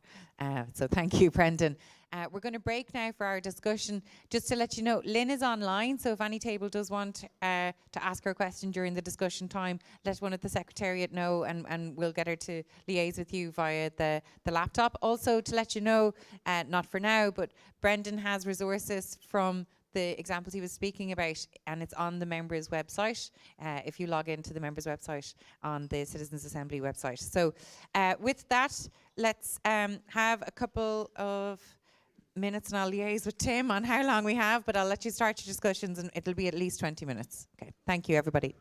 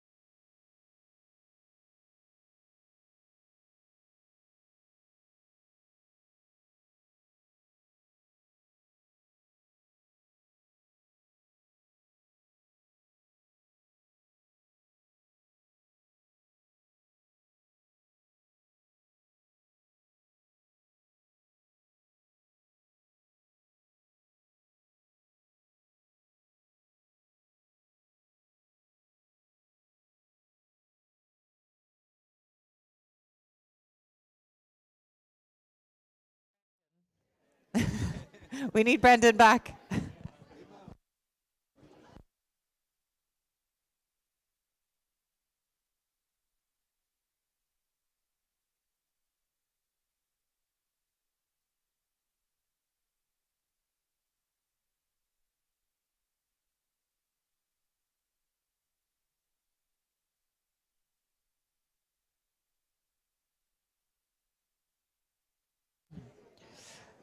Okay.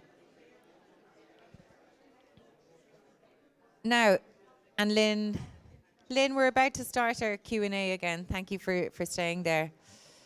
In the interest of the equality of voice, I'm going to nominate question 13 to start the ball rolling on the Q&A because we haven't yet heard from them. And actually, table 13 has one of our newest member to the Assembly.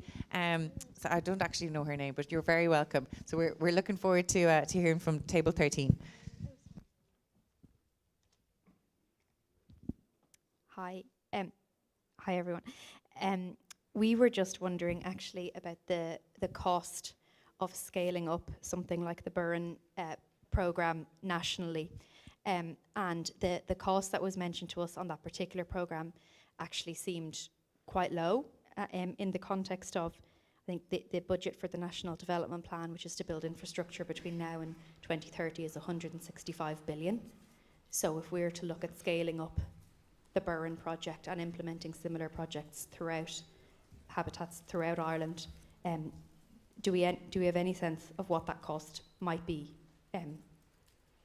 Thanks. Thank you. Brendan, have you got the figures on that? If it could be scaled up nationally, what would that cost? I think it could be scaled up. Now, just to broaden the context a bit, at the moment we have a new national programme called ACRES.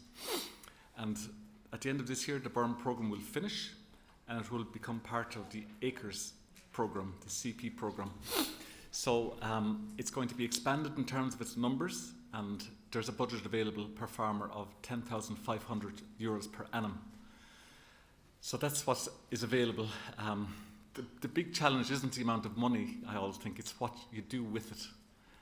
It's how do you squeeze as much environmental impact as you possibly can out of that funding.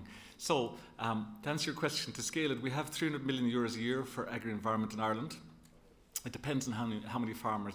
The Department of Agriculture envisages 50,000 farmers availing of that money. So I think it's around €6,000 a year, or something like that. I think it's far too little. I think if farmers are delivering, they should be paid, and if we're in the middle of a biodiversity crisis, they should be paid more.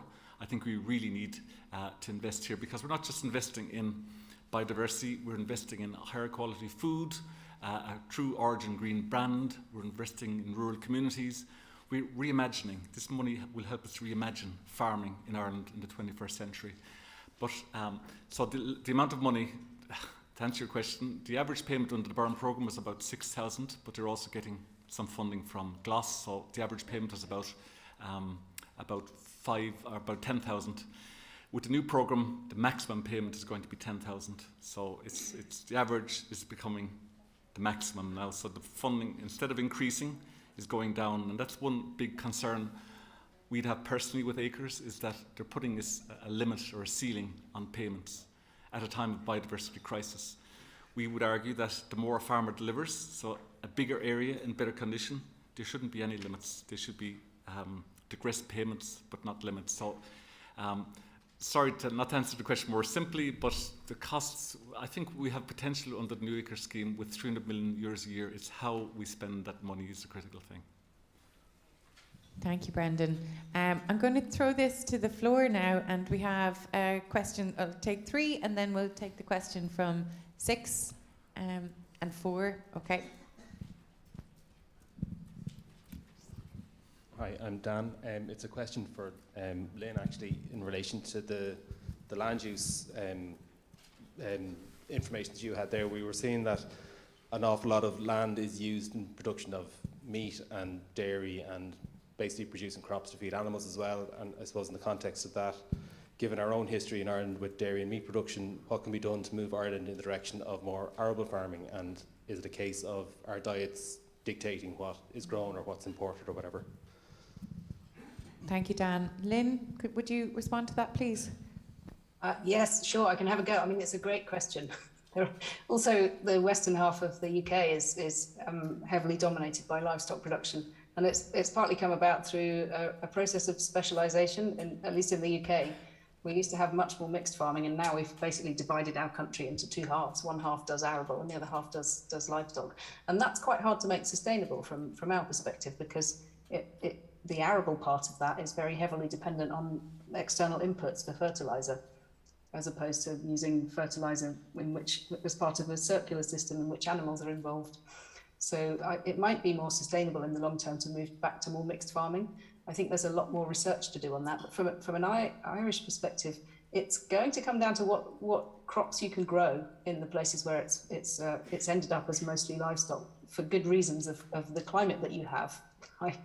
So there are crops, and you can move to more mixed systems, I guess, in many places, if that's what you set your mind to do. You can also think about the sources of the feed that is going into that system, and kind of scale out, looking at the sustainability of the whole thing rather than just what's happening in the field, and look at possible more localized sources for feed, like pulses grown locally, for example.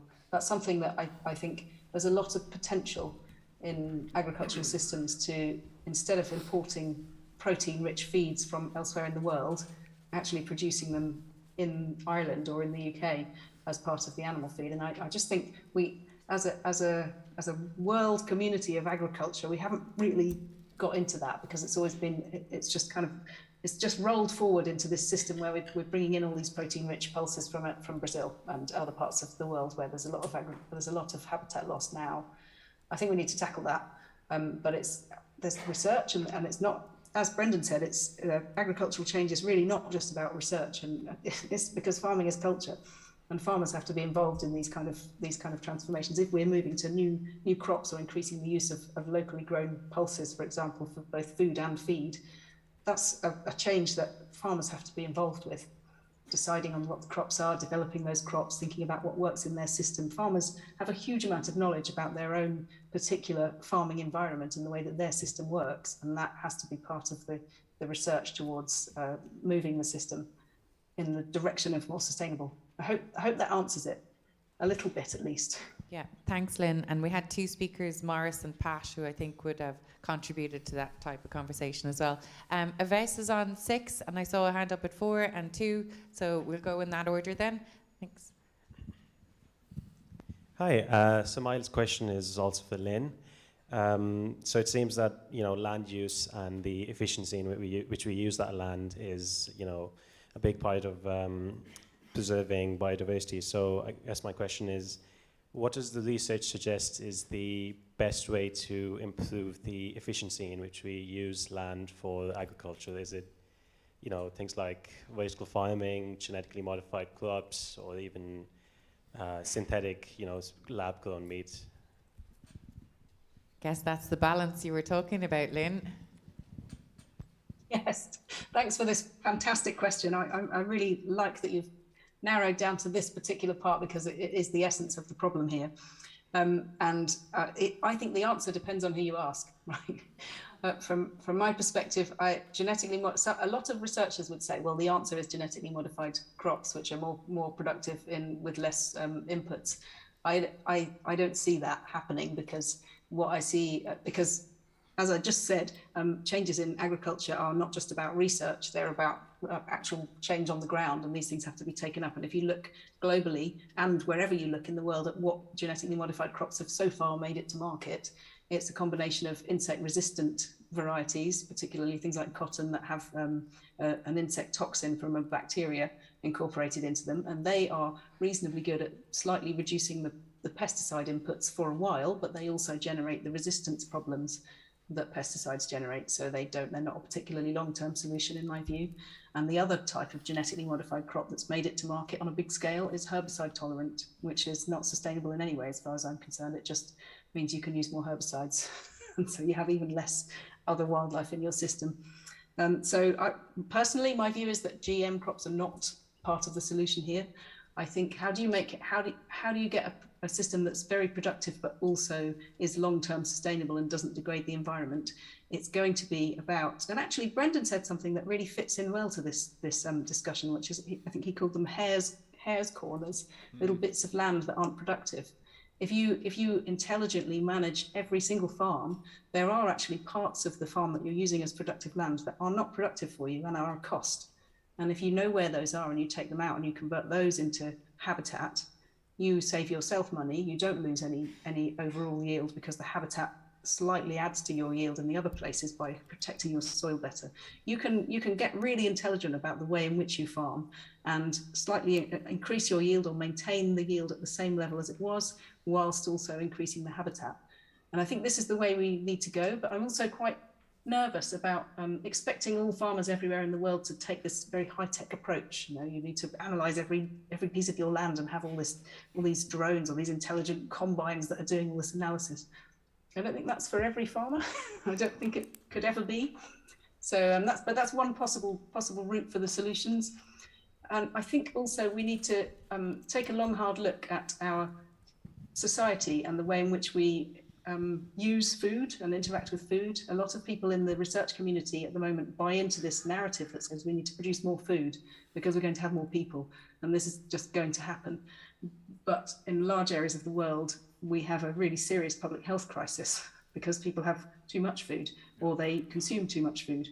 And so it's not at all simple or straightforward just to say we need to produce more food. I think we need to maybe, I don't know how to do this. It's really challenging, but this is why I introduced the idea of dietary change and shifting diets and reducing waste, because we probably do have enough food even to feed the numbers of people who are going to be with us in 2050. There'll probably be more people. We've probably got enough food already for those people. We just need to adjust the way the whole system operates. Have I strayed too far from the question? No, such an excellent. More food for thought. Yeah, thanks. No pun intended. Thank you, Lynn. I'm going to take 4 and 7 because I can see from the Google spreadsheet that they're quite related. So I'll take them at the same time. Hi, we were just wondering, what are the barriers to investment in community-based projects? Lovely, thank you. In community-based projects, what are the barriers to investment? So community-based projects like yours, Brendan, and then to follow up with this. Yeah, this is a question for Brendan. It's a follow-up from the question earlier from the lady over there. As the Burren is a very specific area, is this truly scalable? And how would this be done for the different landscapes in Ireland? Thanks, Donal. So can we set up groups like this? And is it really scalable because it's not the same landscape as the Burren everywhere else? Yeah, thanks. I'll maybe start with that question first. The thing about the Burren is it's probably the most complex of all of the landscapes. Like a room this size could have 7 or 8 different habitat types within the room. It has a grazing system which is the reverse of everywhere else, whereby the cattle graze out during wintertime. The farm sizes are huge, so my argument would be that if this can work in the Burren, it can actually work anywhere. It's not because of the Burren, it's in spite of the Burren that this thing can work. So I think it's absolutely scalable because it's based on very simple principles. We value what we have and we pay the farmers for delivering it. The more they deliver and the higher quality, the more they should get paid. In order to help them to deliver more and get paid more, they need support, ideally at a local level, and that support should include minimising the bureaucracy that they detest and that has grown over the years. And I think they should be encouraged and their roles celebrated by society if and when they do deliver. So I think the basic principles, this pocket, head and heart, are entirely translatable to any part of the country. Okay, so some parts of the country maybe are more intensively managed, and maybe in some cases food production is going to be the dominant land use there, and biodiversity, for instance, is going to be less. But even those farms have something to contribute: a hedgerow, a pond, a drain of some sort for biodiversity, and we need that network for nature everywhere. We can't push nature into the west of Ireland. It needs to be part of our entire farming system. But the principles do work, and the fact that they're so localised makes them more attractive, because, as we heard before, farmers hate this idea of being told what to do by outsiders and experts especially. We're not doing that. We're telling them what's valuable here and what we're prepared to pay for, and off they go if they want to deliver it. We have no ambitions about every farmer in the country following programs like this. That's never going to happen. Farmers in the Burren and in Ireland are as diverse as the people in this room. Some of them love biodiversity, some of them could care less. So, but start with the ones who want to do something, and farmers really want to do something. They're hungry for action as opposed to talk, and I think off we go. And in fairness, I'd be very critical of the Department of Agriculture in many ways, but they are showing at least some degree of ambition with regard to result-based payments and trying to localise through the Acres CP programme. So I think we're on the way. It's just that we can be even better, and that kills me. We need to be more ambitious and more determined to be real global leaders, because we can inspire other countries with what we do if we manage to do that.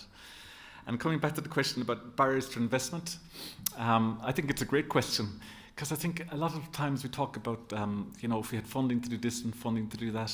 Pretty much everything we've done on the Burren Beard Trust, all that education work, has been done just fueled by passion. So the biggest barrier is time and energy, to be honest with you, because a lot of the stuff I spoke about, the walks and the talks, they're all organised free by volunteers, and they have a huge impact in the landscape. We go into schools. To me, it's a privilege to be invited into a school, and I think there's many others who'd feel the same way, to share what we have to share with them and help to inspire them. So pretty much everything we do is on a wing and a prayer. But I think the main barrier I'd see is I think if something's good enough, the money will always come. But to get started in something like this, the main barrier I think is just time, passion, and energy. So if you can muster a little bit of that, you can make a huge impact. Need to bottle you and Morris, Brendan. I think that's it. Now, I'm going to let Lynn in to respond to this quickly before we have to break. But Lynn, you also wanted to give us an example in the UK of something similar? Yeah, so I do. There's a couple of questions about scaling up the approach in the Burren, which is really about recognising that farmers have a role in looking after the environment and trying to reward them and incentivise them to do that. So you may not realise, but in the UK we have a new system. We've left the European Union, which I'm personally not so happy about. But one thing that could come out good for us from that is that we've now in place a trajectory of policy which says we're stopping the basic payments to farmers that were in the Common Agricultural Policy. That's not going to be happening anymore, 6.5 years from now at all. All the money that goes to subsidise farmers is going to be tied to some kind of environmental benefits. And we have this thing that's on the table and being developed called the Environmental Land Management Scheme, which has different tiers, and some of it is about how you manage your soil. So you've got to do things which will deliver a healthy soil and a good quality environment. And then there's a local nature recovery part of it and a landscape recovery part. So all of the money that subsidises farming in the UK is now, this is for England, not the whole of the UK, because Wales and Scotland have different schemes. All of that money is now going to just looking after the environment, is the current plan. I think there's some question mark now over whether how it will actually pan out. But just to say, I just wanted to raise this ELMS, Environmental Land Management Scheme, because it shows that it is possible to scale up this kind of thinking, we think, but we wait to see how it actually works out in real farms and in real landscapes. If that ends up as a recommendation, you will be to blame, Lynn. I'd like to very much thank our two speakers, Professor Lynn Dix and Dr. Brendan Dunford, for very insightful contributions to the Assembly today. Thank you. Thank you.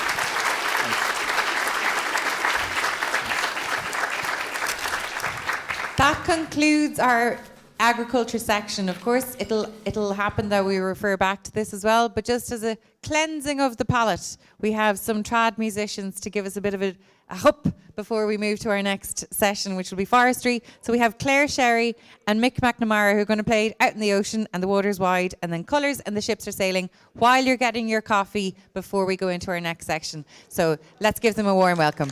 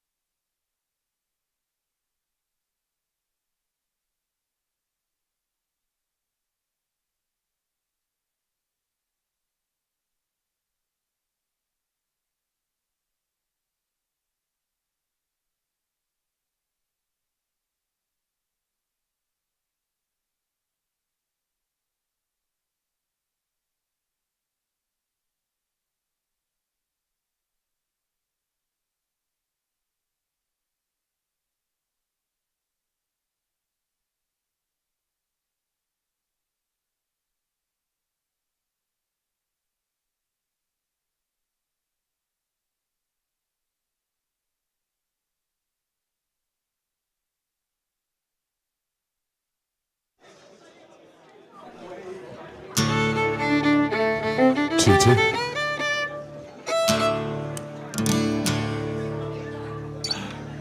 Yeah. A minor and G.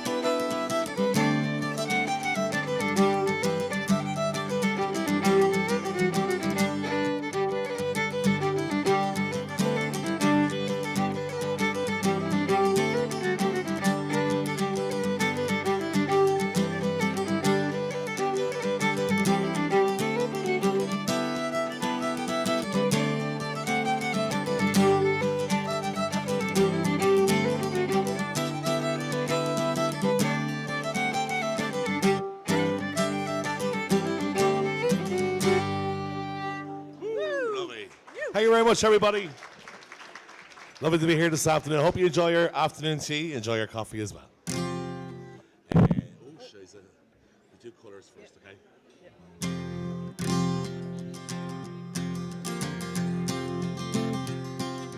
Yellow is the color of my true love's hair. In the morning when we rise, in the morning when we rise, that's the time I love the best. Green is the color of the sparkling corn. In the morning when we rise, in the morning when we rise, that's the time, oh, that's the time I love the best. Oh, blue is the color of the sky. In the morning when we rise, in the morning when we rise, that's the time, oh, that's the time I love the best.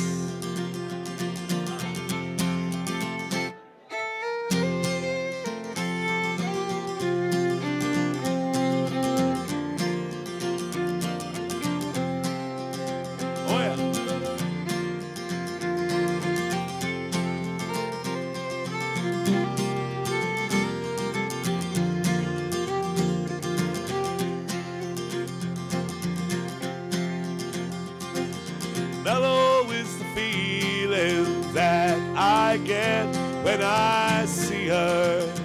Ooh, when I see her. Ooh, that's the time, that's the time I love the best.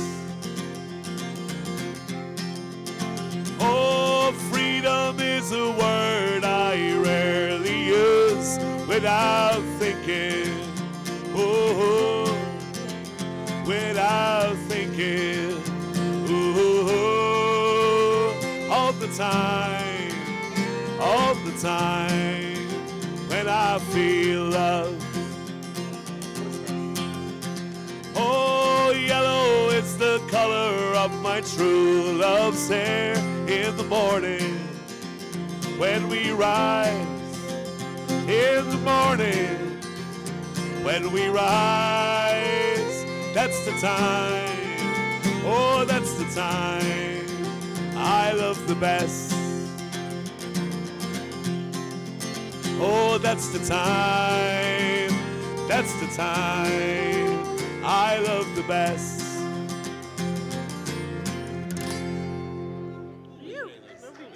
Thank you very much. Thanks, guys. Thank you. Míle buíochas Claire agus Mick. I think, unfortunately, we don't have time for any more. No, I'm so sorry. We'd sit here and listen to you all day. Gurmíle Mágaibh. Gurmíle Mágaibh.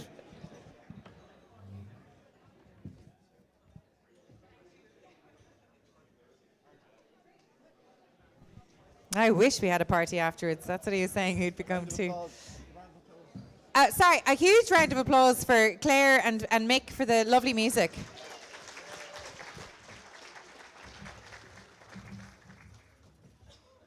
Now, we are a little bit over time, but we'll get everything back on track again. And I'd like to thank everybody for, again, massively engaging presentations, discussions, questions. And we're kind of going to take a change of tack now and start considering the woodlands and forestry and biodiversity in Ireland in that context. And so in that regard, I will introduce our speakers. So we're delighted that for the overview of this section that we're going to have Richard Nairn, who is an environmental scientist with a special interest in ecology and native woodlands. He specialises in ecological assessment, in nature conservation, woodland management and high-level advice on environmental issues. He's come to us from his home in County Wicklow, where he has a woodland, and he's going to give us an overview talk on woodlands and forestry, biodiversity loss and recovery. So please give Richard a very warm welcome to the Citizens' Assembly.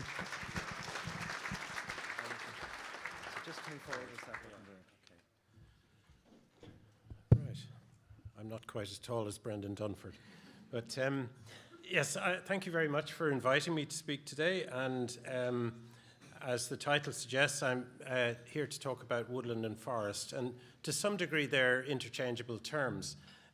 But for most people in Ireland, woodland usually means broadleaf trees, and forest generally means plantations of conifers. Now, that's not exclusive division. So I'm going to talk exclusively about woodland. I've just used that term to cover both. And because I know your deliberations are about biodiversity loss, but I also feel, like Brendan, that we need to be positive about what can be done. And so I'm going to talk about recovery as well. So this is the valley in County Wicklow where I live. And I want to talk, first of all, about my experience of woodlands there. Secondly, broaden that out to the national picture and what's happening across the country. And finally, just what are the key issues that need to be concentrated on for restoring our woodland biodiversity. So when I bought a small farm there a few years ago, by fortune, part of it had a patch of old woodland on it, a very old woodland actually, right down in the valley, while the valley slopes are largely devoted to recent productive quick rotation forestry. There are patches of old woodland down in the bottom of the valley, and I'm sure this is quite common across the landscape. And because even though I'd been working as a professional ecologist for for most of my career, I knew very little about the practical aspects of management. You know, how do you deal with grazing animals? How do you deal with invasive species and so on? So before I did anything, I invited a whole series of experts to come and meet me there and walk around and talk about it and find out more about this. And what did they find? Well, they found a huge range of biodiversity in this small patch of native woodland. And these are just the groups of animals and plants that these experts studied in a single day. We could call it a bio-blitz. We didn't even look at the more numerous groups, like, for example, the beetles, the lichens, or even the microscopic life, which is under our feet in the soil. So there are there's a huge range of biodiversity in native woodlands, and I want to emphasize that. So I began to wonder, what are the factors that ensure that biodiversity is retained and doesn't disappear?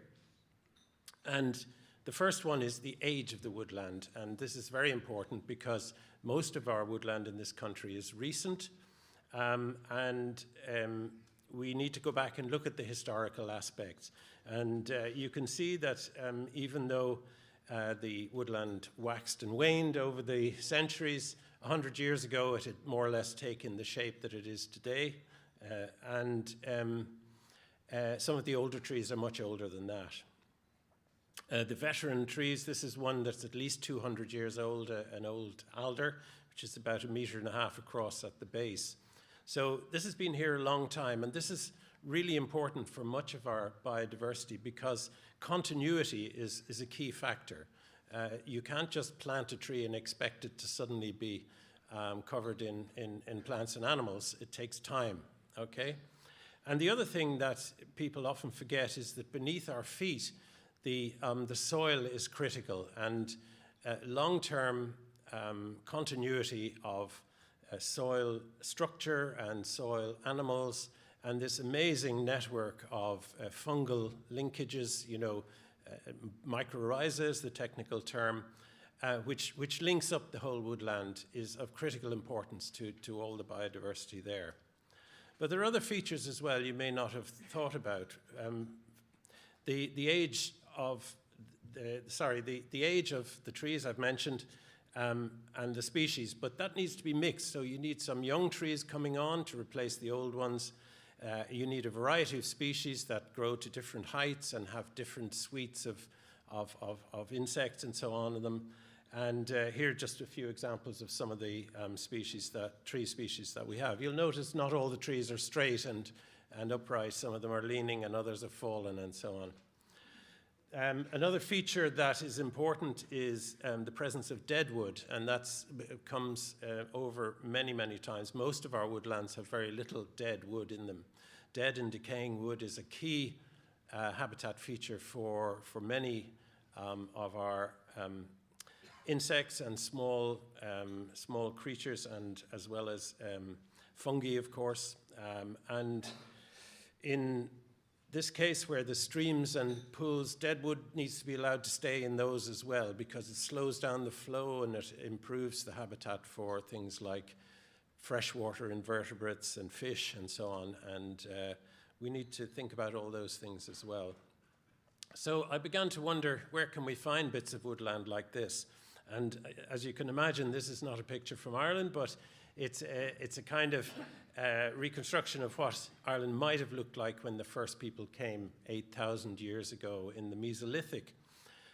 It wasn't wall-to-wall woodland, but of course there were clearings where people settled, burning maybe a factor, and also grazing animals would have opened up areas of woodland. But by and large, we know from the pollen record that most of Ireland was covered in deciduous woodland for most of the early millennia, you could say. The rest is a sad story, I'm afraid. From the Neolithic, when farming was introduced, clearance of woodland began in a big way, or in the Bronze Age even bigger, right down to the formation of the state 100 years ago when we had about 1% of woodland cover in the country. So a tiny fragment of what was there originally was left. What's there today? Well, in terms of native woodland, the National Survey carried out nearly 20 years ago now actually showed that less than 2% of the cover of woodland in the country is what we would call native or broadleaf woodland. The rest, and it's up to 11% now of the country's covered, is commercial plantation effectively. And the problem is, as you can see, you can hardly see the spots on the map. It's so small, they're so small. They're highly fragmented and very small. There are very, very few bigger patches. And if we look at a subset of that, you can hardly see the points at all. These are the ancient and long-established woodlands, of which we only know of 123 in the country. And these are so small they had to exaggerate the size of the spots so you wouldn't even see them. So we're dealing with a tiny resource, something that has shrunk right down due to human pressures on the landscape to a point where a lot of these rare and unusual plants and animals are forced into tiny fragmented areas. And we need to look at how to deal with that, how to respond to it. Unfortunately, many of the fragments are also in quite poor condition. The structure is poor, largely as a result of invasive species like rhododendron, laurel, and so on, which were planted in some of these areas and have expanded, shading out the ground, removing the undergrowth, preventing regeneration of young trees. And the other factor is undergrazing, grazing by both livestock and deer, which is a big issue in terms of woodland conservation in this country. So these need to be addressed and not forgotten about. So on the more positive side, I'd like to look at what options we have at the moment for restoring woodland biodiversity, keeping in mind that, you know, it is the owners and the managers, the landowners, who are going to have to largely deal with this. It needs to be supported from the bottom up, not just the top down. So currently, the best option is the Native Woodland Scheme, and that's a government grant aid scheme which has been operational for almost 20 years now. And it's divided into two elements. The first one is conservation, which means trying to care for and better manage existing patches of woodland.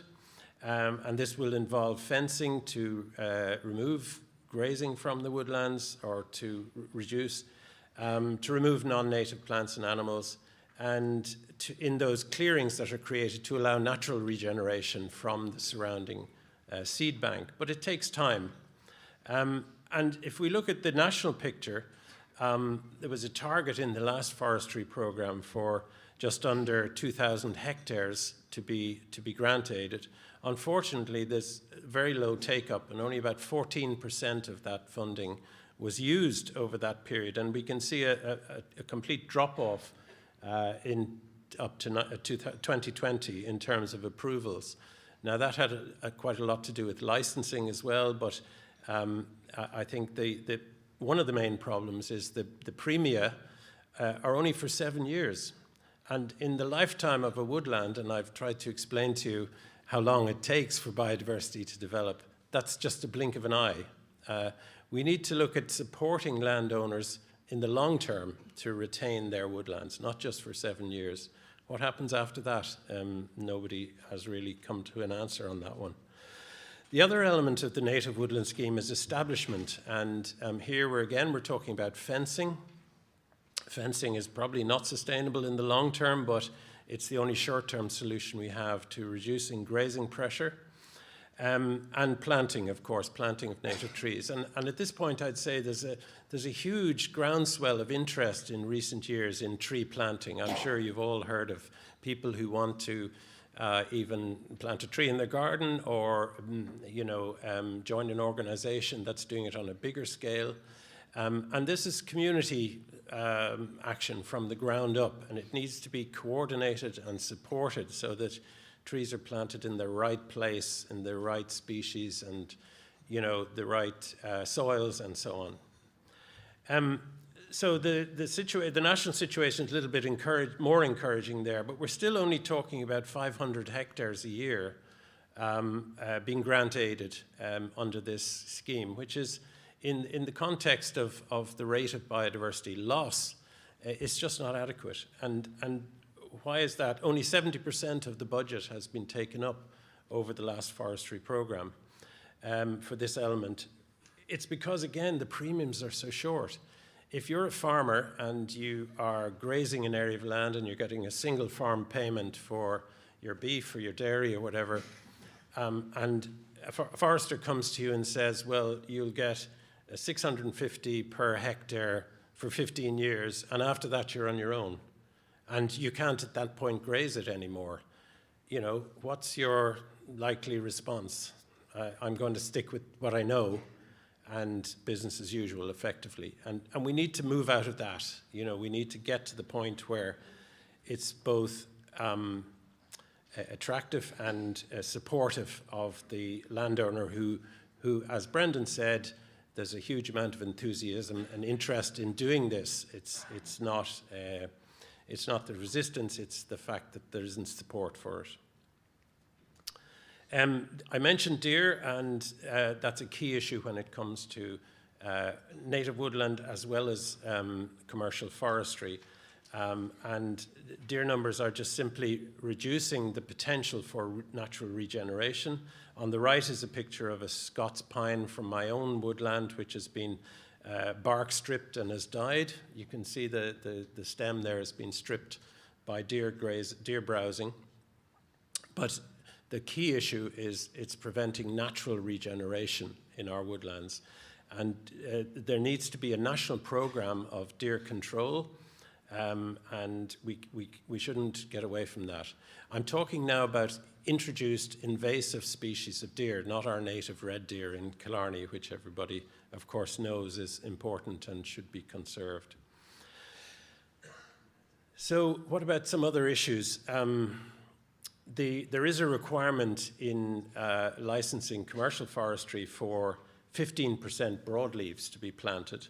But the problem is that most of it is treated as an amenity fringe around the outside. In other words, a few lines of broadleaf trees around a big center of conifers.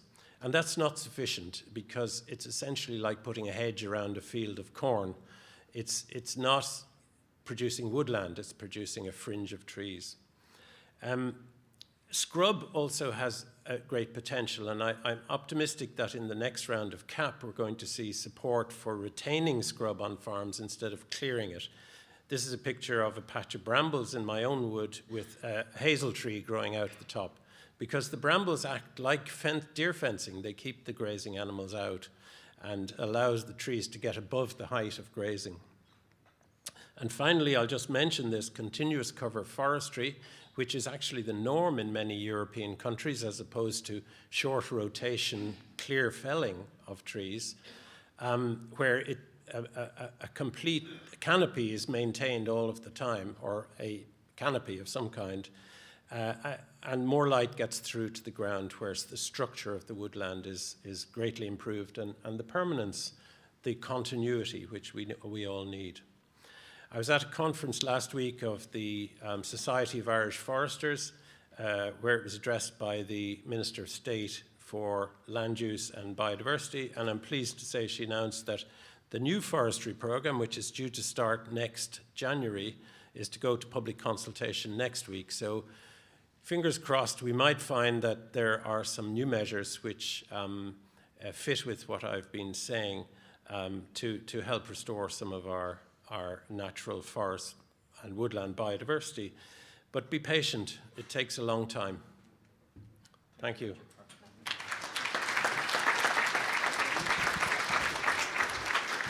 Thank you very much, Richard. It's lovely to get that overview, particularly from your own personal expertise and with that lovely imagery as well. So thank you sincerely. Now, I'd like to welcome two speakers from Quilcha. Quilcha, as you might know, was founded in 1989 and is the custodian of 440,000 hectares, which is 7% of Ireland's landmass. We have Mark Carlin, who's Managing Director for Forestry, and he's going to talk to us about Quilcha and biodiversity. And he's joined for the questions by his colleague Kieran Fallon from Quilcha Nature, which is the not-for-profit branch of Quilcha dedicated to the restoration, regeneration and rehabilitation of nature. So thank you, Mark, for being with us here today. That's great, thank you. I'm very grateful for the opportunity to address the Citizens' Assembly. I'm also very grateful to you as well for investing your personal time in such an important topic. I work for Quilcha, and Quilcha manages about 7% of the land in Ireland, so biodiversity really is critical to everything we do. Just looking at Quilcha in a little bit more detail, we were established in 1989. The area that we manage is 440,000 hectares. That's about 50% of all the forests in Ireland. We're the largest producer of timber and wood products in the country, the largest provider of outdoor recreation, and we also are responsible for managing some of the largest habitats in the country as well. I think it's important really to start at what's the purpose of Quilcha? And look, quite simply put, it's to manage the state forests on behalf of the people of Ireland, to deliver the multiple benefits from our forests to society. And recently we have been looking at the long-term vision of the state's forests in Ireland, very long-term, not just 10, 20 years, but 80, 90, 100 years, because that's what we foresters need to think about, the very long term. That's the nature of forestry. It is a very, very long-term thing. It's important that we take account of the challenges today, biodiversity and climate. It's also important that we take the opportunities. There's many opportunities, particularly in terms of wood production and supporting our bioeconomy. For us to be able to strike the right balance, though, it's important to know what are the values that flow from our forests. So we looked at the UN Sustainability Goals, and you can see here there's so many values that flow from our forests in terms of climate change, water, habitats, sustainable products, health and well-being, and jobs, supporting rural economies. When we looked at this, we wanted to look at the vision on our own estate. There's a lot of values there. We simplified them down into 4 main objectives: forests for climate, forests for nature, forests for wood, and forests for people. So we think these 4 objectives really do sum up what our forests can deliver. And really then it's a matter of balance after that. So looking at biodiversity in a little more detail, it might be useful just to describe the forest estate. It's quite similar. The state forests are quite similar to the private forests in Ireland when it comes to species, composed of about 70% conifer. Where the main differences are, the state forests are more mature. They've been around a lot longer. And they also are on more varied land, and that's really important. So we have a lot of forest blocks large forest blocks up in the mountains. We have small forest blocks in the lowlands. We have a lot of old forest estates as well. So that means we do have a rich amount of biodiversity on our forest estate.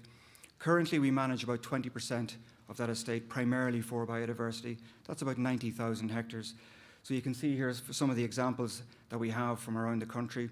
These are forest habitats. There are also a lot of open habitats.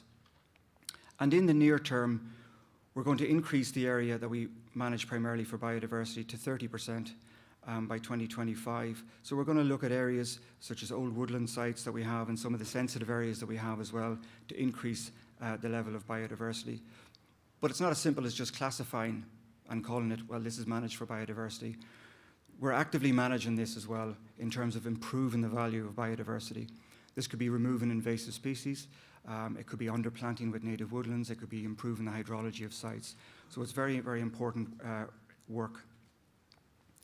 Of course, there are many challenges as well. There are challenges to our forests from a biodiversity point of view, and there are challenges from our forests on biodiversity as well. So some of the challenges to our forests would be invasive species and wild deer. and some of the challenges from our forests would be some of the forests that have been planted on, for example, deep peat. So maybe just looking at some of the challenges in more detail. The loss of old woodlands, I think Richard's covered that really well in his presentation. We lost all of our ancient forests really in 1700s and 1800s. At 1900, we didn't have forests in Ireland. It was less than 1%. We're now at 11% forest cover. However, there are some forests in our estate that are showing old woodland characteristics.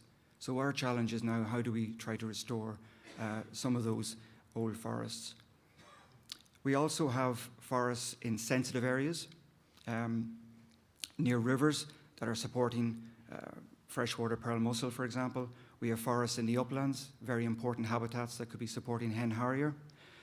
So again, our challenge here is how do we redesign some of these areas to improve the habitat, but not impacting negatively on things like, for example, water quality.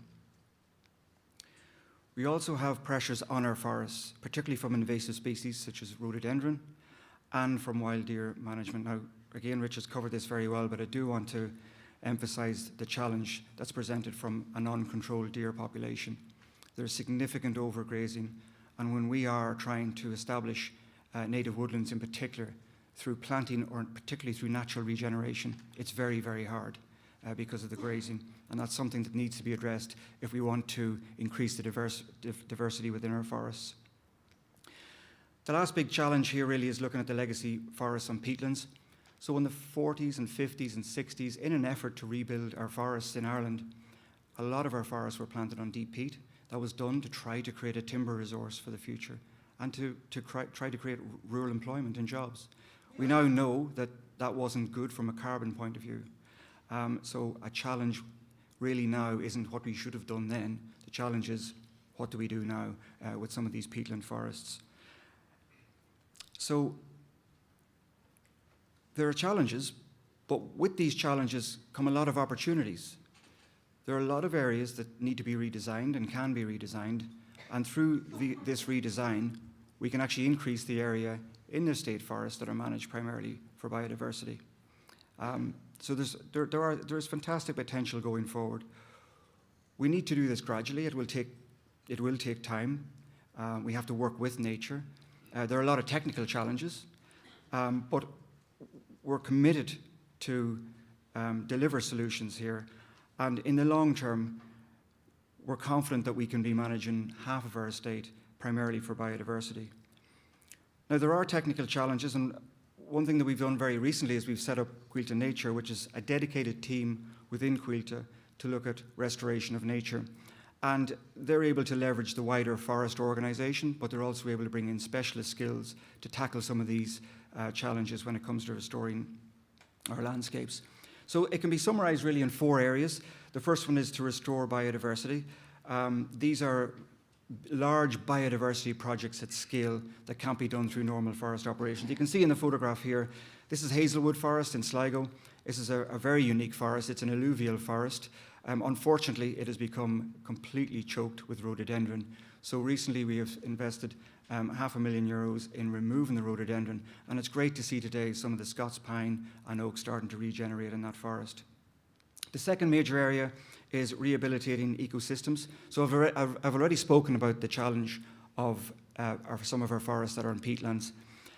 So one of the big projects we've underway at the moment is the Wild Western Peatland Project, which looks at restoring over 2,000 hectares of blanket bog. So that's looking at re-wetting those bogs. It's looking at trying to bring back the sphagnum and important bog species to try to rehabilitate that bog. And we've just started work on that this summer, so that's another very exciting project. In the top right-hand corner, you've got regenerating urban forests. One thing that we've noticed through the recent pandemic is that the number of visitors to our forests has tripled. And since the restrictions have eased, the numbers haven't dropped away. I think there's a real sense that people have rediscovered their local woods. So it's really important that we work with local communities and we increase the forests for people to enjoy and to use. The flagship here is very close here. It's Dublin Mountains conversion, Dublin Mountains Makeover, where we're looking at converting about 900 hectares from commercial forestry into native woodland for nature and for recreation. And finally, in the bottom right, this is linked as well to what Richard was talking about in terms of creating new woodlands. This is using our initiative called Nature Trust that is looking at investing capital and attracting private funding to buy land and to create new native woodlands of scale. So you can see a lot of the initiatives that are underway within Quilta Nature. And maybe just to wrap up, I might go back to look at the overall vision of our state forest. We said it's a very long-term vision. We think it's a very ambitious vision as well. It's open for public consultation and stakeholder engagement at the moment before we develop more detailed plans. It's also very resource intensive. The work that I'm talking about is costly. It's very important that Quilta produce revenue streams to reinvest in these areas in terms of nature restoration and recreation. And it's also very important that we leverage public and private investment here as well. So really what it is about forests for climate, nature, wood and people. So from a climate point of view, to summarise, this is about creating 100,000 hectares of new forests by 2050. It's also to improve the carbon sink. It's also about improving the carbon that's stored in our forests by redesigning some of our forests, particularly those peatland forests that I spoke about. So redesigning 30,000 hectares of peatland forests. For nature, as I've said, it's about increasing the area that's primarily managed for nature and also carry out restoration projects of scale. Forests for wood, this is really important that we continue to produce certified sustainable supply of timber in Ireland and that we use more wood in our built environment that has so many benefits from a carbon point of view.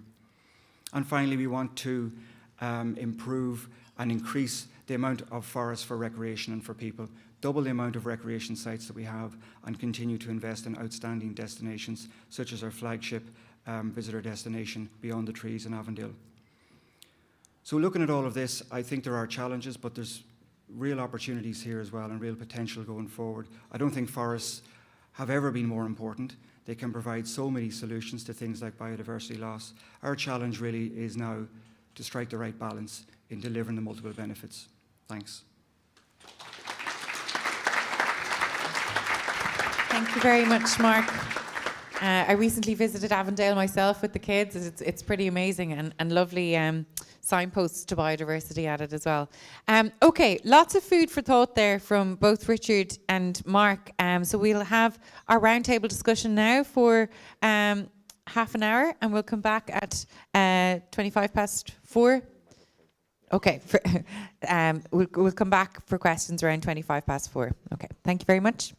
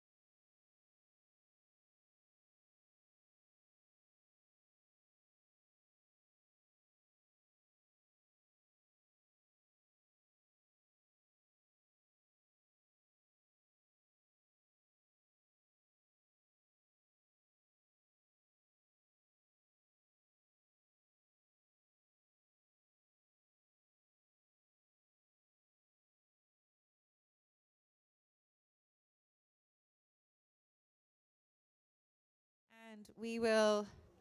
There's a lot of good questions on the spreadsheet, but I'll wait till our panelists are on the stage, and we'll take a show of hands then. Thank you. There's no table that hasn't asked a question, Tim. Yeah, we're very egalitarian in this room. Okay, so I might ask for a show of hands but people. Okay, so we've got 8, 4, 3. The good questions there at the back. Okay, lovely. So lots of good questions. I'm going to go to 8 first because they put up their hand. Hi, my name's Rory, and my question is, who is keeping an eye on Quilcha to make sure that they do it right this time, unlike in the 80s, in regards to biodiversity? Straight in there. I love it. Man, Rory.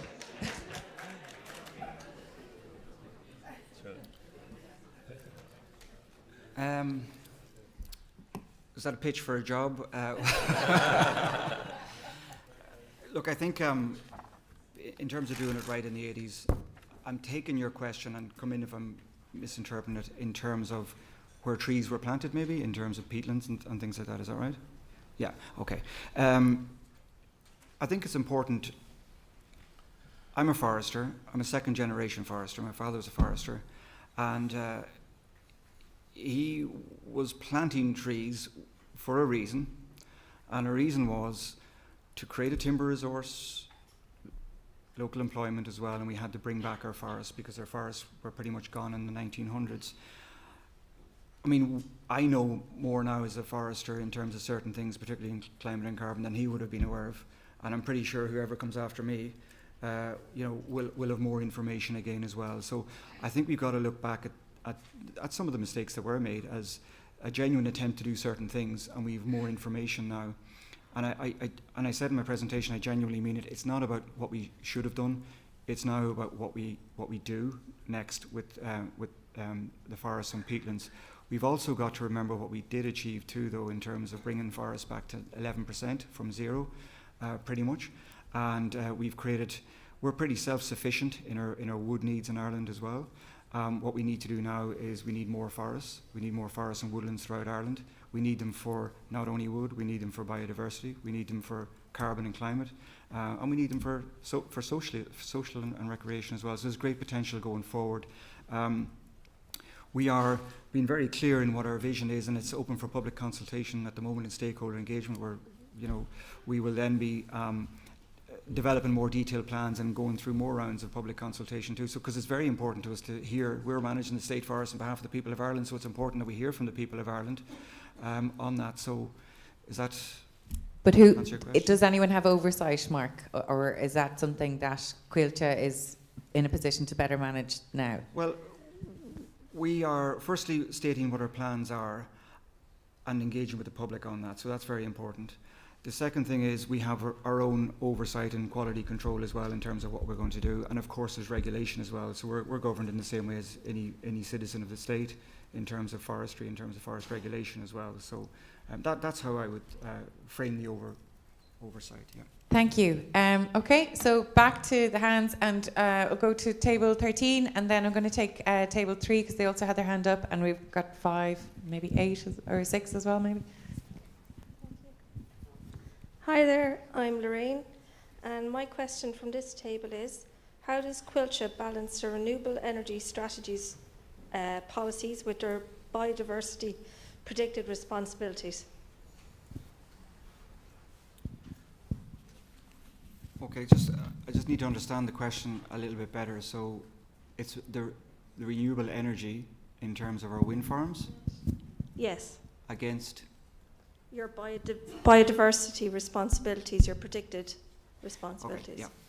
So as part of our vision going forward, one of our goals is to develop 1 gigawatt of renewable energy across the country in conjunction with ESB.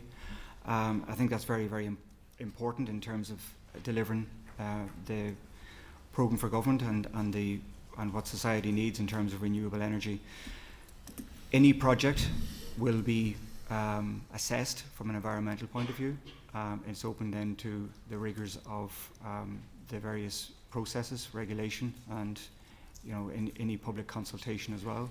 We're looking to work more than ever with communities, making sure the communities are aware of where we're trying to do this and how we're trying to do this as well. So I think really it's two-pronged. One is making sure that where we are looking to build wind turbines, that we're doing that as responsibly as possible, and making sure that we learn from where we've developed wind farms in the past, but also that we're working with local communities as well to make sure that they're fully engaged in the process. Okay, thanks for that. I'm going to come over to 4 because they had their hand up at the very beginning, and it's a question that's a bit left of field, so it'll spice things up maybe a little bit. I'll give the microphone to David there. Hi, thank you. David's my name. Yeah, very, very off everyone else's. First, it's a two-part. Firstly, how did the non-native species of deer end up in Ireland? And secondly, is there enough of a population to potentially introduce a natural predator for population control? Richard, or sorry, Kieran, yeah. Do you want to? Well, I'll give the background and hand it over to you. Yeah.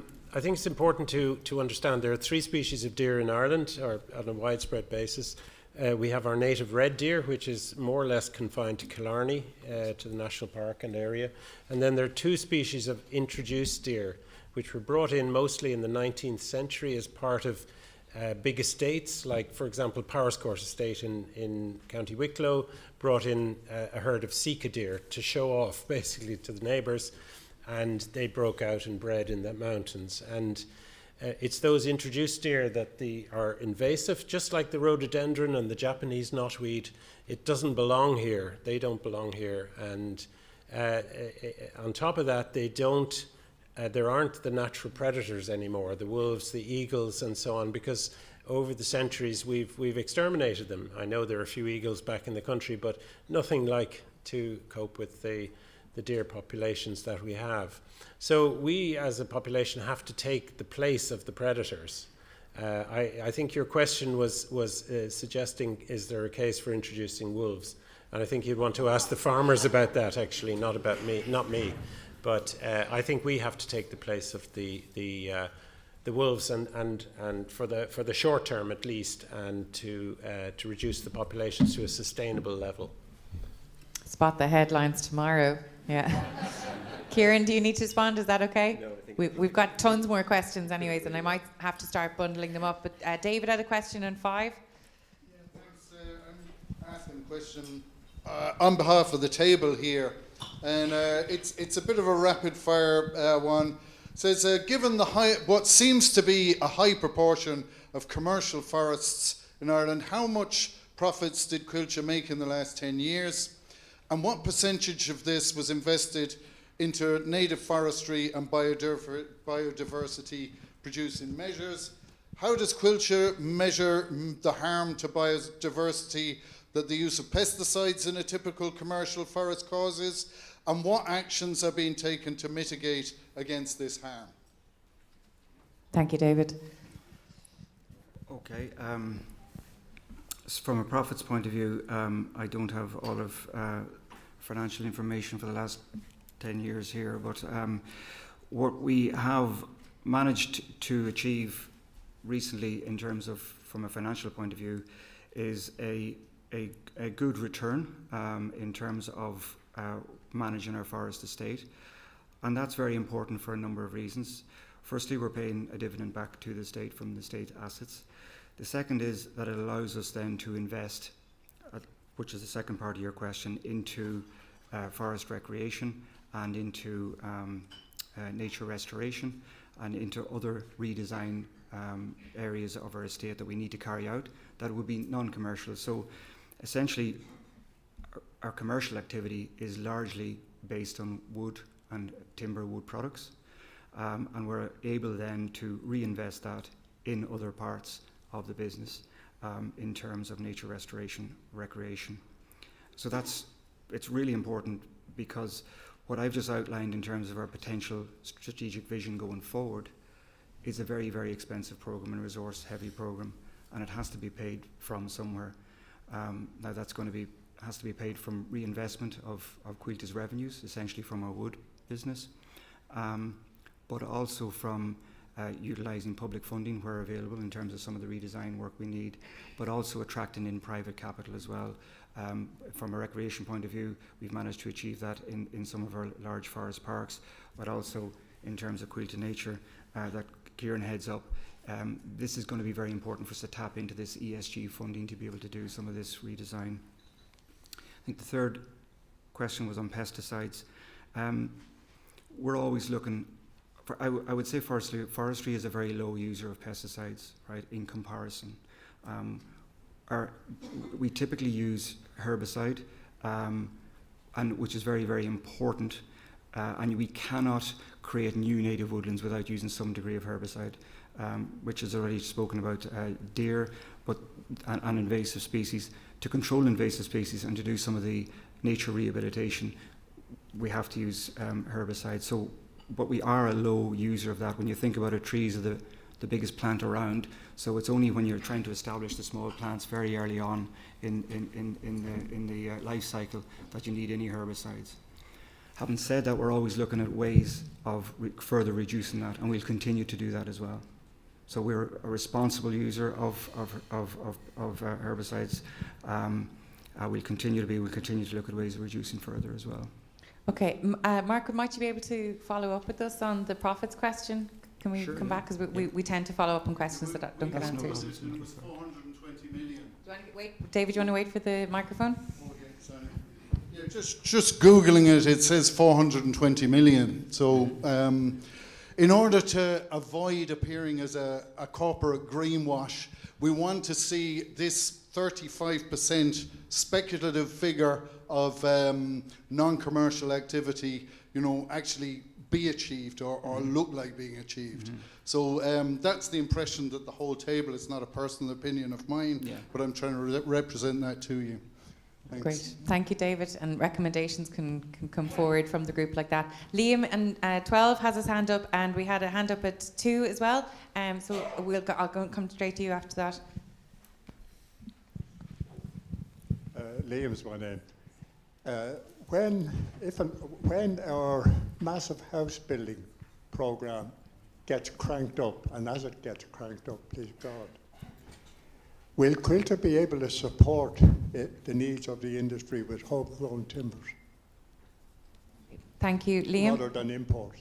Yeah, thank you, Liam. I'm going to follow up with question 2 straight away. We're bundled questions. Thank you very much. Paul's my name. I want to ask Mark Carlin. That gentleman has just taken away some of my question, but the other part is, I remember when Quilta was set up, and it was to produce timber for our native building industry. Are you having trouble getting licenses to fell trees in Quilta? Okay, take that, yeah, thank you. So I'll take the first, thank you for that. I'll take the first question first, homegrown timber.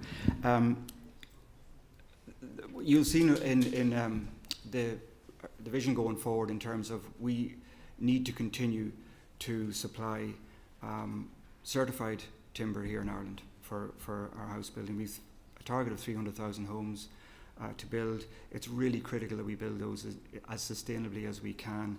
I think there's a lot of focus that goes in to, from a climate point of view, into the efficiency of homes and buildings when they're being used, and probably not enough focus goes into the building of them in the future, in the first place, in terms of the embodied carbon.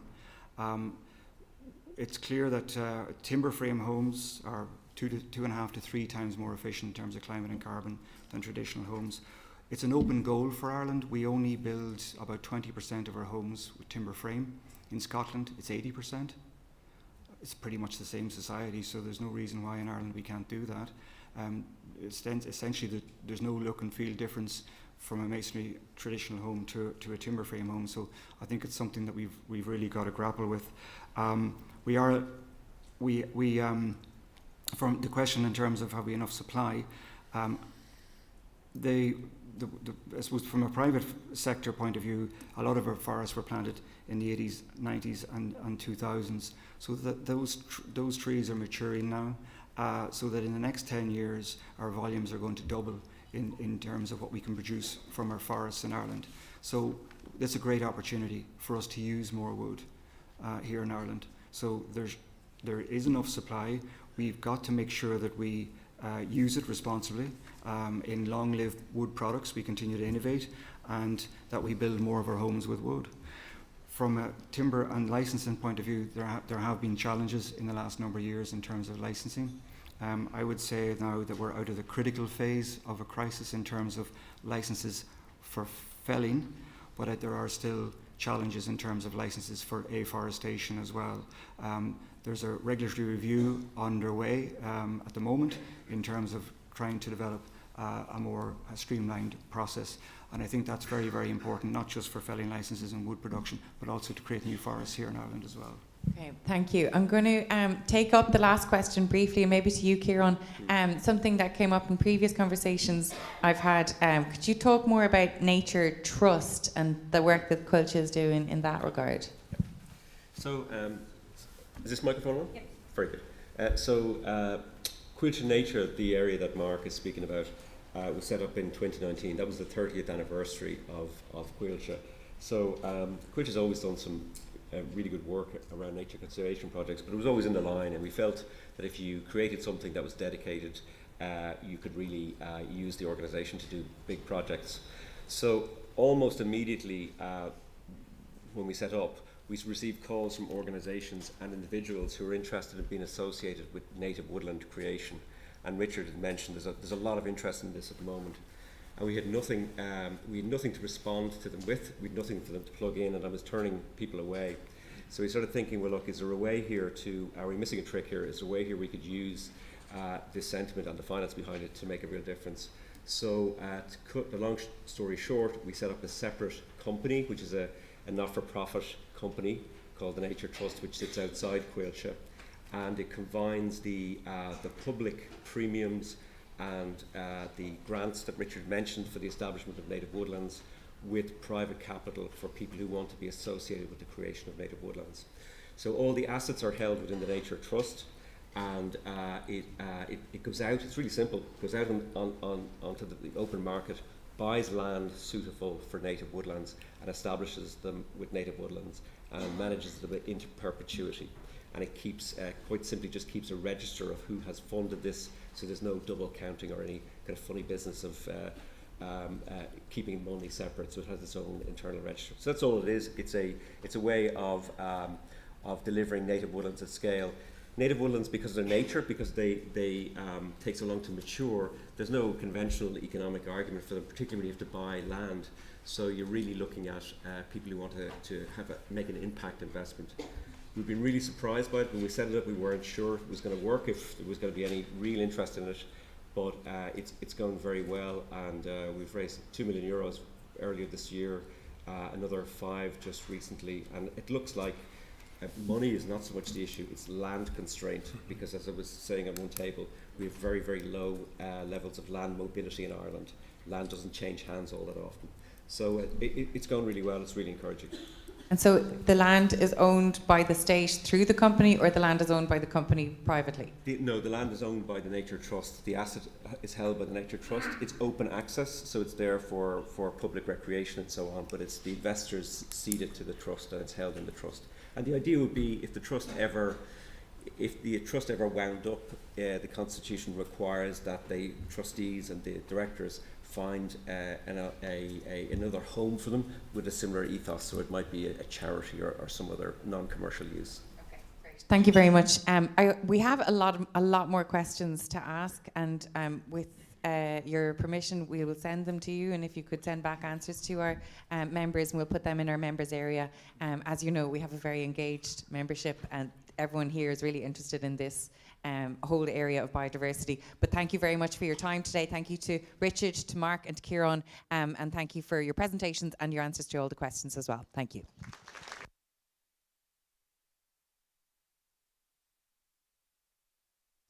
Now, you'll be delighted to know that our documentary maker documentary maker, Tim, who only began his career a number of weeks ago for the Citizens' Assembly, he's been in action again. and he's created another lovely video for us. So before it starts, I'll just introduce our stars of this video, who are from Dublin, but Owen we're down Daltoon. in the Can we Beara pause that Peninsula video? near a village called There we go. Who are Owen Daltoon from the Beara Rainforest in Cork, Caroline Stanley from the Friends of Merlin Wood in Galway, and Andy Francis, who is a Sitka spruce plantation farmer from County Tipperary. They're going to sit and watch themselves in their video on the screen. They haven't seen it before, so they may cringe and go red. We're all watching it for the first time together. But after the video, you'll get a time to discuss with each other, and then we'll have our final Q&A for the day. So again, similar to the agriculture, we've got the high-level overview, we've got the policy perspective, and now this is what is happening on the ground. This is our voices from the community. So thank you sincerely to Owen, Caroline and Andy for being with us today, and we can play the video. Thank you, Carl.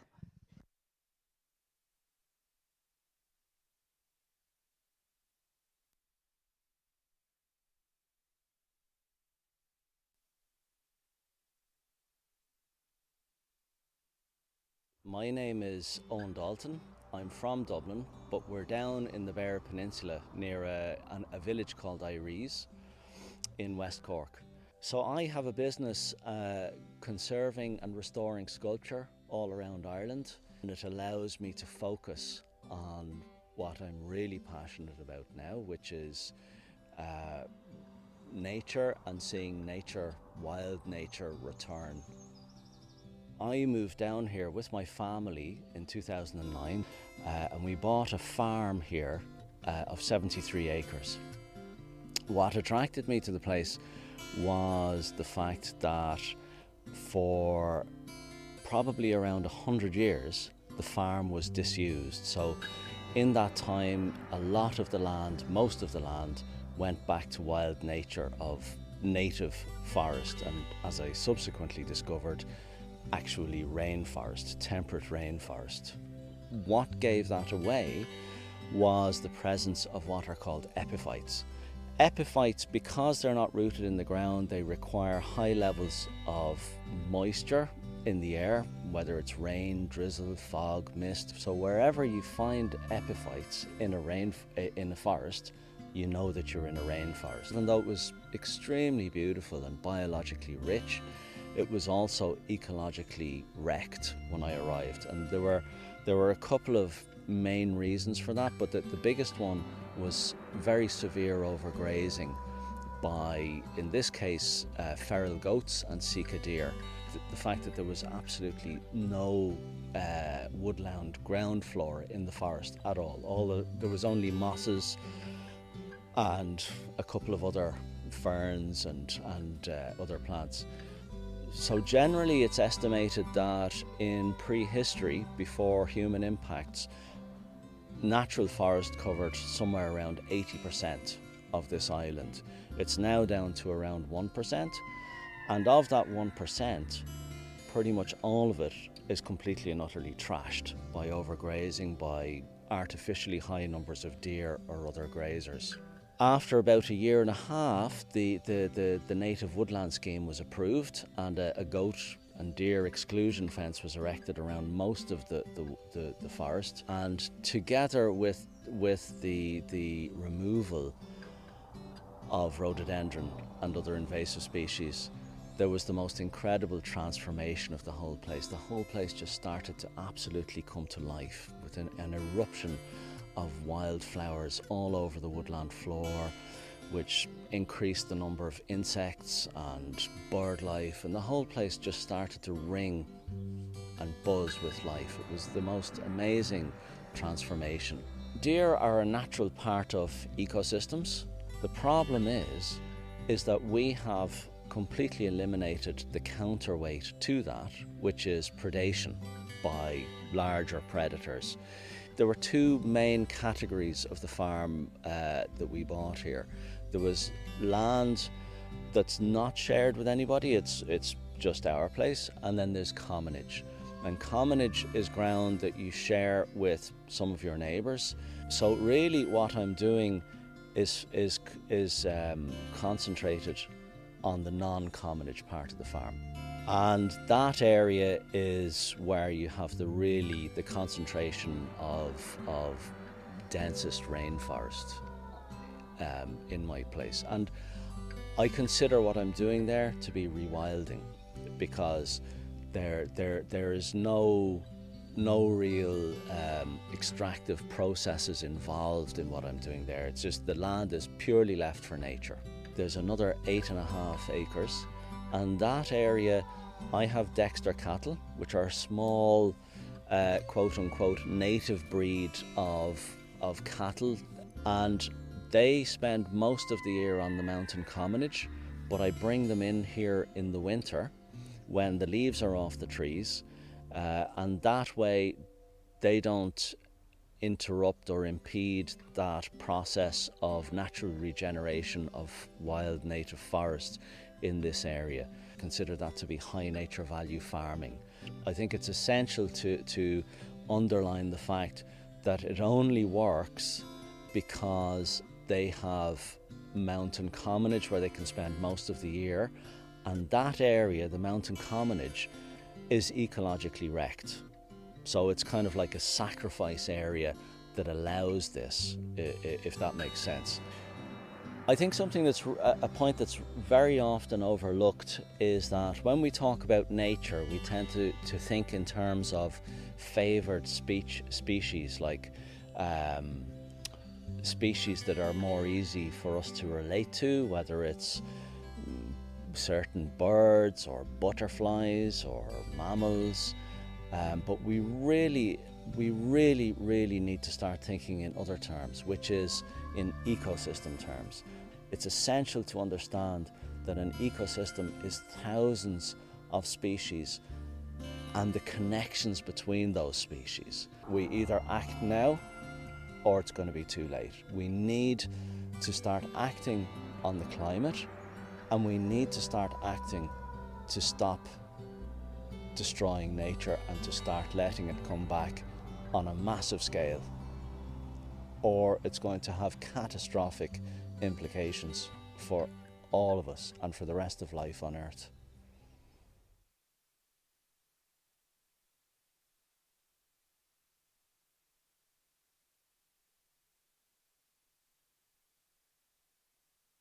My name is Caroline Stanley, and I'm with a group called Friends of Merlin Woods, and I'm also involved in the Ard Gardening Group, and we're sitting here in the community garden on the edge of Merlin Park Woods. Merlin Park Woods then is like one of the largest, oldest urban woodlands within Galway City, and probably the most biodiverse. At the time when we started, we're 10-year anniversary coming up in October. It started because of litter. We're surrounded by housing, we're all the way around the woods, and there was an awful litter problem. Many people weren't using the woodlands, and if you looked to see what Merlin Park Woods was in those days on the internet, all you would have got was a dirty, murky woods. That was the description you could find. At the beginning, when we did the litter picks, we got an awful lot of people interested in cleaning the place up and using the woodlands, and with that we then heard about the threat of a road going through it. So that's when we started looking at biodiversity and learning about it, because really we didn't know a whole lot. We started running Biodiversity Week, Heritage Week, all of that stuff to build up our own knowledge, to get the experts in and to listen to what the experts were saying to us, and then to try and back that up with evidence, you know, through photography or surveying or whatever we needed really to show the diversity of the woodlands. Well, it's just an incredible place. We have red squirrels, we have foxes, we have evidence of badgers, we have over 50 different species of birds here. We have 20 different species of butterfly, you know, so that's over 2/3 of the butterfly species of Ireland are here in Merlin Woods. We have dragonflies, we have 8-9 different types of dragonflies that come here. And we also have many different species of bees. We've had projects that lead out of that, so we've had Nature for Health programs working with Healthy Galway. We're working with Mental Health Ireland now on walks on nature.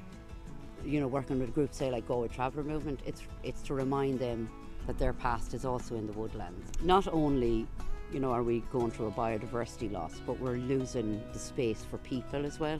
So we're trying to find this balance within the community, within an urban woodland, for people and for wildlife. So we had to fight then, you know, we'd go into, you know, I would join the community network, and then you'd be a representation for the PPNs, the SPCs, social policy groups, and then you'd be pushing for policy to make sure there was staff for woodlands. So in those 10 years we've managed to get 3 staff for all of the woodlands in Galway. But now what's happening is when staff retire or, you know, people go out sick, these staff then are pulled from the woodlands again, so we still don't have those staff. You know, they should be 3 dedicated staff for the woodland, but they're not. So biodiversity is always loses out. They just don't seem to get how important this place is, and they're not recognising it for that importance. If we were a business, we might get more recognition. Do you know what I mean? We're a community group. And I think that's the problem, and that's why we have biodiversity loss. And you know, we're coming into the 3rd time we've had to protect this woodlands from development. There's a proposal to put a road through it again on the South Meadows and the South Woodlands in 10 years. And the South Meadows is like one of the most amazing orchid-rich meadowlands. There's over 60 different species of wildlife, flowers, grasses on it.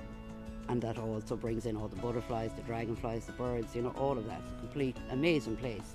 But what they fail to see is that the woodlands and all its habitats, its grassy verges, its meadowlands, its broadleaf, its conifers, all of that together is what keeps it so biodiverse. Is at national level, they're saying, well, you can have all this, but when it gets down to the council levels, the funding isn't there. So we're not getting the staff for any of these massive projects related to climate change, biodiversity. It's just not translating down here. If you can protect the places that exist already, then we're at nothing, because this is where all the biodiversity comes from. It's very cheap to leave wildlife alone and to let it flourish.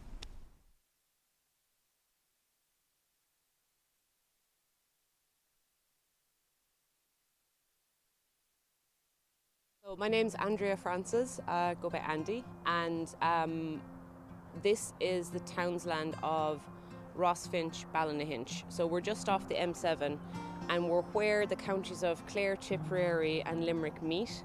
We decided to split 50% of the land for traditional farming, which was suckler beef, and 50% of the lesser quality land into forestry to diversify incomes and also to kind of face the reality that we need to be supporting things like biodiversity and climate change, and the incentives are starting to turn that way with the Department of Agriculture.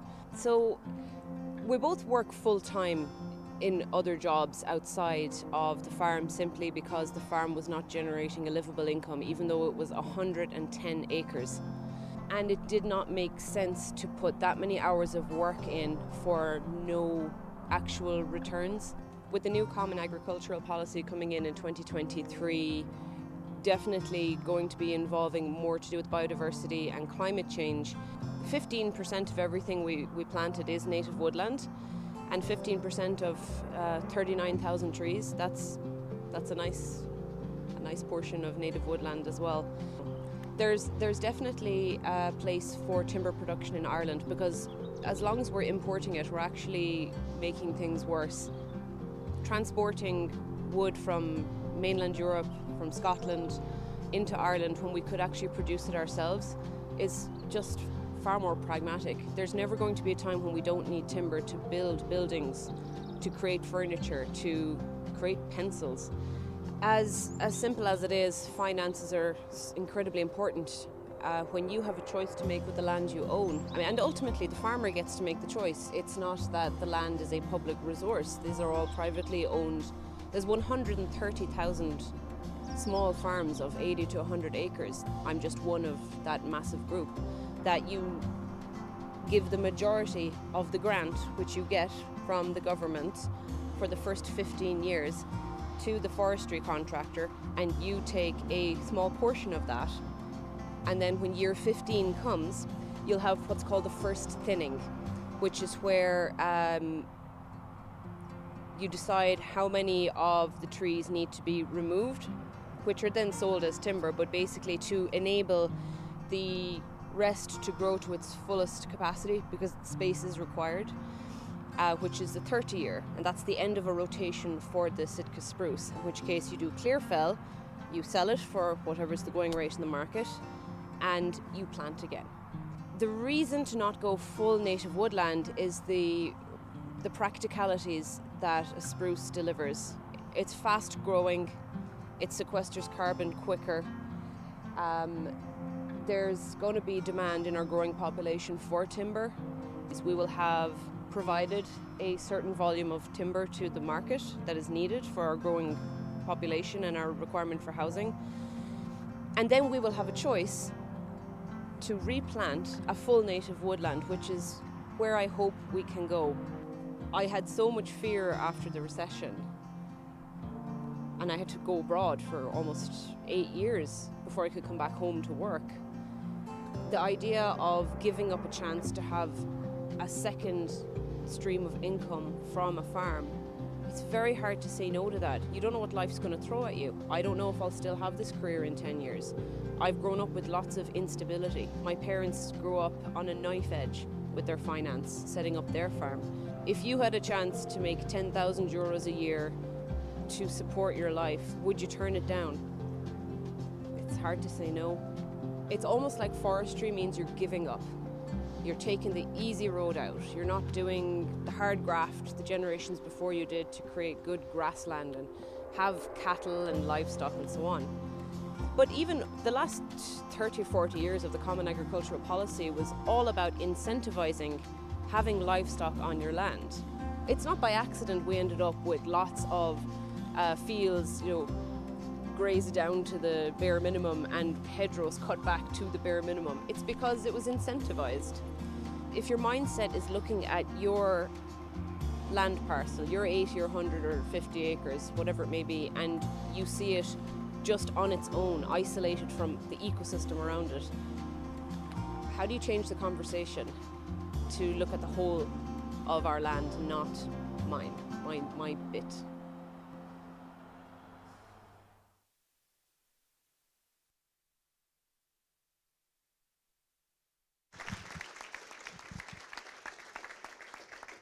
Thanks, Owen, Caroline and Andy, for giving up your time to do that. And thanks to Tim and to Connor, the cameraman as well, who captured that so well.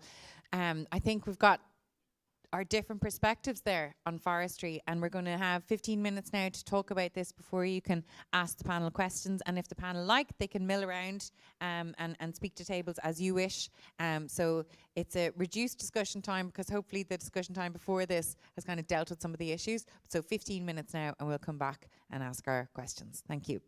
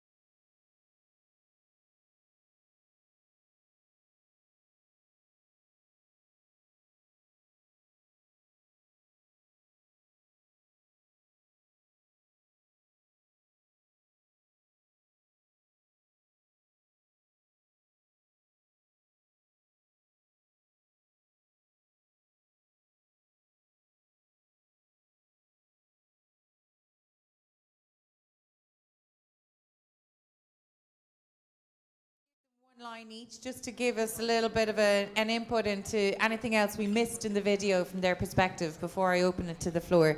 So, guys, your mics are all open. Andy, I might go from that side over. Yeah, hi.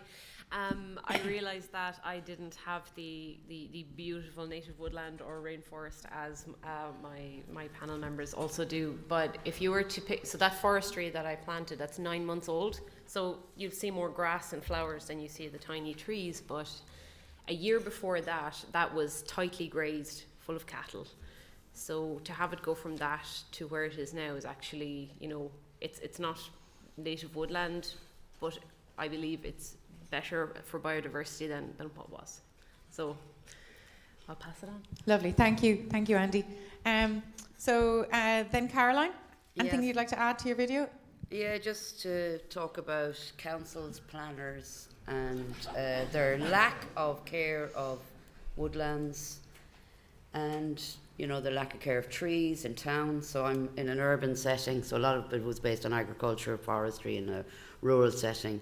But our urban trees and our urban woodlands are just as vital for native wildlife connections. You know, a lot of the time now I talk about is habitats and wildlife connections, and that's just as important in a city, because wildlife's trying to get through the cities as well, and people seem to forget that. And every time you hear a conversation, it's usually about rural stuff, obviously, because there's a lot more money involved in rural biodiversity. But in cities, it's just as important. And COVID has taught us that in large built-up areas, it's vital that we have nature to turn to, because it was the last thing we'd left. So people remember that this Citizens' Assembly is actually about biodiversity loss and how do we stop it. Thank you, Caroline. And we actually have a section on urban landscapes in the next weekend. We're going to be looking at that directly. And Owen, anything to add to your video? Yes, absolutely. I think if we're talking about the loss of biodiversity in Ireland, and I would, instead of using the word loss, I would use the word hemorrhage, because we're hemorrhaging nature in this country. Ireland is one of the most nature-depleted countries on the planet, and that is not an exaggeration. So if we're talking about how we reverse that collapse, we have to take as our starting the point in understanding how we got here, the fact that if you go back into prehistory, at one point in time, 100% of this island was covered in wild natural habitat. We're probably down, in terms of woodland, natural forest, we're probably down to around 1% now, or just above. Now, add in the other bits of natural habitat you've got here and there, you go up a little bit, but not by a whole lot. Get in a car and drive across Ireland, or fly across Ireland, you see an endless stretch of fields with bits of Sitka plantations in between and bits of sheep-bared uplands. These are biodiversity deserts. There's almost nothing there. In between, you've got bits and pieces of hedgerows. They're being rolled up. It's estimated at the rate of up to 6,000 linear kilometres per year in this country. We're wiping out even the tiny little bits we have left. Our national parks, like Killarney National Park, are in a state of complete ecological meltdown. We could not be in a worse position in this country as regards biodiversity and nature. And if we're talking about solutions, there's one thing that we need to be talking about above all else, and I haven't really heard it mentioned, and that's rewilding. If you imagine that we were in Brazil and a tropical rainforest was cut down and cows were stuck on the pasture that resulted, or a eucalyptus plantation of one species of tree, and then we had a Citizens' Assembly on biodiversity loss, at which we talked about how we can make those cattle pastures a little bit better for this butterfly or that moth, or our eucalyptus plantations a little bit better. We might as well not be here. You need to be talking about how can we bring that tropical rainforest back or else what's the point? And it's essentially the same here in Ireland. Thanks, Our Evan. wild natural habitats have been practically almost completely obliterated, and we need to be talking about bringing them back. And there's one way we can do that that's fair for everybody, and that's by making the farm subsidies criteria, opening them up so farmers like me have the option of being paid to rewild their land just as they are to farm it. Thank and you. that is the one measure I would be suggesting. Thank you. I'm not trying to cut you off. I just want to make sure we get to the questions as well. But I do think that's a theme that we've heard from the farmers too, not to put a limit onto the amount.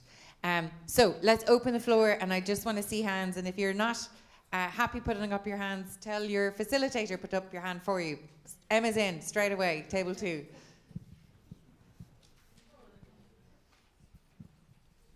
Hiya. We have a question, probably mainly for Caroline. And we would like to know, how can policy support activists working to preserve woodlands, and is there any preservation orders that could be applied for? Well, I'll just take what I know, which is Galway City Council. We have the policies, we have everything we need to save the woodland. But what happens is councillors will put in either specific zoning or rezoning and ignore those policies, so in a development plan stage, which then leaves us to think, oh, the planners might actually do the job and say that goes against the policies of a development plan here. But that doesn't happen. The planning, it may get approved. So then it's left to the communities to stand up and do the job that the planners should have done and object to it. So although the policies and procedures are there, they're being ignored by the councillors and by the planners. And that's my experience of it. And so something this Citizens Assembly could do is to strengthen those those things that they have to. They say it's a democratic right to rezone land. Yes, it is. But if there is land that needs protecting, wherever it is, protect it and make it sacrosanct, especially in a time of a biodiversity crisis. Thank you, Caroline. And great question from 2 and 13. Is it? Yeah, 13. Yeah.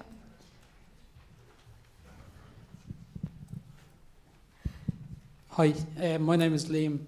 I'm just wondering that Sitka spruce keeps coming up as maybe a problem species in forestry, and I'm just wondering, is there any research or comparable species to Sitka spruce for forest or timber production and uses?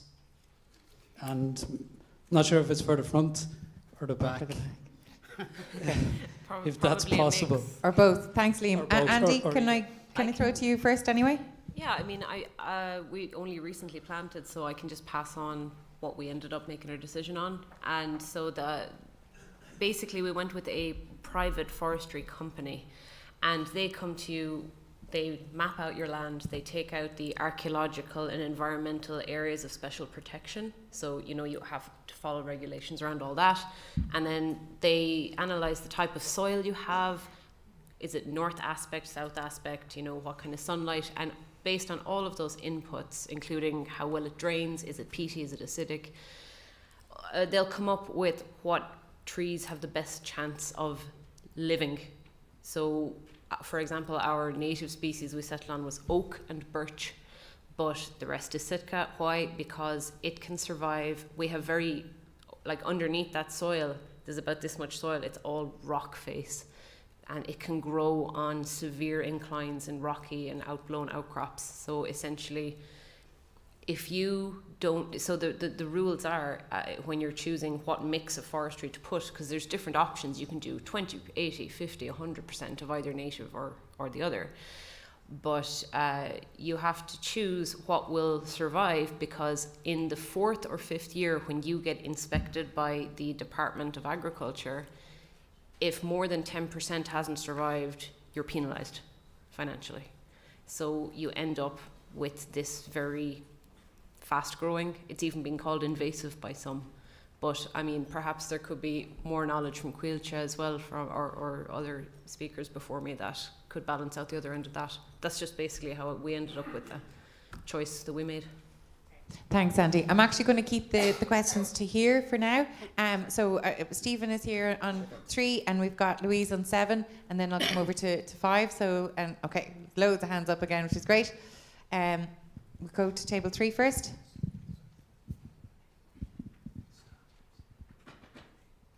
Stephen here. Just as we're on 3's, a suggestion, as we are a citizens' assembly, would it be possible that at the end of our work, that somewhere we might plant a few trees and have it there as a remembrance of the work that the 100 people done? Maybe someone might sponsor it, or we could get assistance from someone. It's I just think a suggestion. it's a I great don't know. suggestion, and it seems to have support in the room, Stephen. So let's come back to that. And I think it's a great idea, a lovely idea, a longevity to the assembly. Louise is behind you on table 7. Connor, thank you. It's Louise. This is for Owen. We were wondering what financial support is available to help you manage your land, and was it on your own initiative, or were you given support to start out? Thank you. Well, so I got a grant under a scheme that was mentioned by Richard earlier, the Native Woodland Scheme, the conservation element of it. As Richard rightly said, it's a scheme that's not going to be attractive to any farmers, because it would essentially mean the renunciation of income after the first 7 years. So the only people who are going to do it are people who are doing it because they believe it's important, like I did. But to have something like that rolled out in a much bigger way, it needs to be something we need to make it possible for farmers to live from the land without destroying it, and that's presently not the case. Thank you, Owen. And I think, is table 5's question to follow up on that, NASA? What's your Caroline? Nessa, also from Galway. If for Caroline, who owns Merlin Wood, and how does its ownership structure affect your work to conserve and restore it? Merlin Woods is owned by, it's not actually, it's owned by the people. It's managed by the HSE, and it's managed by the City Council, Galway City Council. So all public land is owned by the people, and we should always remember that. And the City Council and the HSE manage this land for us. So we have a very good relationship with the Parks Department of Galway City Council and the Environment Department. So within councils, you have a lot of different departments, and this is up at government level as well. So you have departments that are doing really, really good work within the City Council and at government level, and then you have other departments that are pulling away from the good work that one department is doing, and you're going, what's going on here? Do these departments not actually speak to each other? We then have the HSE, who there's no management of the woodland apart from the meadows, which is cut. There's 3 meadows, and they're cut, and hay is taken from. So that's the best way for the orchids to survive. There's no grazing there. You know, and people use it, people walk around it, so it's public land that's used.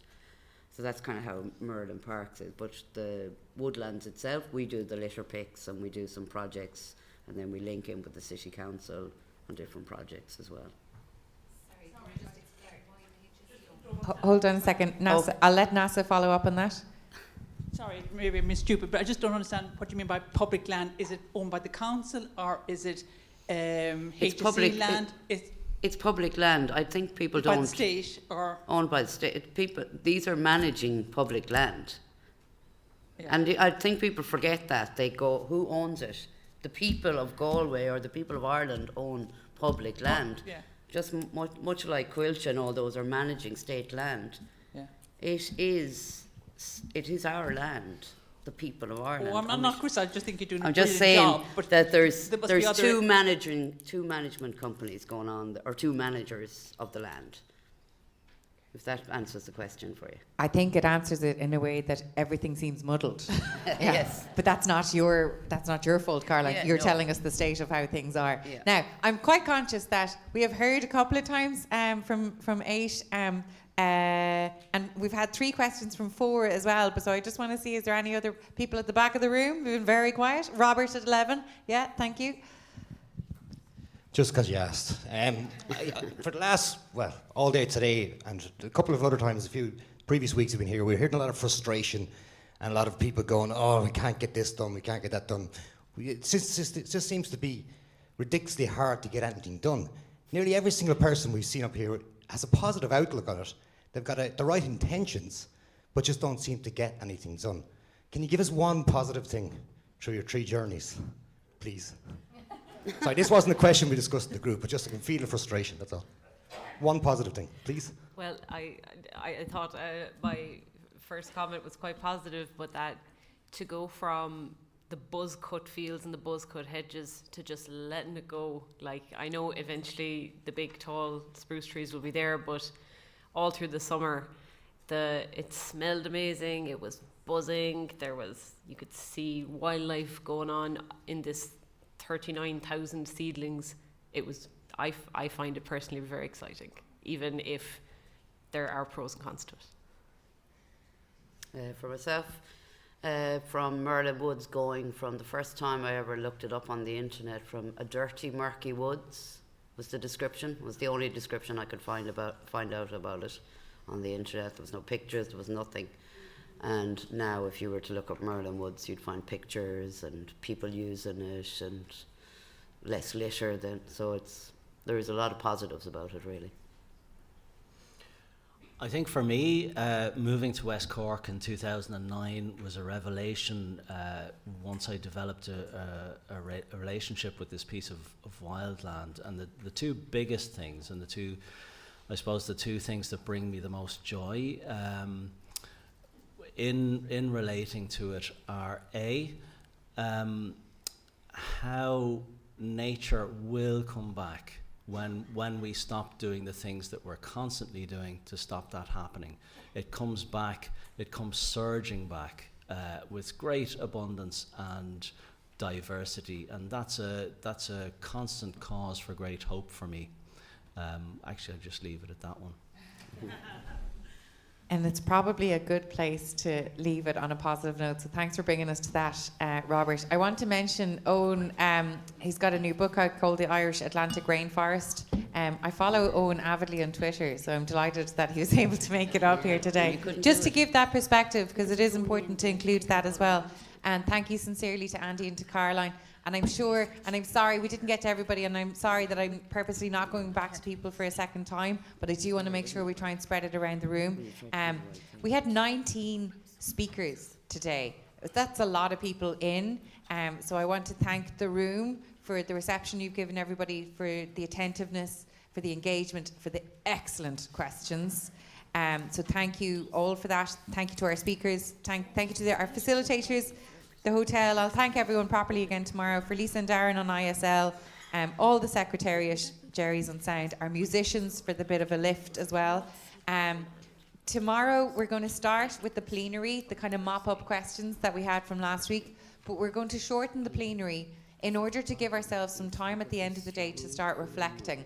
And the exercise in reflecting is important because you don't learn without reflecting, and that's some critical reflection on what we're actually talking about and learning. But we're actually going to ask you as well, what kind of solutions do you think are coming out now? And this will be the start of our drafting process. So it feels long away, but at the end of November, we have to have recommendations to vote on. So we have to start drafting them. So tomorrow, it'll be a tentative start to that, just to let you know that's the path we're on. So dinner, I think, is at 7:30. Reception's at 7:15. For those who aren't hanging around, enjoy your evening anyways, and hopefully we'll see you again in the morning. Thanks to our panel for bringing that to us, and hope you have a lovely evening, and we'll see you all again tomorrow. Thanks for everyone tuning online as well.